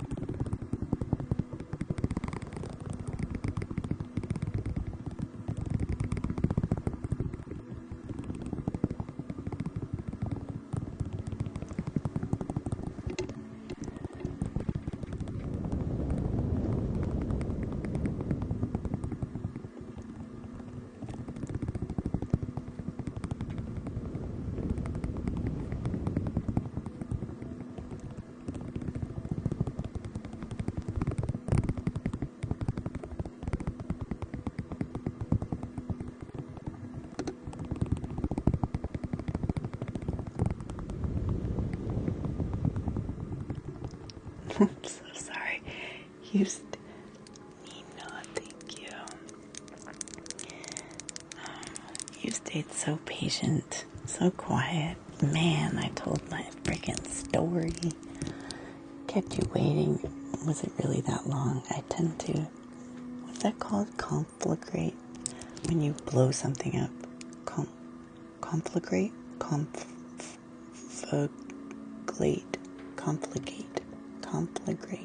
Conflagrate. I'm pretty sure that's the word. Anyway, I make things a little more extreme. You have been waiting 15 minutes for your trigger. That's not that bad.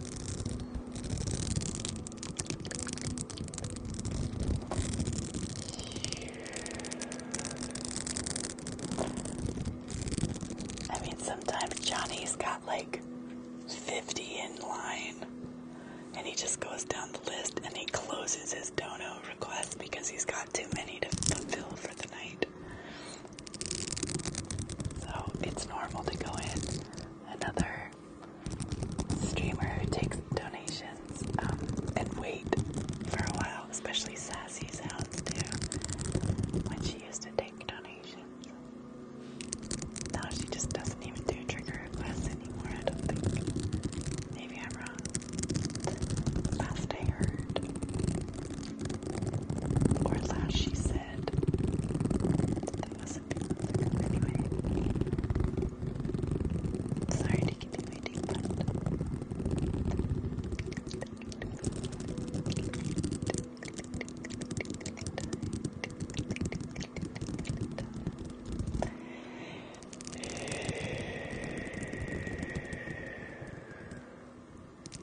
are you feeling relaxed?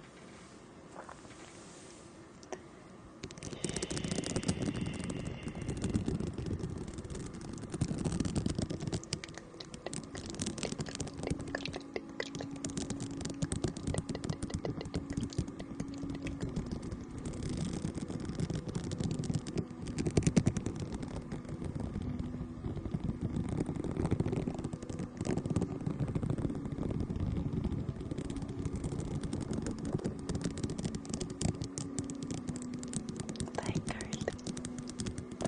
How you doing? Wow. Did you guys talk about your celebrity crushes? I'm impressed. Not many people have them, huh? feel like 3 people answered. I feel like most people always talk about their celebrity crushes, and I'm the weirdo who never has one.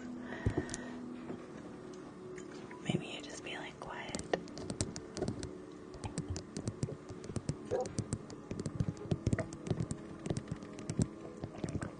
Neighbor dog says, what? Good.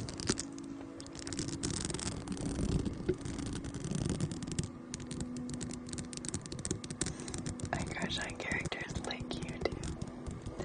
The characters written in that story, that's who I grow an attachment to.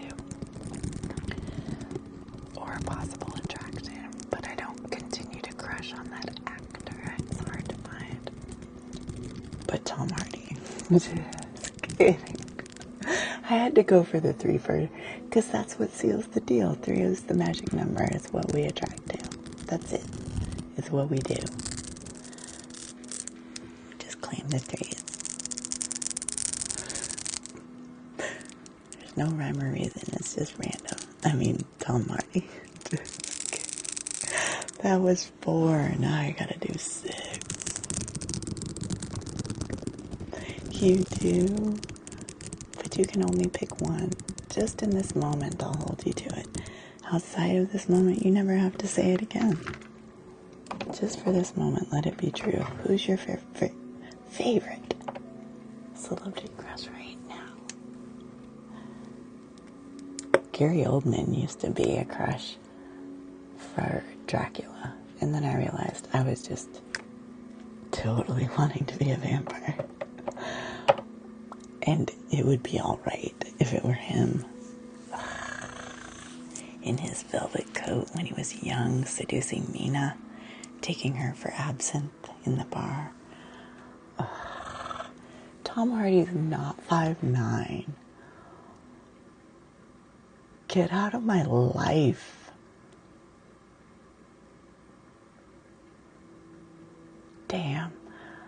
I mean, everybody's adaptable. Plus, he's married. Who has business owning a crush on a poor performer? It's for his character. Shia LaBeouf for his craziness. No, for his characters too. And his personality. I actually have respect for a lot of the things Shia LaBeouf says. It's wild. Oh, Gal Gadot. I love Lawless. Lawless is like Shia LaBeouf, Tom Hardy playing these hard characters. Love it.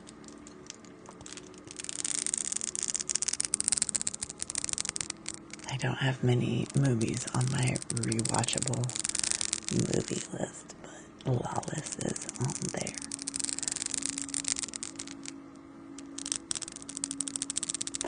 What is this going to be, a 6-hour stream, Nina? It was Natasha's birthday. She's having a wonderful dinner somewhere, I'm sure.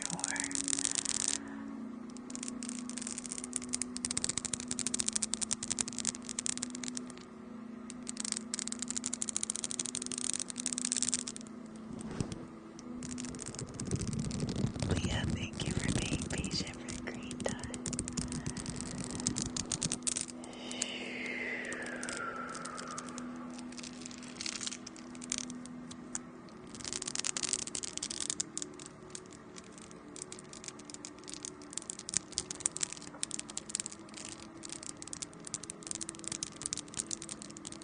We're close to the 7-hour record. We might as well break it. I'm literally, I'm gonna fall asleep though. At this point I do. I started like this. I started getting tingles the first hour. No, take your Jason Statham, little pocket muscle man, and put him in your pocket and go home. Just kidding, that was so harsh. You love who you love. And be glad it ain't for me, because then we don't have to fight over anything.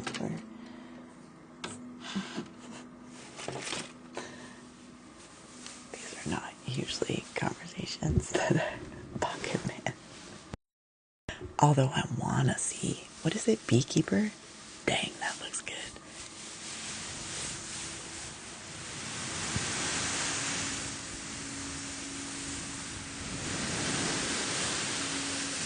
Take your pocket muscle man and put him in your pocket. Dude, I don't think I can forgive whoever just broke the Tom Hardy's 5'9" to me. That was so low. Why would you do that?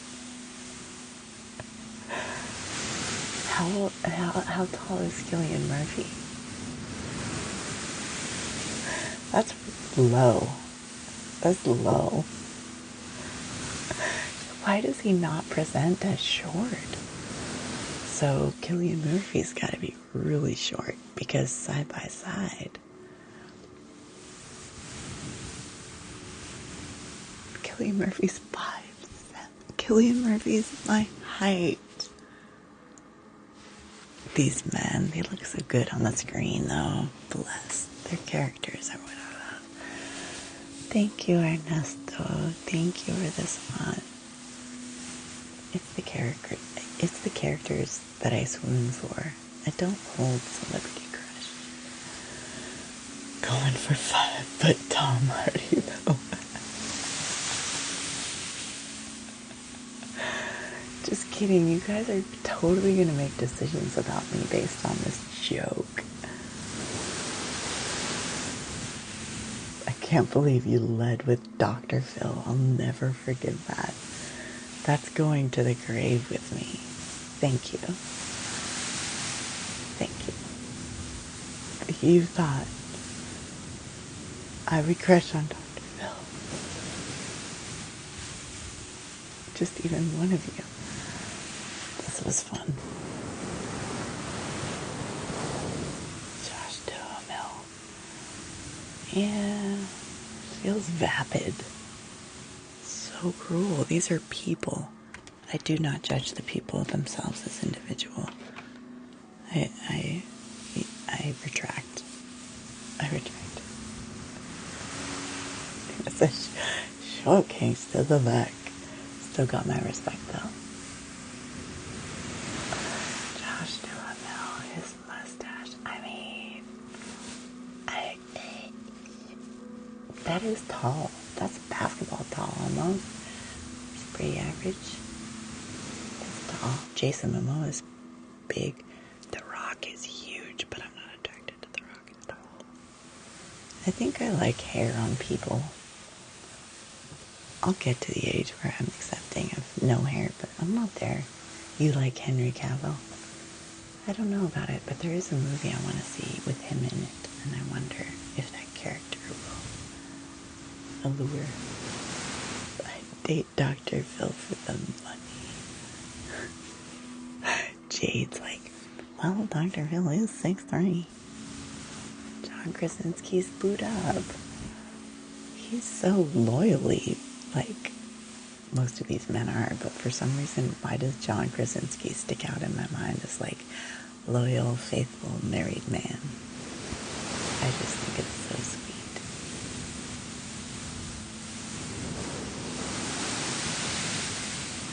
Yes, I'm down with Argo. Do you want to go see it? I do. I love them as a couple, and I just think it's like just so sweet. And how they worked on those Quiet Place movies together, and he cast her and wrote that character for her, and yeah, off the market. Disrespectful to even talk about him as available to crush on. Don't be rude. Just kidding. She's sweet. She was so good in those movies too. So good.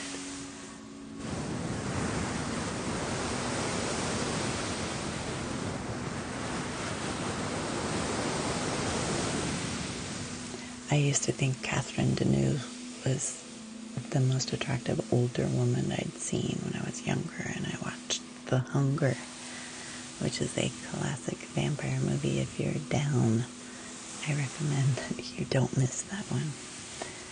It's got David Bowie and her, and I found her so alluring as a character before hating her. And I don't know. Isn't that funny that I can crush on an older woman actress but not an older man actor? That's interesting. Dr. Falco spilled out tea and keep you interested at night, yeah.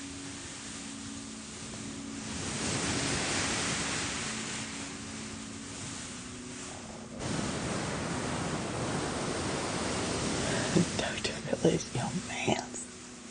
Natasha, stop playing. Do you like Charlie Hunnam? I don't feel anything particular, but I haven't watched him much.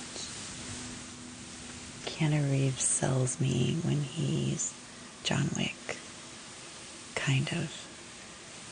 And also, yeah, I don't know.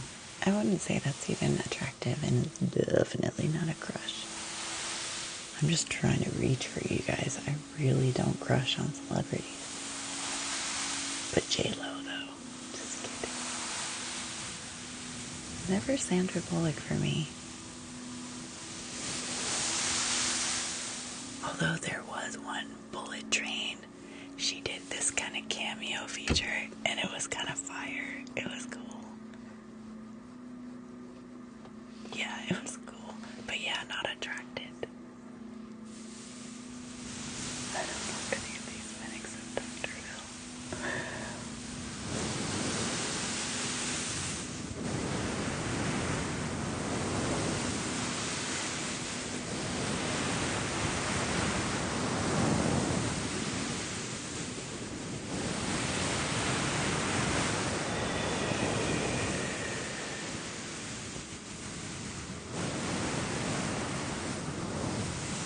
I thought they were gonna let me keep climbing, but they brought me back down to 5 for a while.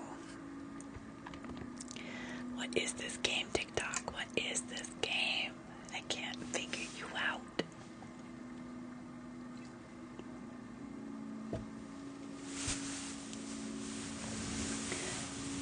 We know Tom Hardy is short, so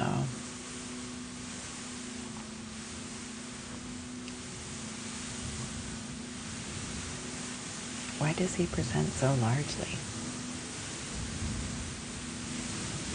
I guess he doesn't. Oh well.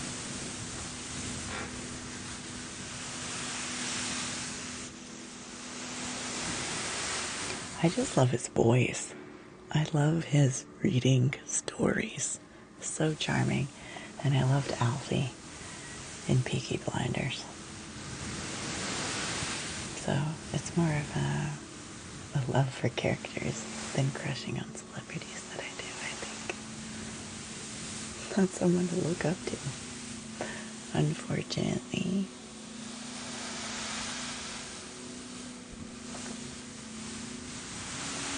Do you like someone taller or shorter than you?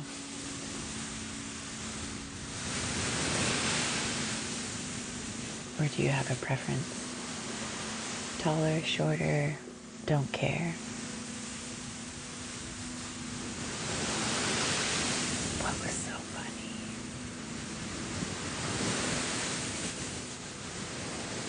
Thank you, Ernesto. Thank you, thank you, thank you, thank you. Nail tapping. Thank you for your Cash App. If they are shorter or my height, nope. But not someone to look up to. I know it was a funny dad joke, wasn't it? I think Kaylee's got those sometimes, if I remember correctly. It's just been a long time. I need my woman to be taller. I want to climb her like a jungle gym. Nice. How tall are you, Big Willie? Is this a reach, or are you 5'7" and it's fine?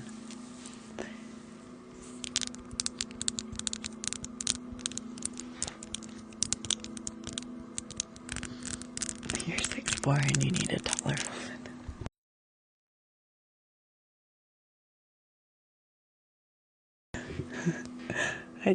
Is your BFP even accurate? No, dude.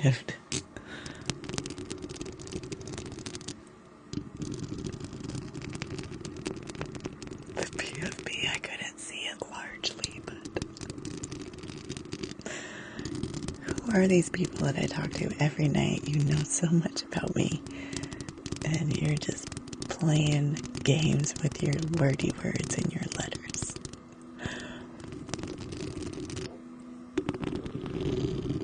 Do you hear the stomach of mine? She's calling.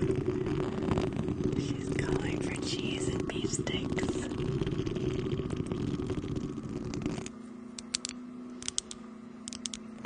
Ernesto, do you like it slow or fast nail tapping or both?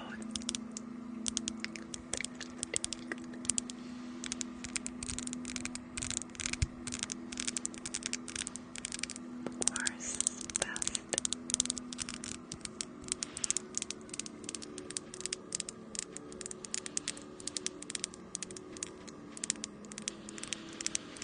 I'm doing trigger requests. If you'd like to get through the link in my profile, you can make your request there.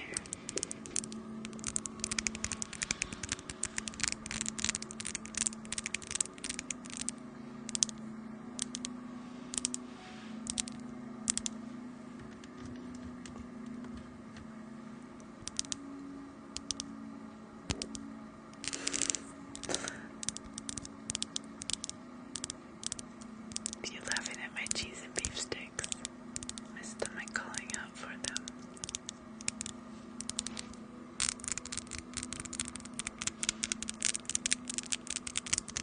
Oh, that's sweet. Thank you. Hello to realist.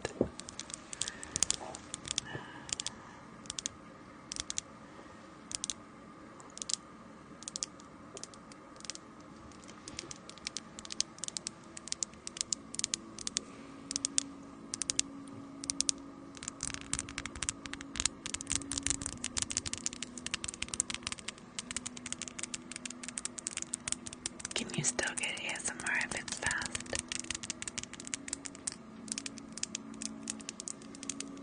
I think they're up on my top 5 favorite nails too. I can do them again. I still have some decals. Stomach is talking though. I'm sorry. She's very interruptive.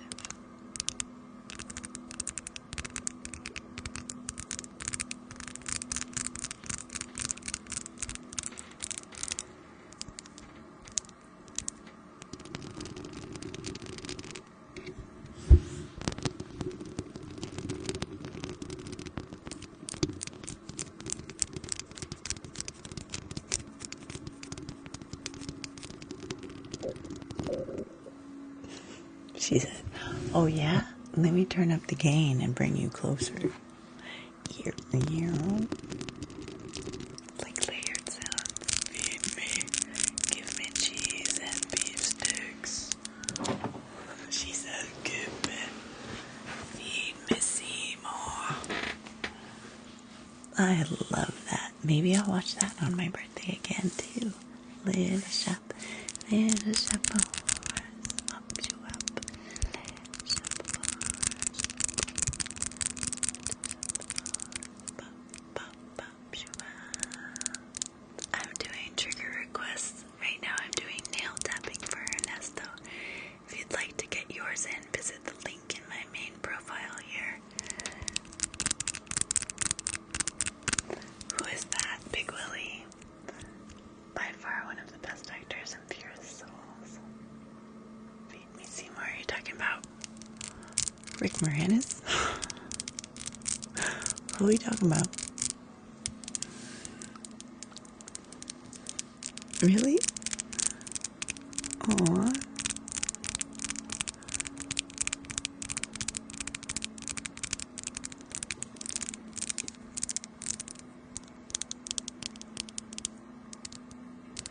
That's so cool you think that. I don't know why you do.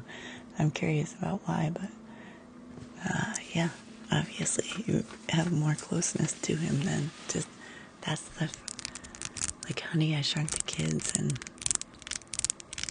Little Shop of Horrors are all I think of. Was he in Ghostbusters too?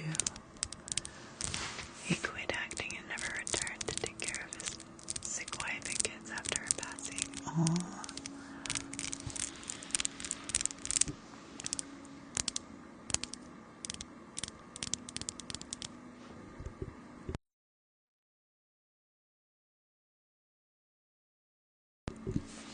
Whispering for 5.5 hours is no joke. I didn't know that. That makes sense. You feel that way.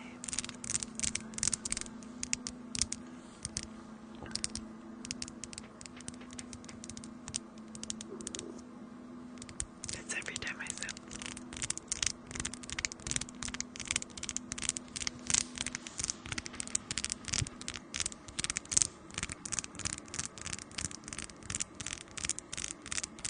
Yeah, I have, Chloe. About almost 2 years ago now. I know. Aw, thank Nina. We're doing trigger requests if you want to visit the link in my profile. Would you rather live without your phone or lip gloss? Lip gloss. I need my phone for my work, and I use it constantly for that.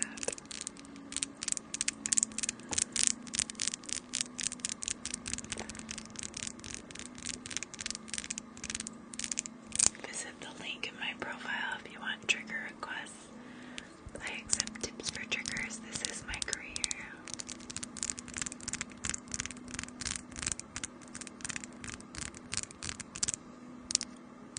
Was that good, Ernesto?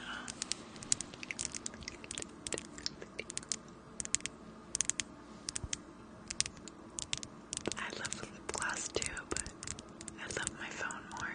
I needed to connect.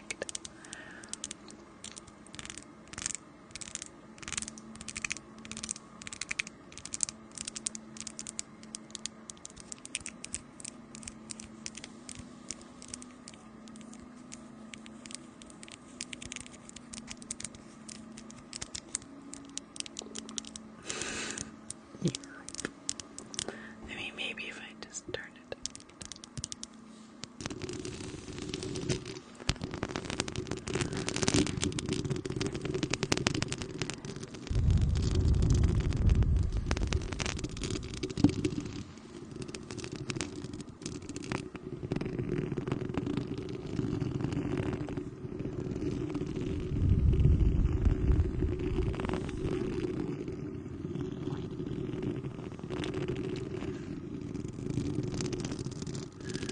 Ain't no one prettier than you.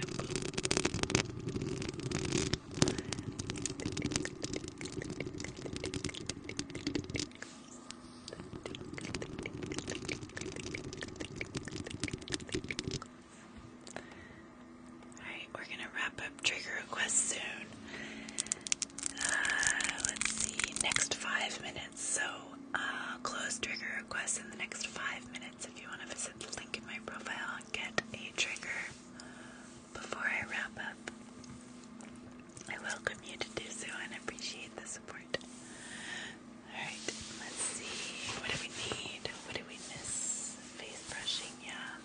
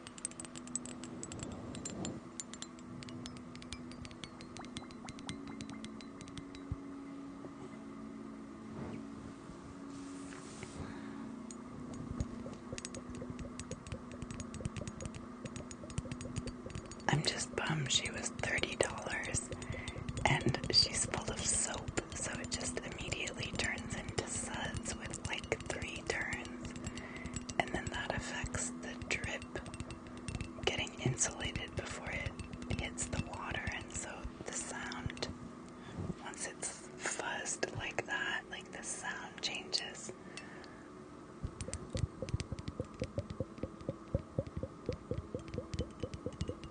I waited like a month for it too.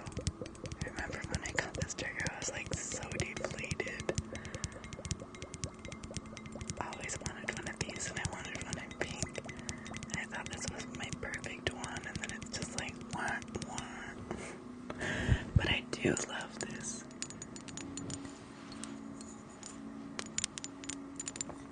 No, Halloween's like this.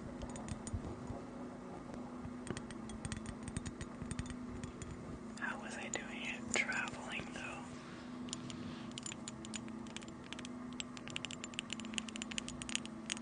Felt like I did something last night that I really liked with this. I'm trying to remember what it was. Might have been the ends. No.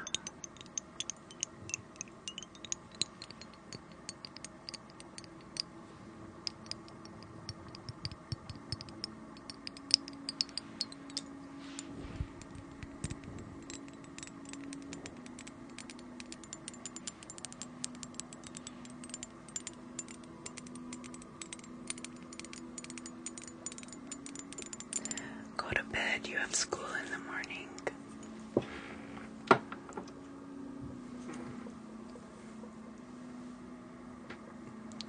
Oh, I know what I used to do, Kaylee. That's why it's underwhelming. Nincompoop, Nina. Oh, silly girl. And now it's too late. I used to conduct the sound through the cup. I totally forgot that. It's been so long. That changes everything. I think it's too sudsy now, though.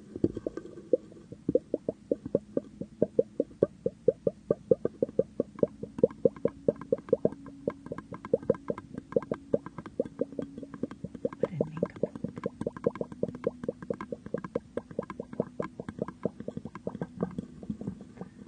I like to research the etymology of words. Funny words strike me like, what is the origin of that word?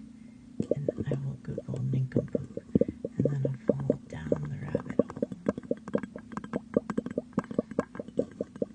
Do you guys do that? I do that a lot. I get curious about stuff, and then I just like look up, read about stuff like that. Where did nincompoop come from? How long have we been saying this word? Who first started saying this word? What was the context?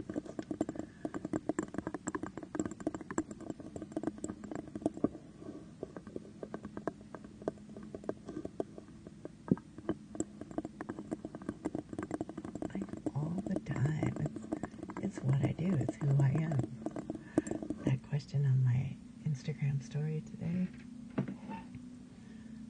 The therapist asking you, who are you? But you're not allowed to say your profession, your partnership, or children. Who are you? What defines you outside of those subjects? Your profession, your partnership, or your children? And most people fall short because they give up themselves to those areas of their lives or roles that they fail to develop their individual needs, desires, and interests, and know who they truly are. And yeah.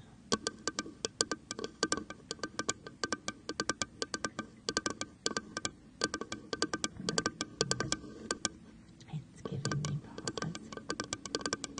One of the things I love that makes me me to that answer and who I am is a learner. I absorb and want to learn and attain information. I was born to do it. I've always resonated with that. What would you answer outside of those 3? Profession, partnership, children. Who are you outside of those areas of your life? Go to sleep, Starsky.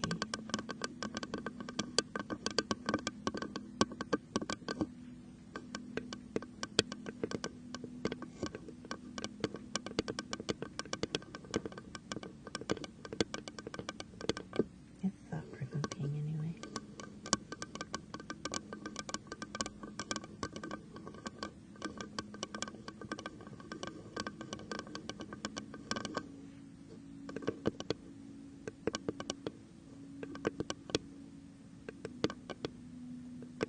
Only point being, we're always welcome to choose to further foster our connection to self and what makes us who we are and what fuels us with inspiration to show up as. Is there anything there that you can think of that you foster? And is there more energy you could spend to that outside of the areas of profession, relationships, and children? Are there ways you can foster your own hobbies and interests more? That's inviting me when I see that to look at. I love creative endeavors. I love finding new ways and avenues to express my creative. I like coming up with, shell jewelry. I'll do shell jewelry for the next 6 months. Or plant holders and painting them, or decoupage, or sculpting, or wood burning. I take up new hobbies and interests because I love to learn new things. That's another answer to that question. What else can we think of?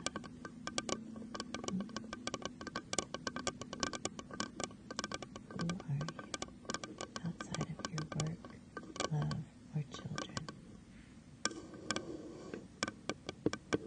Know that more. Lean into that whenever you can. Because that relationship and knowing of yourself and your own passions is what resonates to other people and pulls them to you. Nina got me deep soul-searching within 1241. This is when you're most receptive and vulnerable. It's wonderful. These thoughts might hit different without the daytime defenses of a wide-awake brain.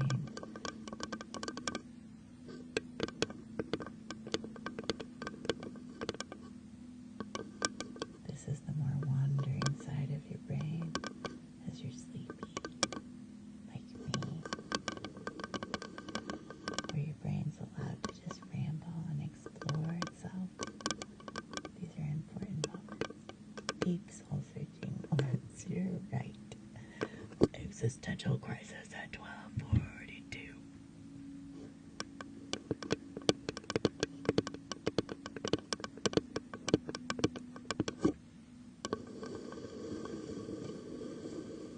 But I'll tap on some plastic while you have your existential crisis.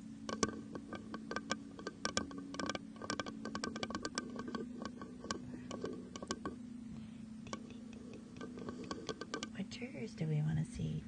Do you want to send me any trigger requests through the link in my profile? I thought I was going to get off, but I'm still wired. My eyes are tired. Okay, send your trigger requests through the link in my profile. This is my jobby job. This is how I make my livings. And I need your help to do so sometimes. So I invite you to put your trigger request through the link in my profile.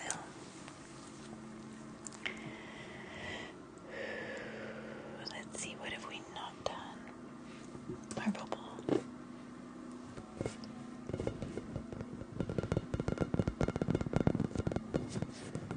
If you put a trigger request at the link in my profile, it'll pop up here on my iPad, and I see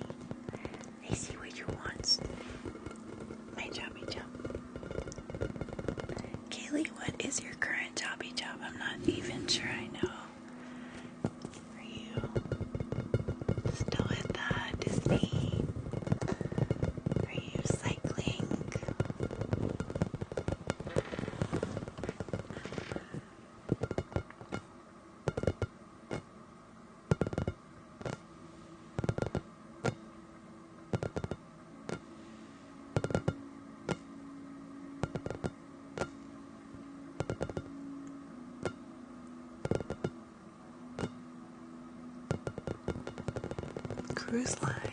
What's that? Was that always what it was and I just got the Disney part wrong?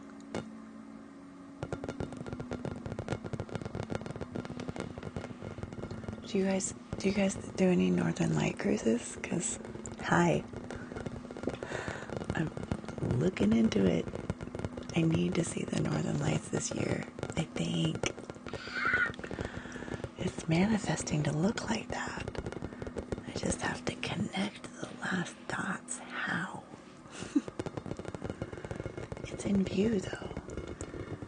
This is going to mark the brightest year to see the Northern Lights or the Aurora Borealis in 20 years. And it's always been something I feel drawn to need to see as far as bucket list places. That's pretty much the one that's always been.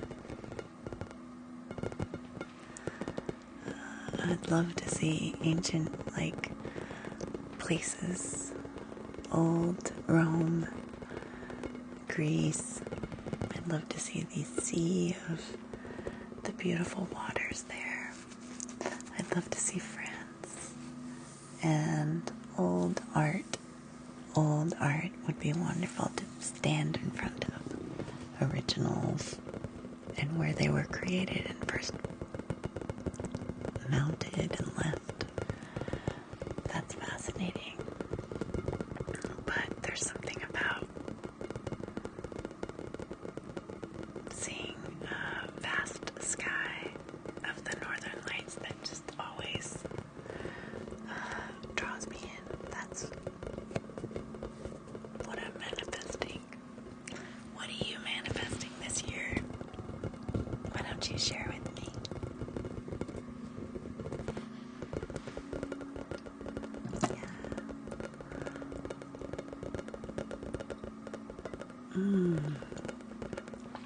How much was the cruise, Trisha, per person? I'm curious if I should do the East Coast or the West Coast. Hey, LD. I know, I'm pulling marathon status. I'm not sure Jade's still with me. Oh, did I miss the answer? I really wanted to know. Dance class was so hot and hard. Oh, good on you, though. Hold on. Okay, Trisha, I'm waiting on you, babes.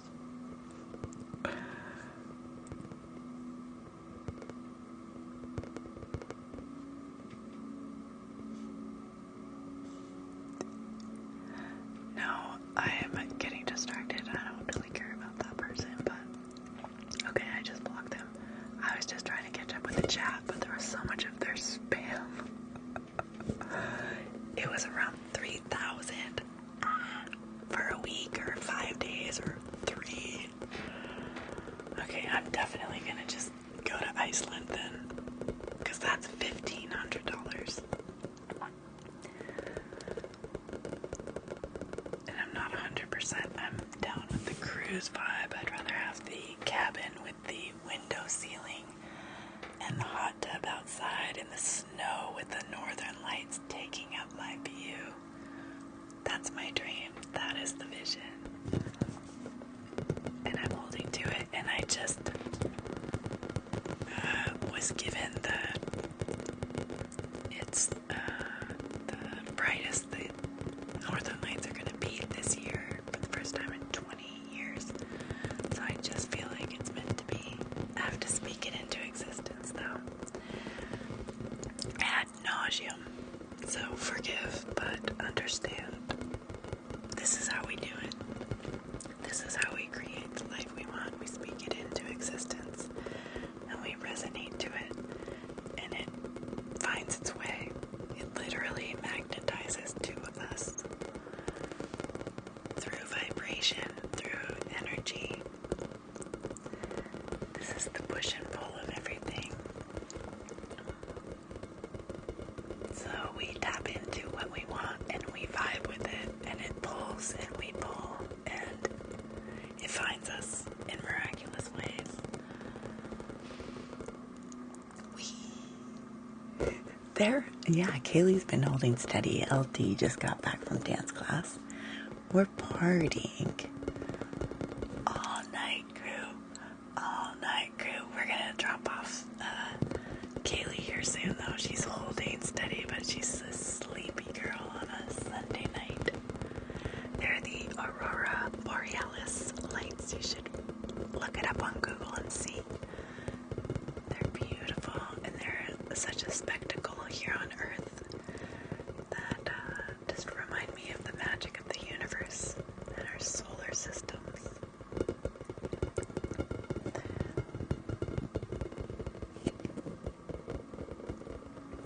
You all are on a tear. This is lingo I don't know.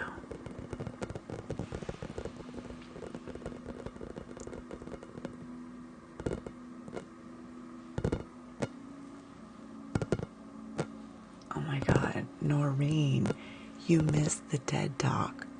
Babe, it's over. I went on a tangent and you missed it. I'm so sorry, ma'am. Or not, ma'am, because you're definitely not Noreen. Yeah, literally, babes. Just feel like I went off on the law of resonance and magnetizing to the things that you need to manifest and how to do that and vibrations. Yeah, I went off, and then you're like, how do you manifest? That was funny timing.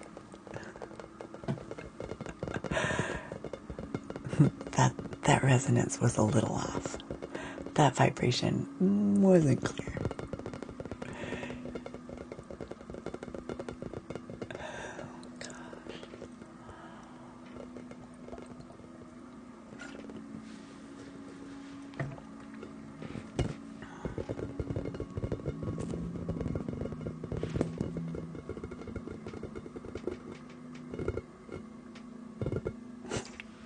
Oh, so special agent. Oh, so. Have you even seen that commercial? Do you know it? I bet you have nieces and nephews, right? I don't even know. Do you have kids? Are you divorced? Married? I think you're single. You said that, but 700. I know, it's climbing a little bit. Mild dopamine. Mild. Enough to keep me steady. It's a nice fish hook. They got you lowered. I'm on it. Like, okay, every hour I get 100 more. Let's see how long you can keep me on. Kind of girl pushing it.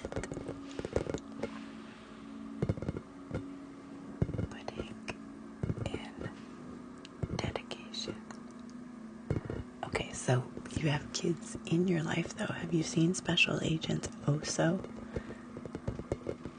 The something bear. He's like a special agent bear. Kids cartoon.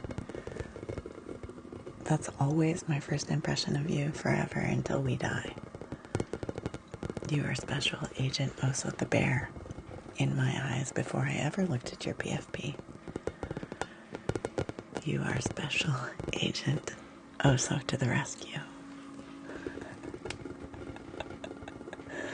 I implore you, someday watch it on YouTube if you don't know it. You'll get a kick out of the theme song.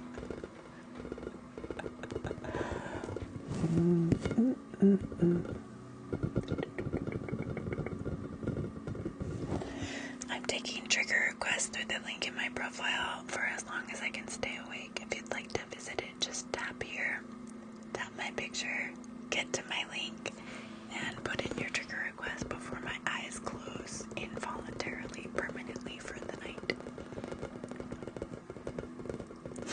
Stop. You better stop. I'm gonna wash your mouth out with soap. Oh, so you want me to put you to sleep? Knockout punch. I've done this twice tonight. Permanently for the night.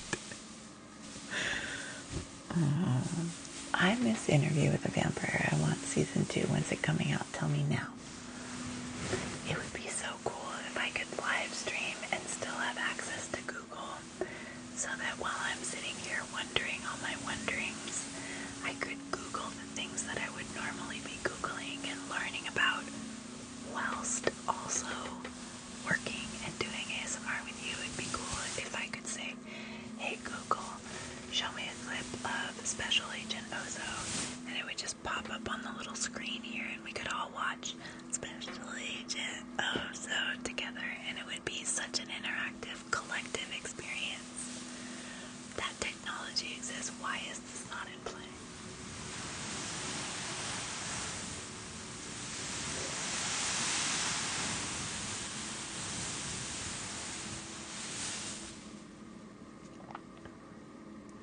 It's definitely working a bit much better.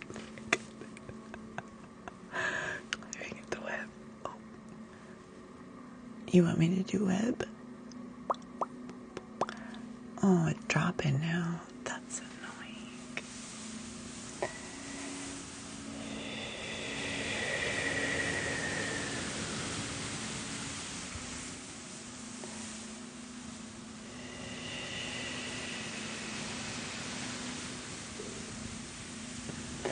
This might be my 1-2 knockout punch. This might be, oh no, 6-hour mark is the only way, huh? I thought I could do 7. How did I do 7 hours before? I must have had some energy drink. I didn't tonight. And I'm going on a long time since sleep. 4 a.m. I woke up at 4 a.m. last night.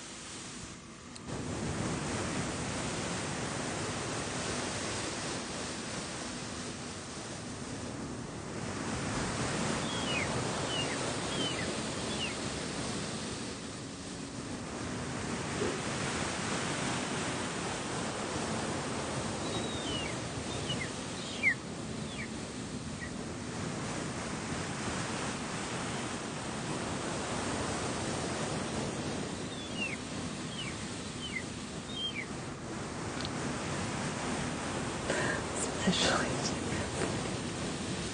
thank you, babes. So generous tonight. Thank you. Do you want something other than this, though? Tell me. I'm so sleepy. It's all putting me to sleep. Help. Help me. My whole face has pure and complete ASMR. I have no control over my eyes when I'm actively making sounds that are triggering me, and it's like a 2-week-old experience for me. This is not what I'm used to. So I'm fighting it. It's hard. I've never been affected by my own ASMR before, and I'm incredibly sensitive to it. It's knocking me out. You're making dinner. I know, it really is. But man, it presents a problem. I need to be on when I'm performing, not being overwhelmed physically by the numbness in my eyeballs. I don't know how to describe it. It's just like it closes my eyes and just takes over my face. When I get tingles as a viewer and I'm like relaxed, it starts here and it feels like fingernails dragging down my head. But when I'm performing ASMR, it's like it goes like this to my face, and it's in front of you, so it presents a problem. Everybody's like, oh, she's fading, and I'm like, I'm ASMR-ing.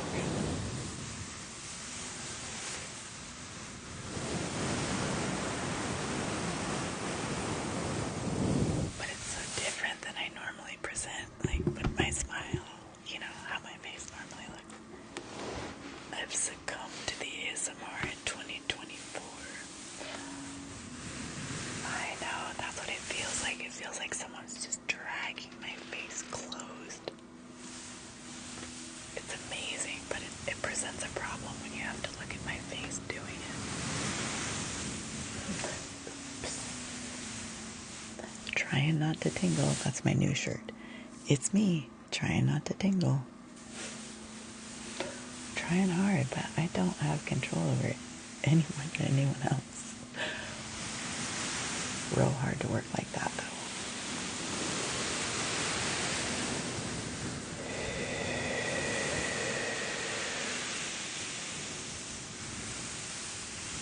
Special Agent Ozo reporting in.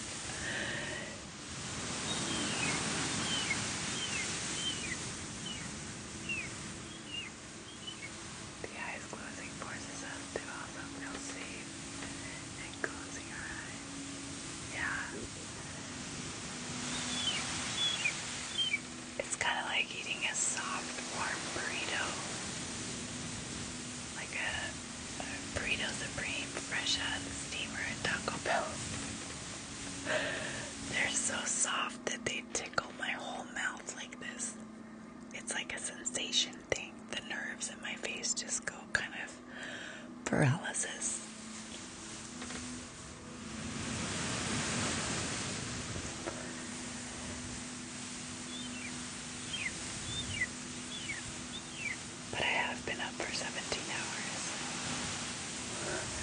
dare you? You're not late enough to claim some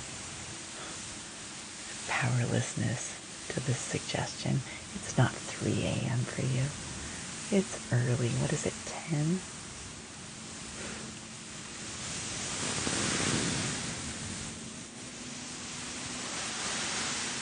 Isn't it funny? I've never in my life ordered from Uber Eats or anything like that.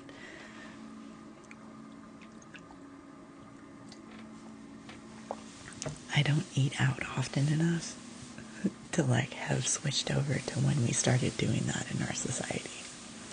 I've been cooking my own food keto style for 10 years. I don't eat out, order out, deal with other people's ingredients and additives. And so I missed the whole Uber Eats. I'm going to just order my food for dinner for delivery. I guess everybody pretty much does that now, huh? So you don't have to go out? I wonder what percentage of our society does that, at least here in the US. Yeah. I've had a few little moments where I'm like, carb loading, let me try it. Fruitarian, let me try it for a month. But yeah, for the most part, completely devoted to 10 years. At least 10. Probably more like 13. Yeah, maybe 10. You don't do Uber Eats either. We do it once a month. Oh, thank you. Thank you. That's sweet. It really changed my relationship with food. That was the first big control that it gave me, that I didn't feel victim to cravings that I couldn't control. That gave me the power back, not to crave sugar once that leaves your body and your chemical needs system. The drive for what you eat changes. It's interesting.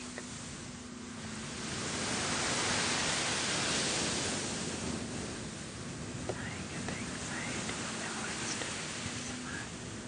Well, I'm here. Is that what you mean? This is vibes finally.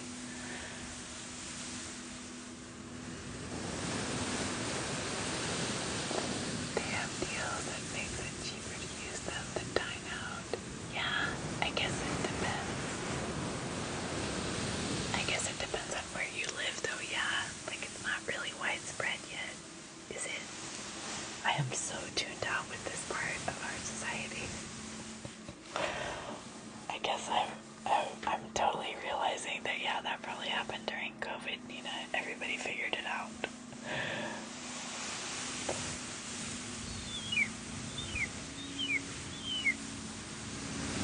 Right. Chicago. Have I been to Chicago in a stopover? I don't think so. Chicago.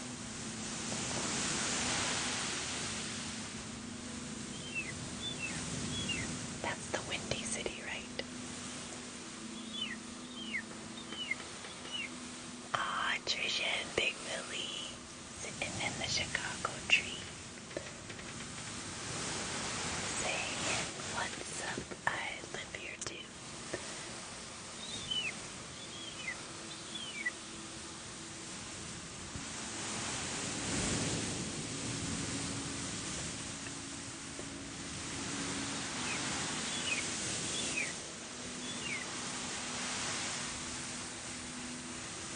I eat out often, but don't use the house. Another reason to never leave your house.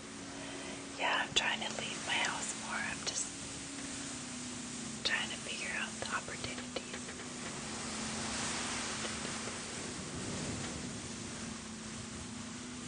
Oh, really? This is something I don't know more about.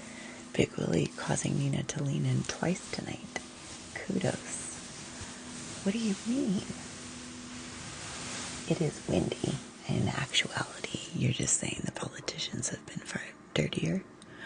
Oh, stomach's not going to be patient too much longer for this little marathon. She's angry. She's mad at you. I'm with you on staying. Yeah, I cook for myself. What can I say?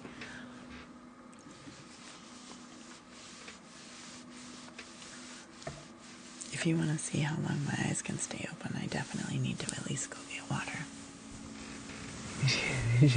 I held it up. She went, rah. You better go get me up, she said.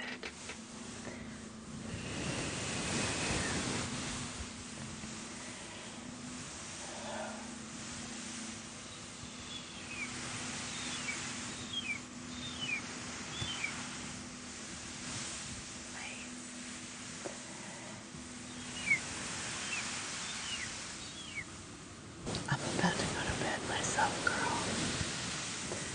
Look at me.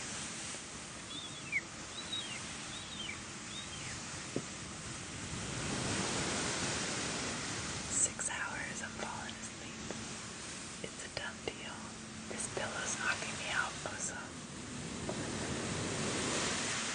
Thank you for all your donations. Keep it at it.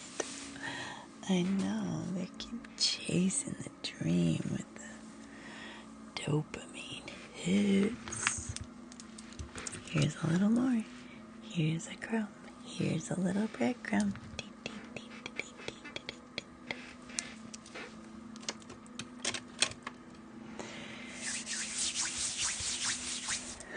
Ooh, screenshotting that. Fire! Oh, I wish the picture. Ooh, screenshotting that. Fire! Oh, I wish the picture was. I had to look sexy over that comment. Was such a treat to have you for dinner, she said. Ow, ow, baby. We in. It was such a treat to have you for dinner. It was such a treat to have you for dinner.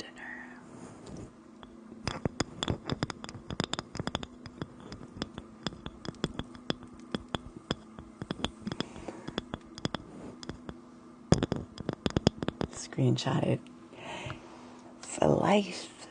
We putting it on the inside scoop. Rawr.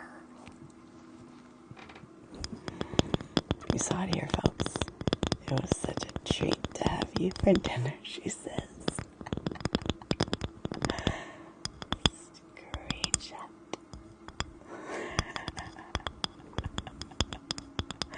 With the pose golden.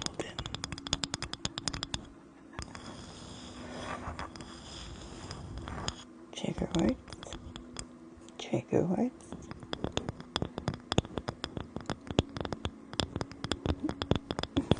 Okay, do you guys want me to whisper trigger words? If you do, drop your favorite trigger word in the chat and I will try not to stumble on myself. Ow! My chair says, ow! Ow!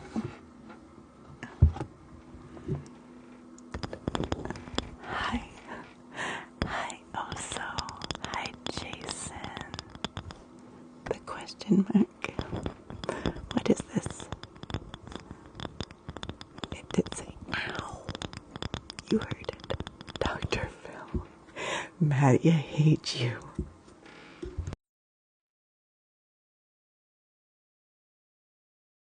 You are so freaking funny.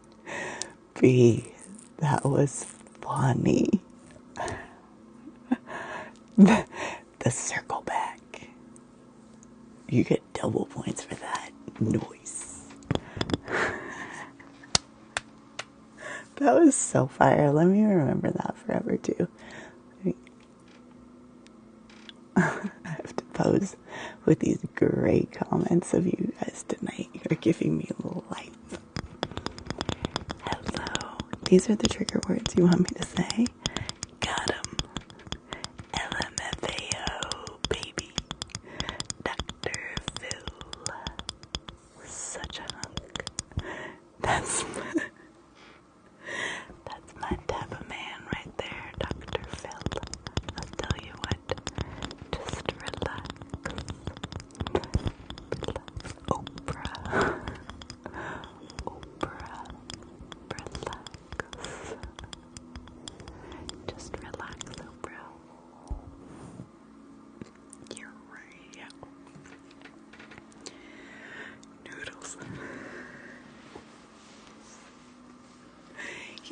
not do this to me. Come on. Noodles. Okay. Regain your composure. Get some water. You got this. Noodles. Oprah. Relax. Pad Thai. Pad Thai noodles with shrimp sounds so dang great now. We're doing trigger words. I invite you to drop your favorite trigger words so I can whisper your favorite things for a few minutes. Worm Maddie. Worm Static. Ricky Lake. Ricky Lake. Ricky Lake. Ricky Lake. Ricky Lake. You actually scored big on that one. Ricky Lake. Maury Povich. Ricky Lake. Maury Povich. What about Geraldo Rivera? Ricky Lake. Maury Povich. Geraldo Rivera. Ricky Lake. Maury Povich. Geraldo Rivera. Dr. Phil. Dr. Phil. Oh, so I think you were absent for this portion of my 6-hour live. We played a game where I shared quite a bit about, don't forget about Jerry Springer. We played a game called We're Not Really Strangers, and it's full of questions about myself, and I divulged quite a bit of unplanned information about myself tonight in fun. You would ask questions, you would try to guess, and then I would share the answers. I don't know if you were here, but one of the questions was, who do you think my celebrity crush is? Who do you think my celebrity crush is? Oh, so? Show up. Show up. Because Maddie, she's not showing up for you, girl. She threw out, was it you, Maddie, or are you just riding on the coattails of someone else's fabulousness? They came with George Clooney or Dr. Phil. Both well into their 60s and 70s, mind you. Literally daddy issues. That's what you're going to project onto moi? Moi. You kidding? Dr. Phil. So this is our whole thing we've got going with the talk show host tonight. The Dr. Phil will never be lived down. I don't think I'll forgive it. I'm going to have dreams fighting someone about Dr. Phil tonight. Rude Steve Harvey. The Rock. There is no real answer. I don't hold crushes for celebrities. I hold romances for characters in movies, but I understand the difference between wanting someone that's real and wanting someone that's not even available.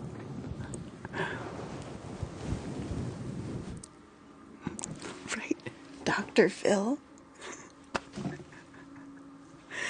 If that's the best you can think I want for myself, ow.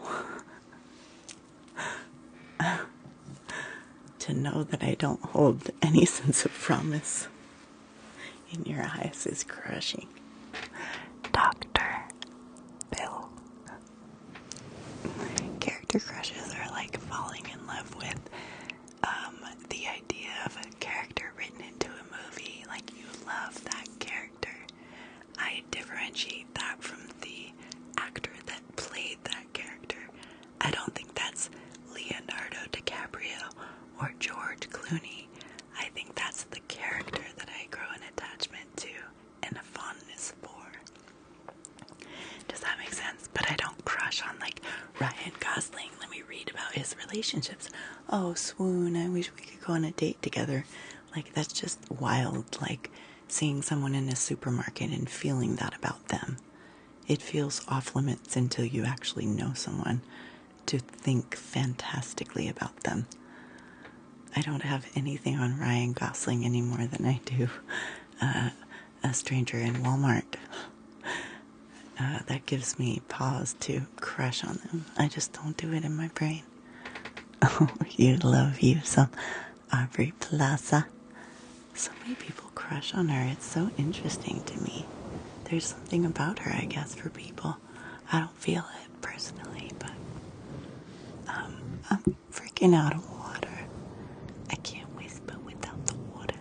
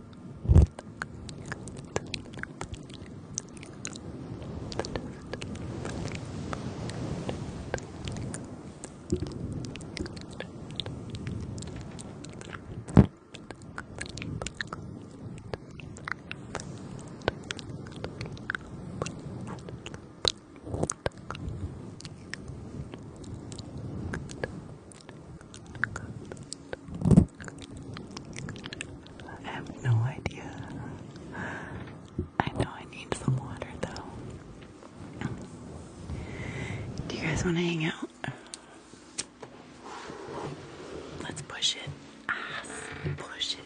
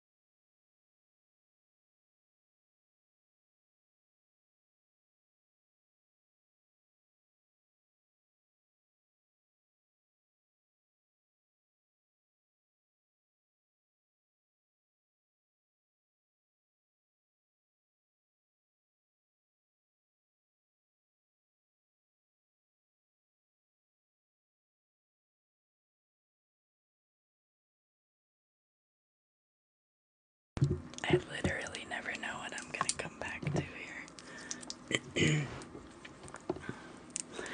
What are we talking about?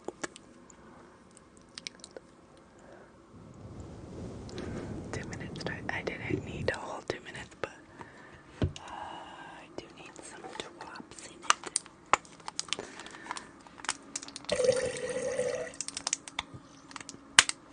Hello.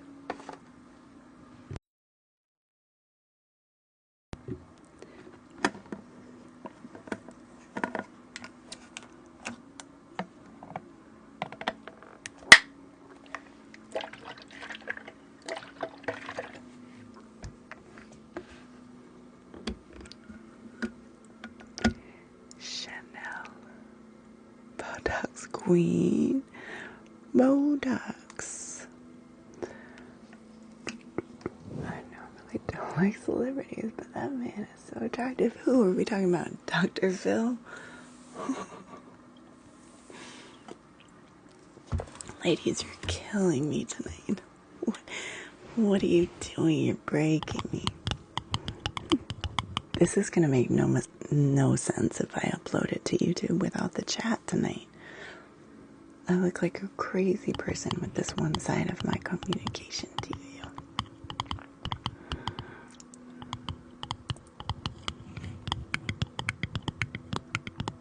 I still can't think of a character that fits my outline. Above?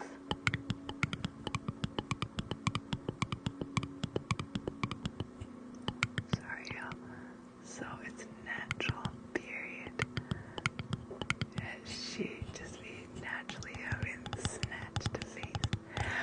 did get Botox last month for my birthday, where I'm incredibly aged enough to earn that to give to myself. Thanks for calling it out, and I hope when you reach my age, you feel proud of your decision too, to do whatever you want to do to your face.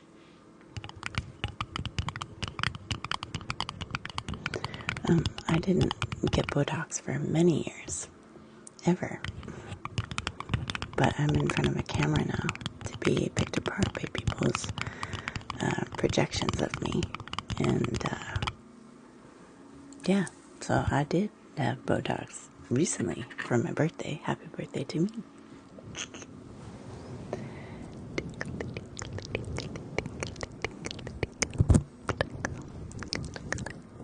And I do like how it looks because I don't have bangs right now. And this is an area that I have a lot of expression lines in. But I can, yeah, it's very recent, and in a month or two, it won't be. So I get to enjoy having a smoother forehead for a little while, and I like that choice. Thank you. It's fun.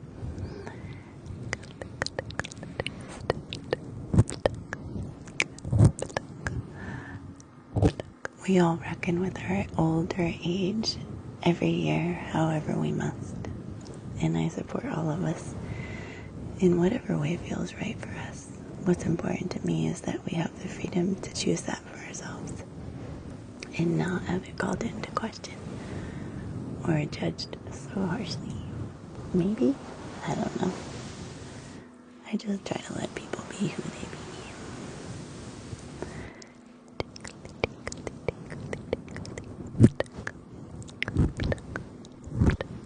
What do you guys think? Do you think our society is kind of led in a judgmental direction with all the social media and the image obsessions?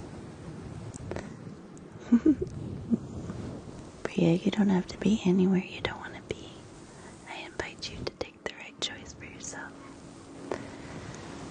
Yeah, it's rough. It's rough.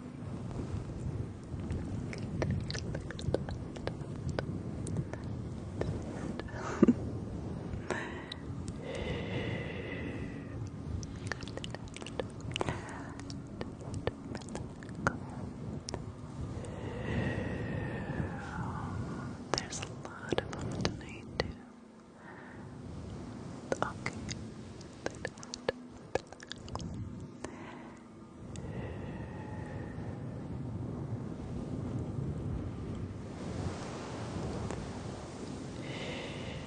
You don't have to respond. They come in for attention, and when they don't get it, they just leave and go look for it somewhere else. If you acknowledge it, they feel like they've hooked you in, and they stay to pester.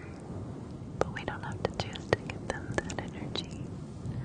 Just let them leave quietly, ignored. Let them leave ignored. Let's choose that.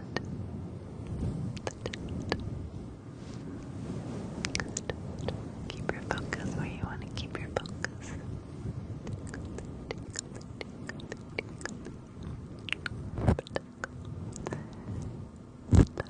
Right now I'm choosing to focus on relaxing. And I'm going to hold that in my focus. I uninvite everything that's not going to serve that. And I don't have to acknowledge every single thing in front of my face. You know what I mean? We spend so much effort claiming and picking and choosing interactions that are not meant for us and our highest self, and we get caught up in these whirlwinds of drama and silliness. And ultimately, if you weren't going to be here tomorrow, would any of it matter? Release some of that. Choose joy and love and relaxation instead.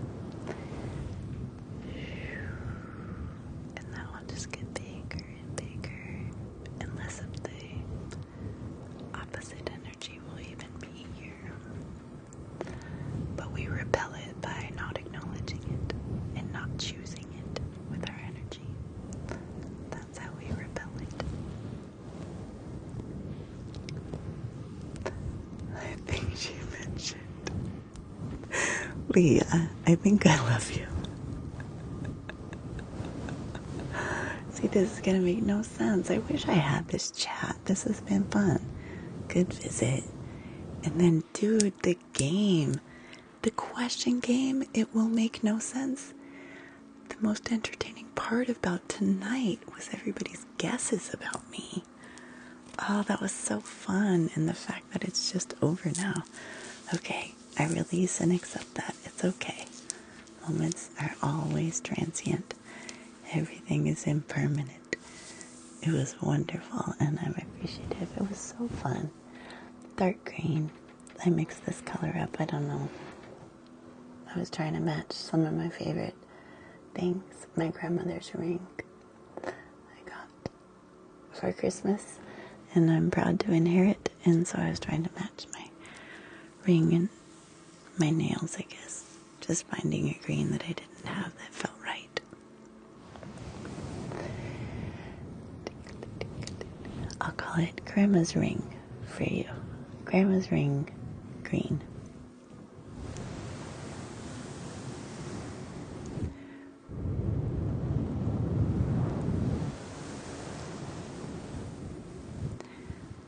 It's like a week old now, though. It's pretty dull. I like them when they're freshly gelled. I need to touch them up. Maybe I'll do that tomorrow. I like them when they're like glassy.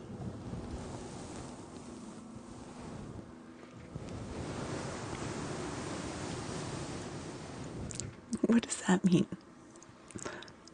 Wait, I lost the conversation. I was thinking she would be a John Wick meets Johnny Utah person. Oh wait, let me sip this. Remember I needed water.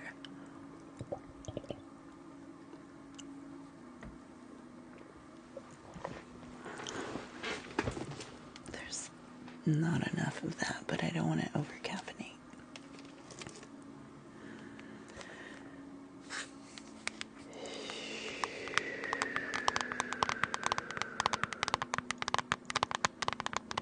What is high EQ? Emotional. Oh. What are you guys talking about? I think I'm too sleepy. Why does my brain literally fry in a pan when I do ASMR? I feel so inaccessible to my brain with my nervous system as regulated and calm as it is right now. Right, my brain's like blah blah. Fictional character grasp. What is emotional quotient? I don't know what EQ is. That's what I was asking. Emotional quotient. It's because the nervous system is autonomous, Nina. I know. Oh my god, okay. I need to learn about emotional quotients. I'm not keeping up with your single games. What is this? Emotional quotients. I know. Psychology. I've never heard this. What is this? It's like an IQ, but for emotional awareness. Okay, so high EQ.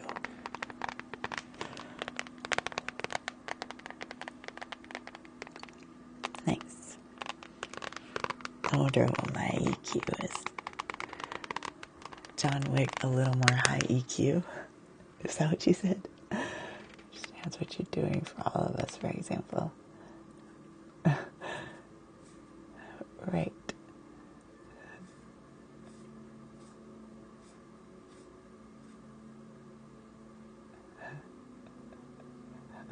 Who's Johnny Utah anyway? No men are high EQ. That's not true, Boo.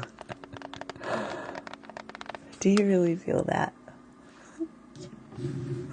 We sound downtrodden. Are we a little downtrodden, overlorn tonight? Wait, are you a man or a woman? No men. He's a man. You can't speak for all dogs.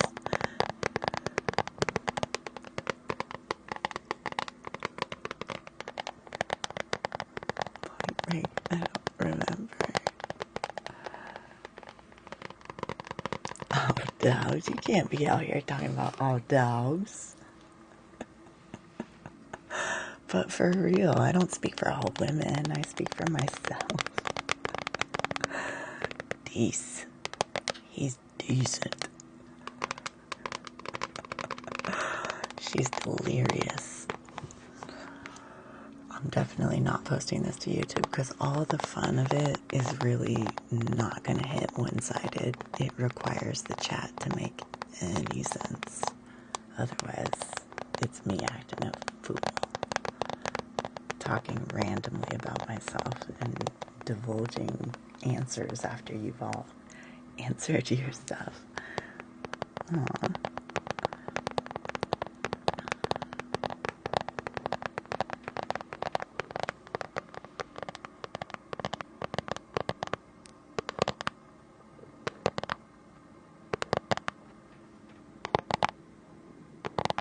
It's a combination of book smarts, street smarts, and the ability to be able to partake in any situation. Nice. Sounds decent. Yeah. Oh, that's really sweet. Simone, you gave me a peek back into a memory that was from my beginning here. When I used to have like 17,000 people in here and 12 active mods firing away and sledging their hammers to wipe out the trolls. And one of my sweet first mods that led me to that kind of protection to form a team loved it when I traced the leaf on this green plate. It was one of the only things I knew I could give him back for what he gave to me in terms of helping me build a team to protect me from a lot of difficulty in my transition to becoming someone who's reserved and introverted to someone that can perform ASMR in front of tens of thousands of people at a time back then. Anyway, thank you for that peek back. That was so sweet. Can you trace the leaf? He's the last person 2 years ago to ask me to do that. I've had to let so many people that I've known online here go to whatever life they fled off to, and I remain. And that's interesting. It's an interesting experience to think of all the people that I don't know anything about now.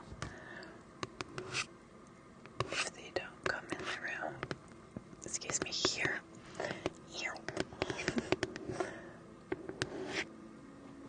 Reserved, introverted, dissociated, highly misophonic, with noise-canceling headphones in her ears for 4 years. Post-traumatic stress. Yeah.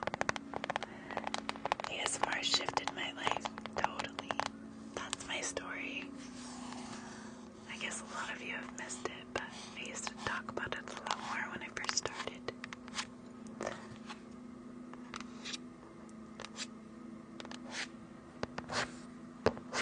It's difficult, just like a nurse or a doctor getting involved in someone's lives, or me as a nanny raising kids for 3 to 4 years and then just having to drift out into the background. That's what I am. I'm deeply impactful to some people at very deep, meaningful moments in their lives where they transition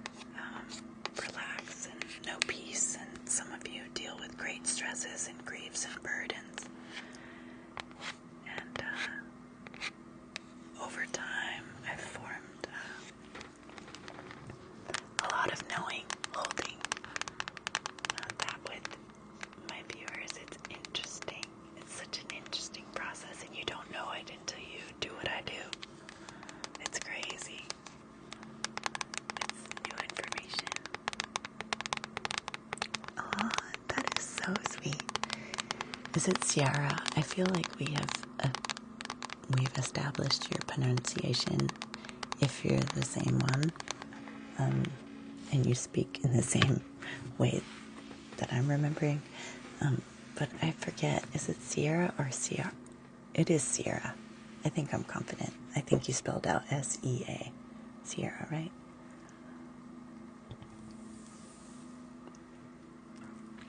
Nice.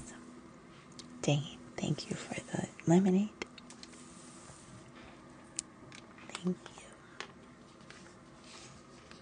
Alright, what is this? Hour 6.5.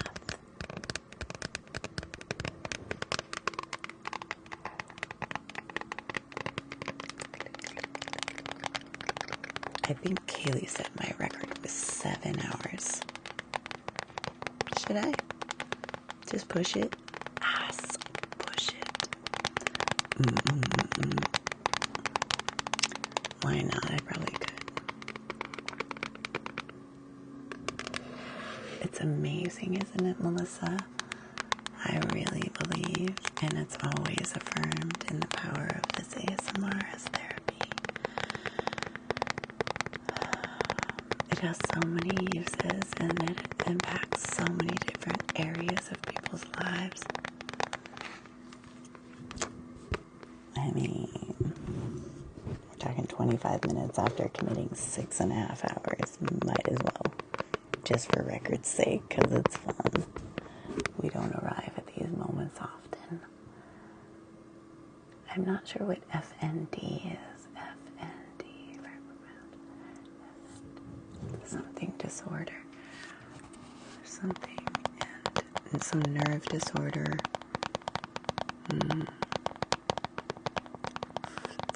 I'd have to know anatomy better. Something nerve disorder. Furman's nerve disorder, something like that. FND. I am reaching. It's just because I'm sitting here talking to myself. Functional neurological disorders.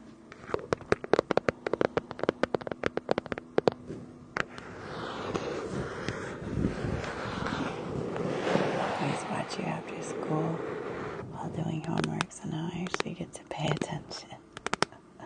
Nice. I see. I am honored every day to be able to offer something that impacts even one other life in a positive way. It's not easy to find avenues to do that, and I feel incredibly lucky to have found an avenue to input that, or to outpour myself into. That's what I meant to say. And I hold it tightly, because some of my positions have felt extremely meaningless in life and unattached to my purpose. This feels extremely attached to my purpose, and I've been doing it naturally as a nanny for so long to babies, calming their nervous system, regulating them, helping them to sleep and know that first breath of a nervous system in the world, and how to take the input, process it. It's wild.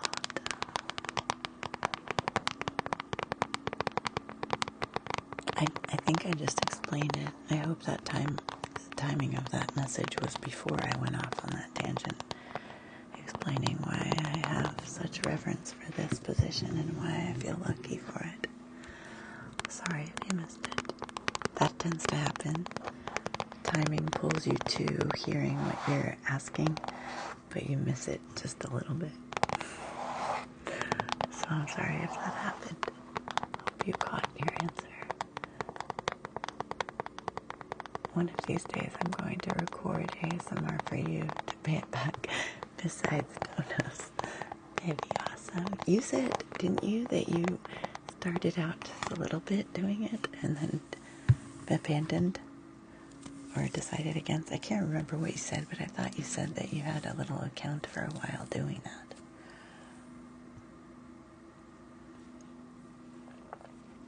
But I can't remember anything else attached to it, like what you said about it. That it just wasn't. I should have got beef sticks. I should be eating beef sticks right now. But I'm tapping on this plate for you.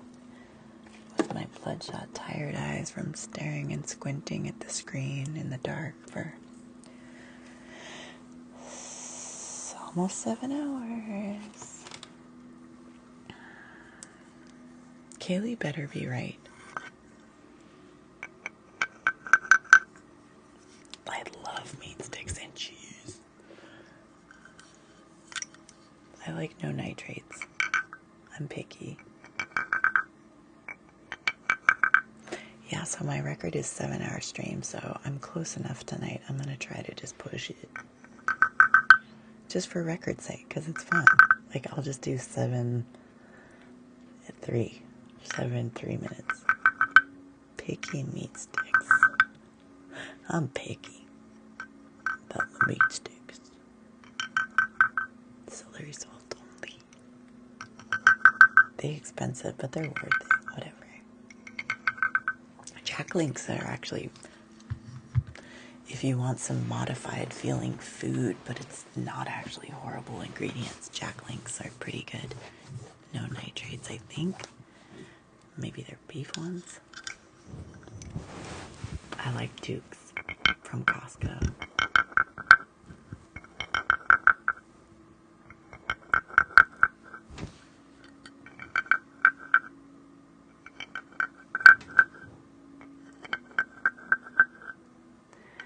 They have better eye drops than mine, I can tell you that.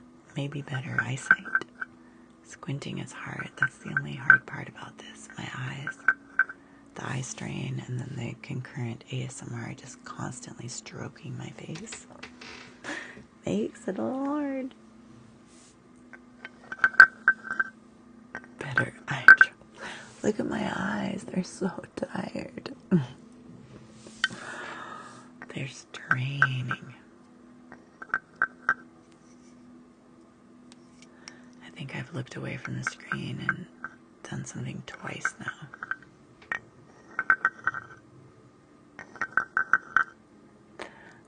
I don't know. I don't know. Oh, there's thanks.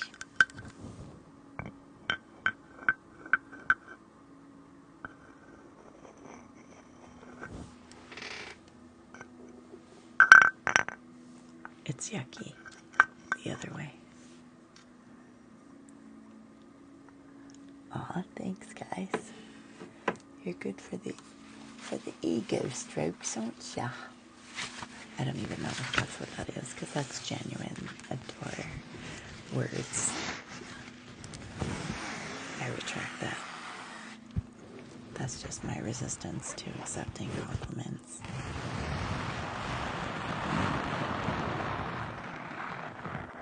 You always look gorgeous is hard to hear sometimes.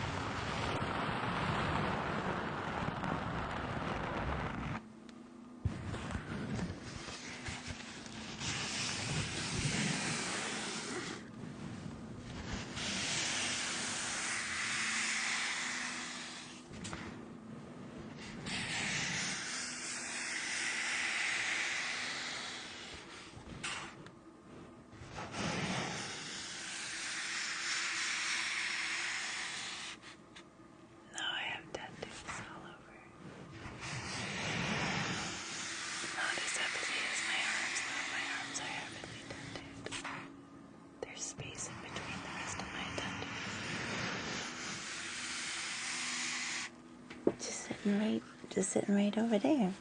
Got so many ribbons, actually. Well, I used to. think I put them away because no one asked for them.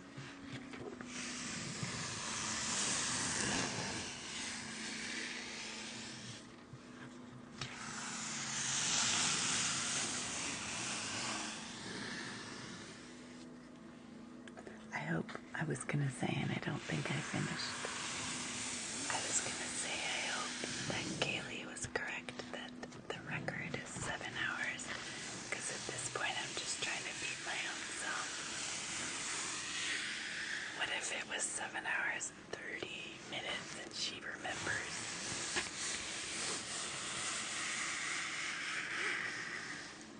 Ribbon and wig band.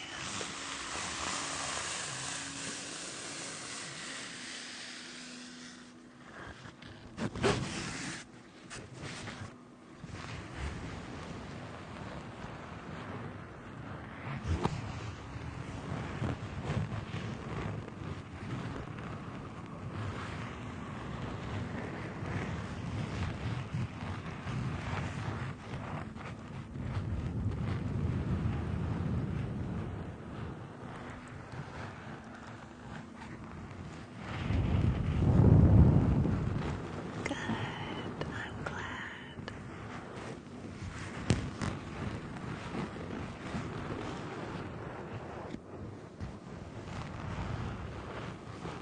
See?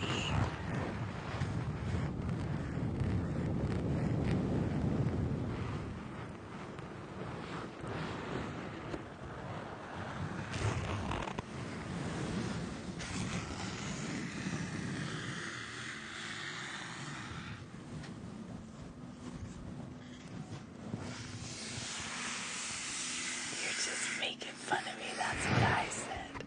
That's exactly what I said. I have no control over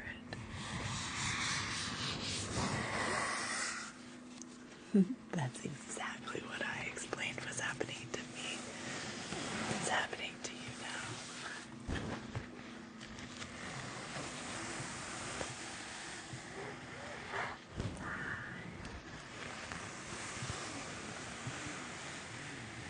With eye strain from looking at your phone for 7 hours in the dark, I don't know if blue light helps with that.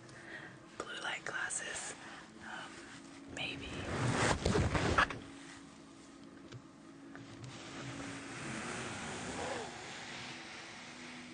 Yeah, I guess so. I'm just trying to push it to my record in 15 minutes if I can. Just FFS, like, why not?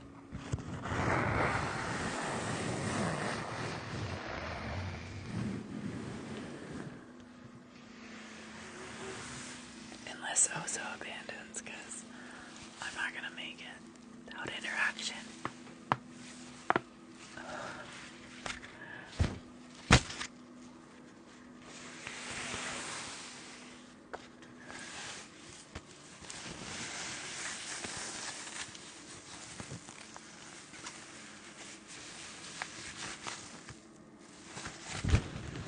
I don't know, you just said involuntary eye closes. I'm not hanging up. What is that from? Why does this hurt? What is going on here? This shirt was not meant to be worn for 7 hours. I could, and I appreciate your company. If anyone else would like to trigger request through the link in my profile, I'll be here for another 15 minutes if you'd like to support me and my little marathon live here. Get your trigger request in for the next little bit, but go through the link in my profile.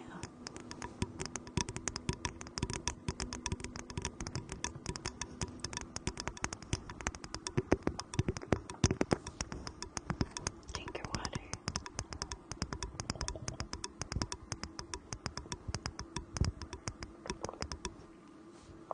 Of course. Dane, thank you. Oh, that's sweet. Do you think so? It's not. I've been up since 4 in the morning, and my ASMR has just recently started affecting me while I'm performing it, and so I'm experiencing the tingles in my face while I'm trying to hold it together and perform. But my face is like struggling to just relax. So I'm like, it's been 7 hours. Thank you. And thank you for your support. What's your favorite trigger? Do you want to let me know?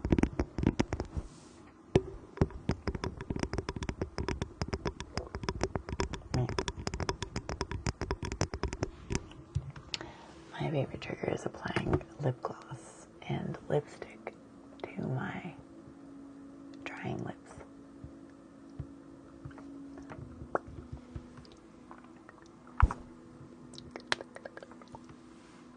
And then lip liner over that, because we get up close and personal. Why not?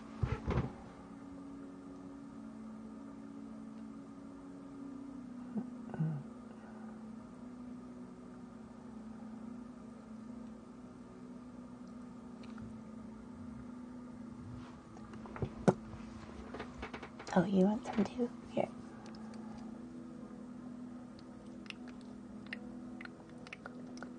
What's your favorite too?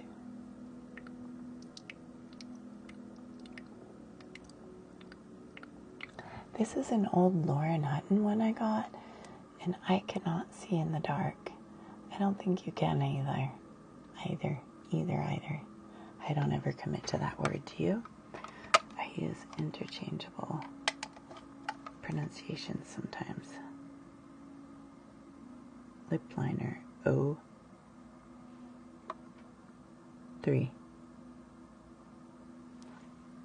It's pretty. I like it. That didn't help. Dane. I'm looking for Dane. Lip makeup. Lip makeup is your favorite?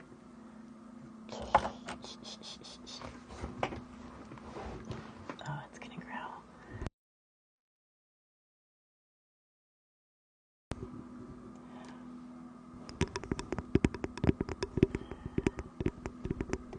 That's interesting. I really get tingles. Finger dragging. I just like a few artists. Dane, thank you.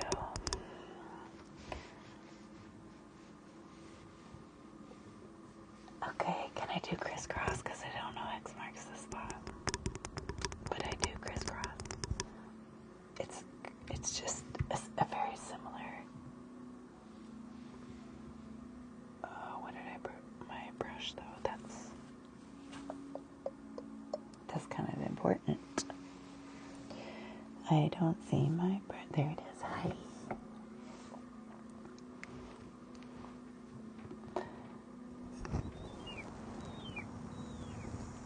Okay, thank you.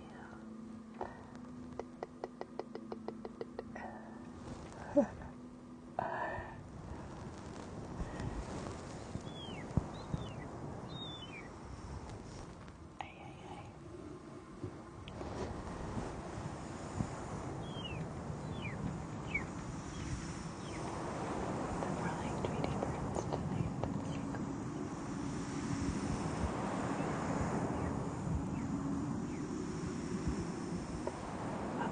Uh-oh. I need 10 minutes more, Nina. Not even. Do 6. You're good. 6 more minutes. 6 more minutes. Keep me invested in conversation for 6 minutes. Can you do it?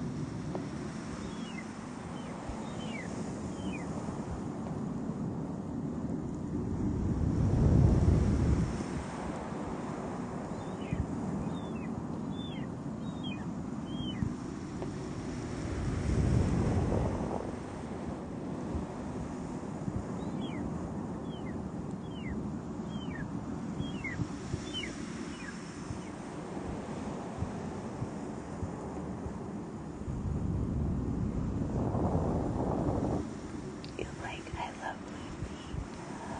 That's cute.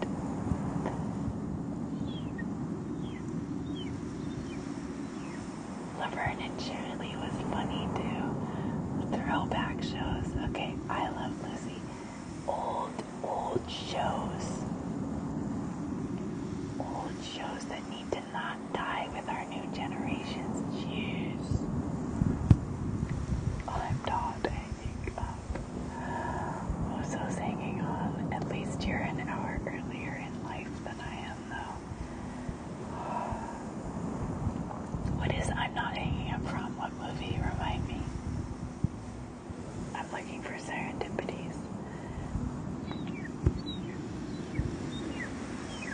Serendipities excite me.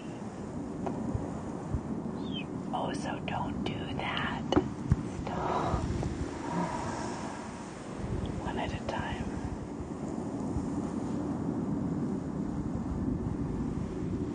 But will I get satisfaction if I just close up one eye, one burning eye at a time? You can't give me sleepy emojis in the chat.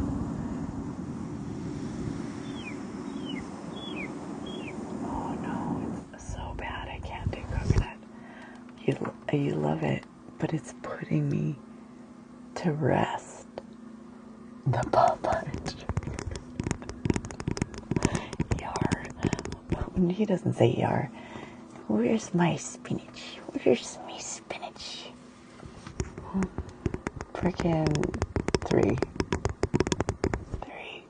2, 1. Almost. Just put some pressure on the eyeballs really quick, guys. This is a new somatic healing exercise where we release the occipital nerve of your eyeball. Yep, and it releases trauma, sometimes deep. Just let that come up and out. This is about release. Oh my god, it's really about Nina trying to go to sleep. Okay, here we go. Let's go. 2 more minutes.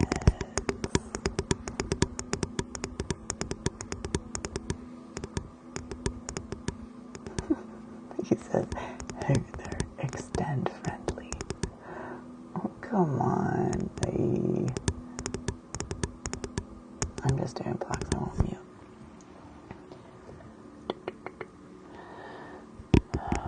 They need eye drops that actually make your eyes feel like minty and awake. You're not tired. I'm not Clockwork Orange. No, it's fine. Second win status. Second win. We get. Till she brushes the microphone. We up.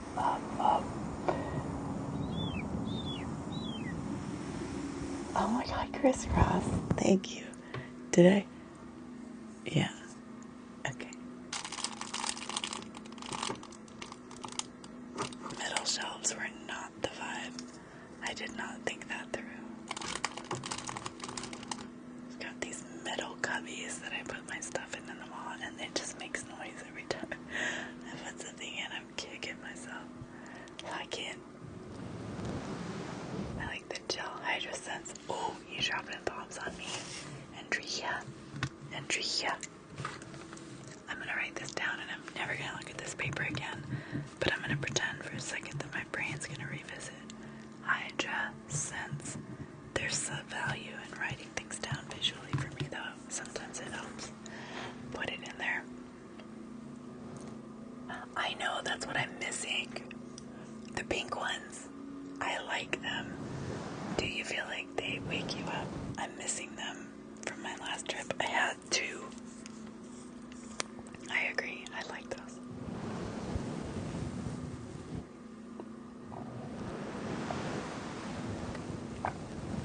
Okay. Crisscross.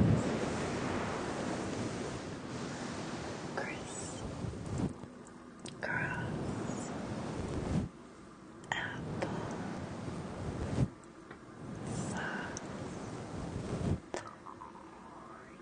Spider.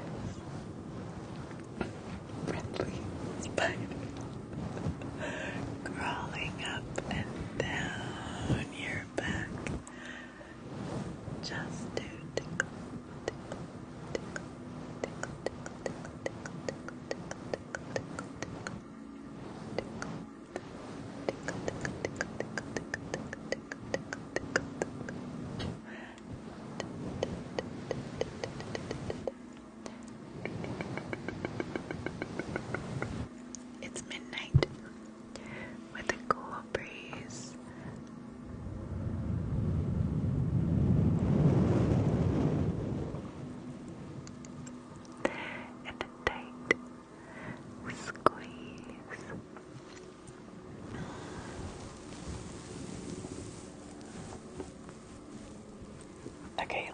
longest stream, apparently, if you believe what Kaylee said. I'm gonna trust it. Longest stream, I probably haven't done more than 7. Okay, longest stream, officially you were part of it. Cool, cool. Now you've got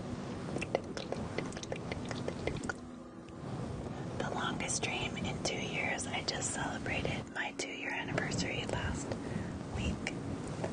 We didn't actually celebrate because I was flying on my anniversary, but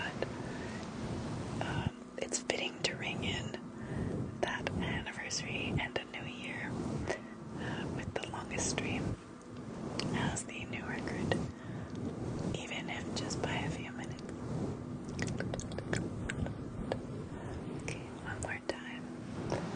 Criss cross apple sauce spiders, friendly spiders. Thank you for your support. Crawling up, up, up, up, up, up, up, down, down, down, down, down your back, up, up, up, up, up your back, and down, down, down, down, down, down. Thank you so.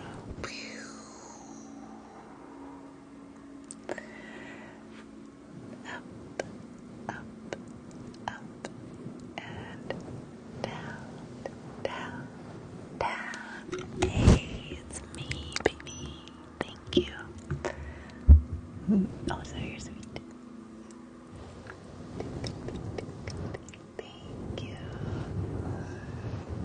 You don't have to gift shower. Tinkly, tinkly. Thanks for being here with me.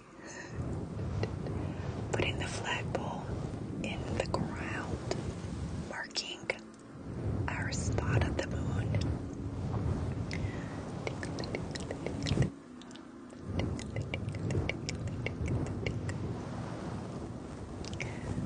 With the cool breeze. That sounds hot. Let me do a cool.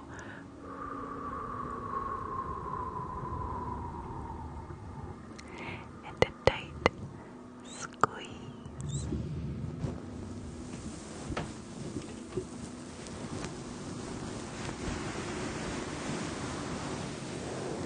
Now you've got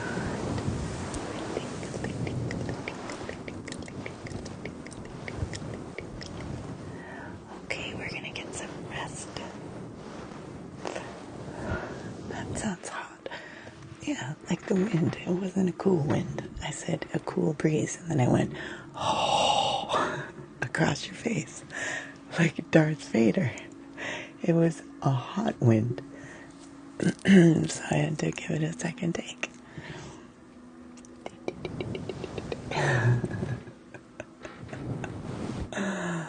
Alright, thanks for spending your time with me. I can't even do affirmations. It sounded moist. It sounded humid. It sounded Vader. Cool breeze.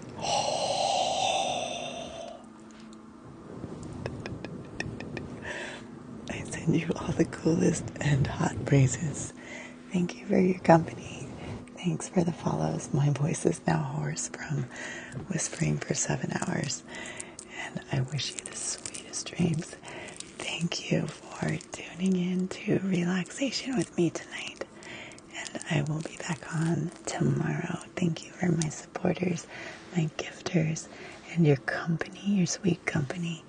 Thank you for regulating your nervous system, not only for yourself, but the entire world. Because collectively, I think we make shifts when we come from a regulated, healthy, functioning nervous system. So thank you for contributing to that too, for the collective of us. Alright, I wish you the sweetest dreams. I'll see you tomorrow.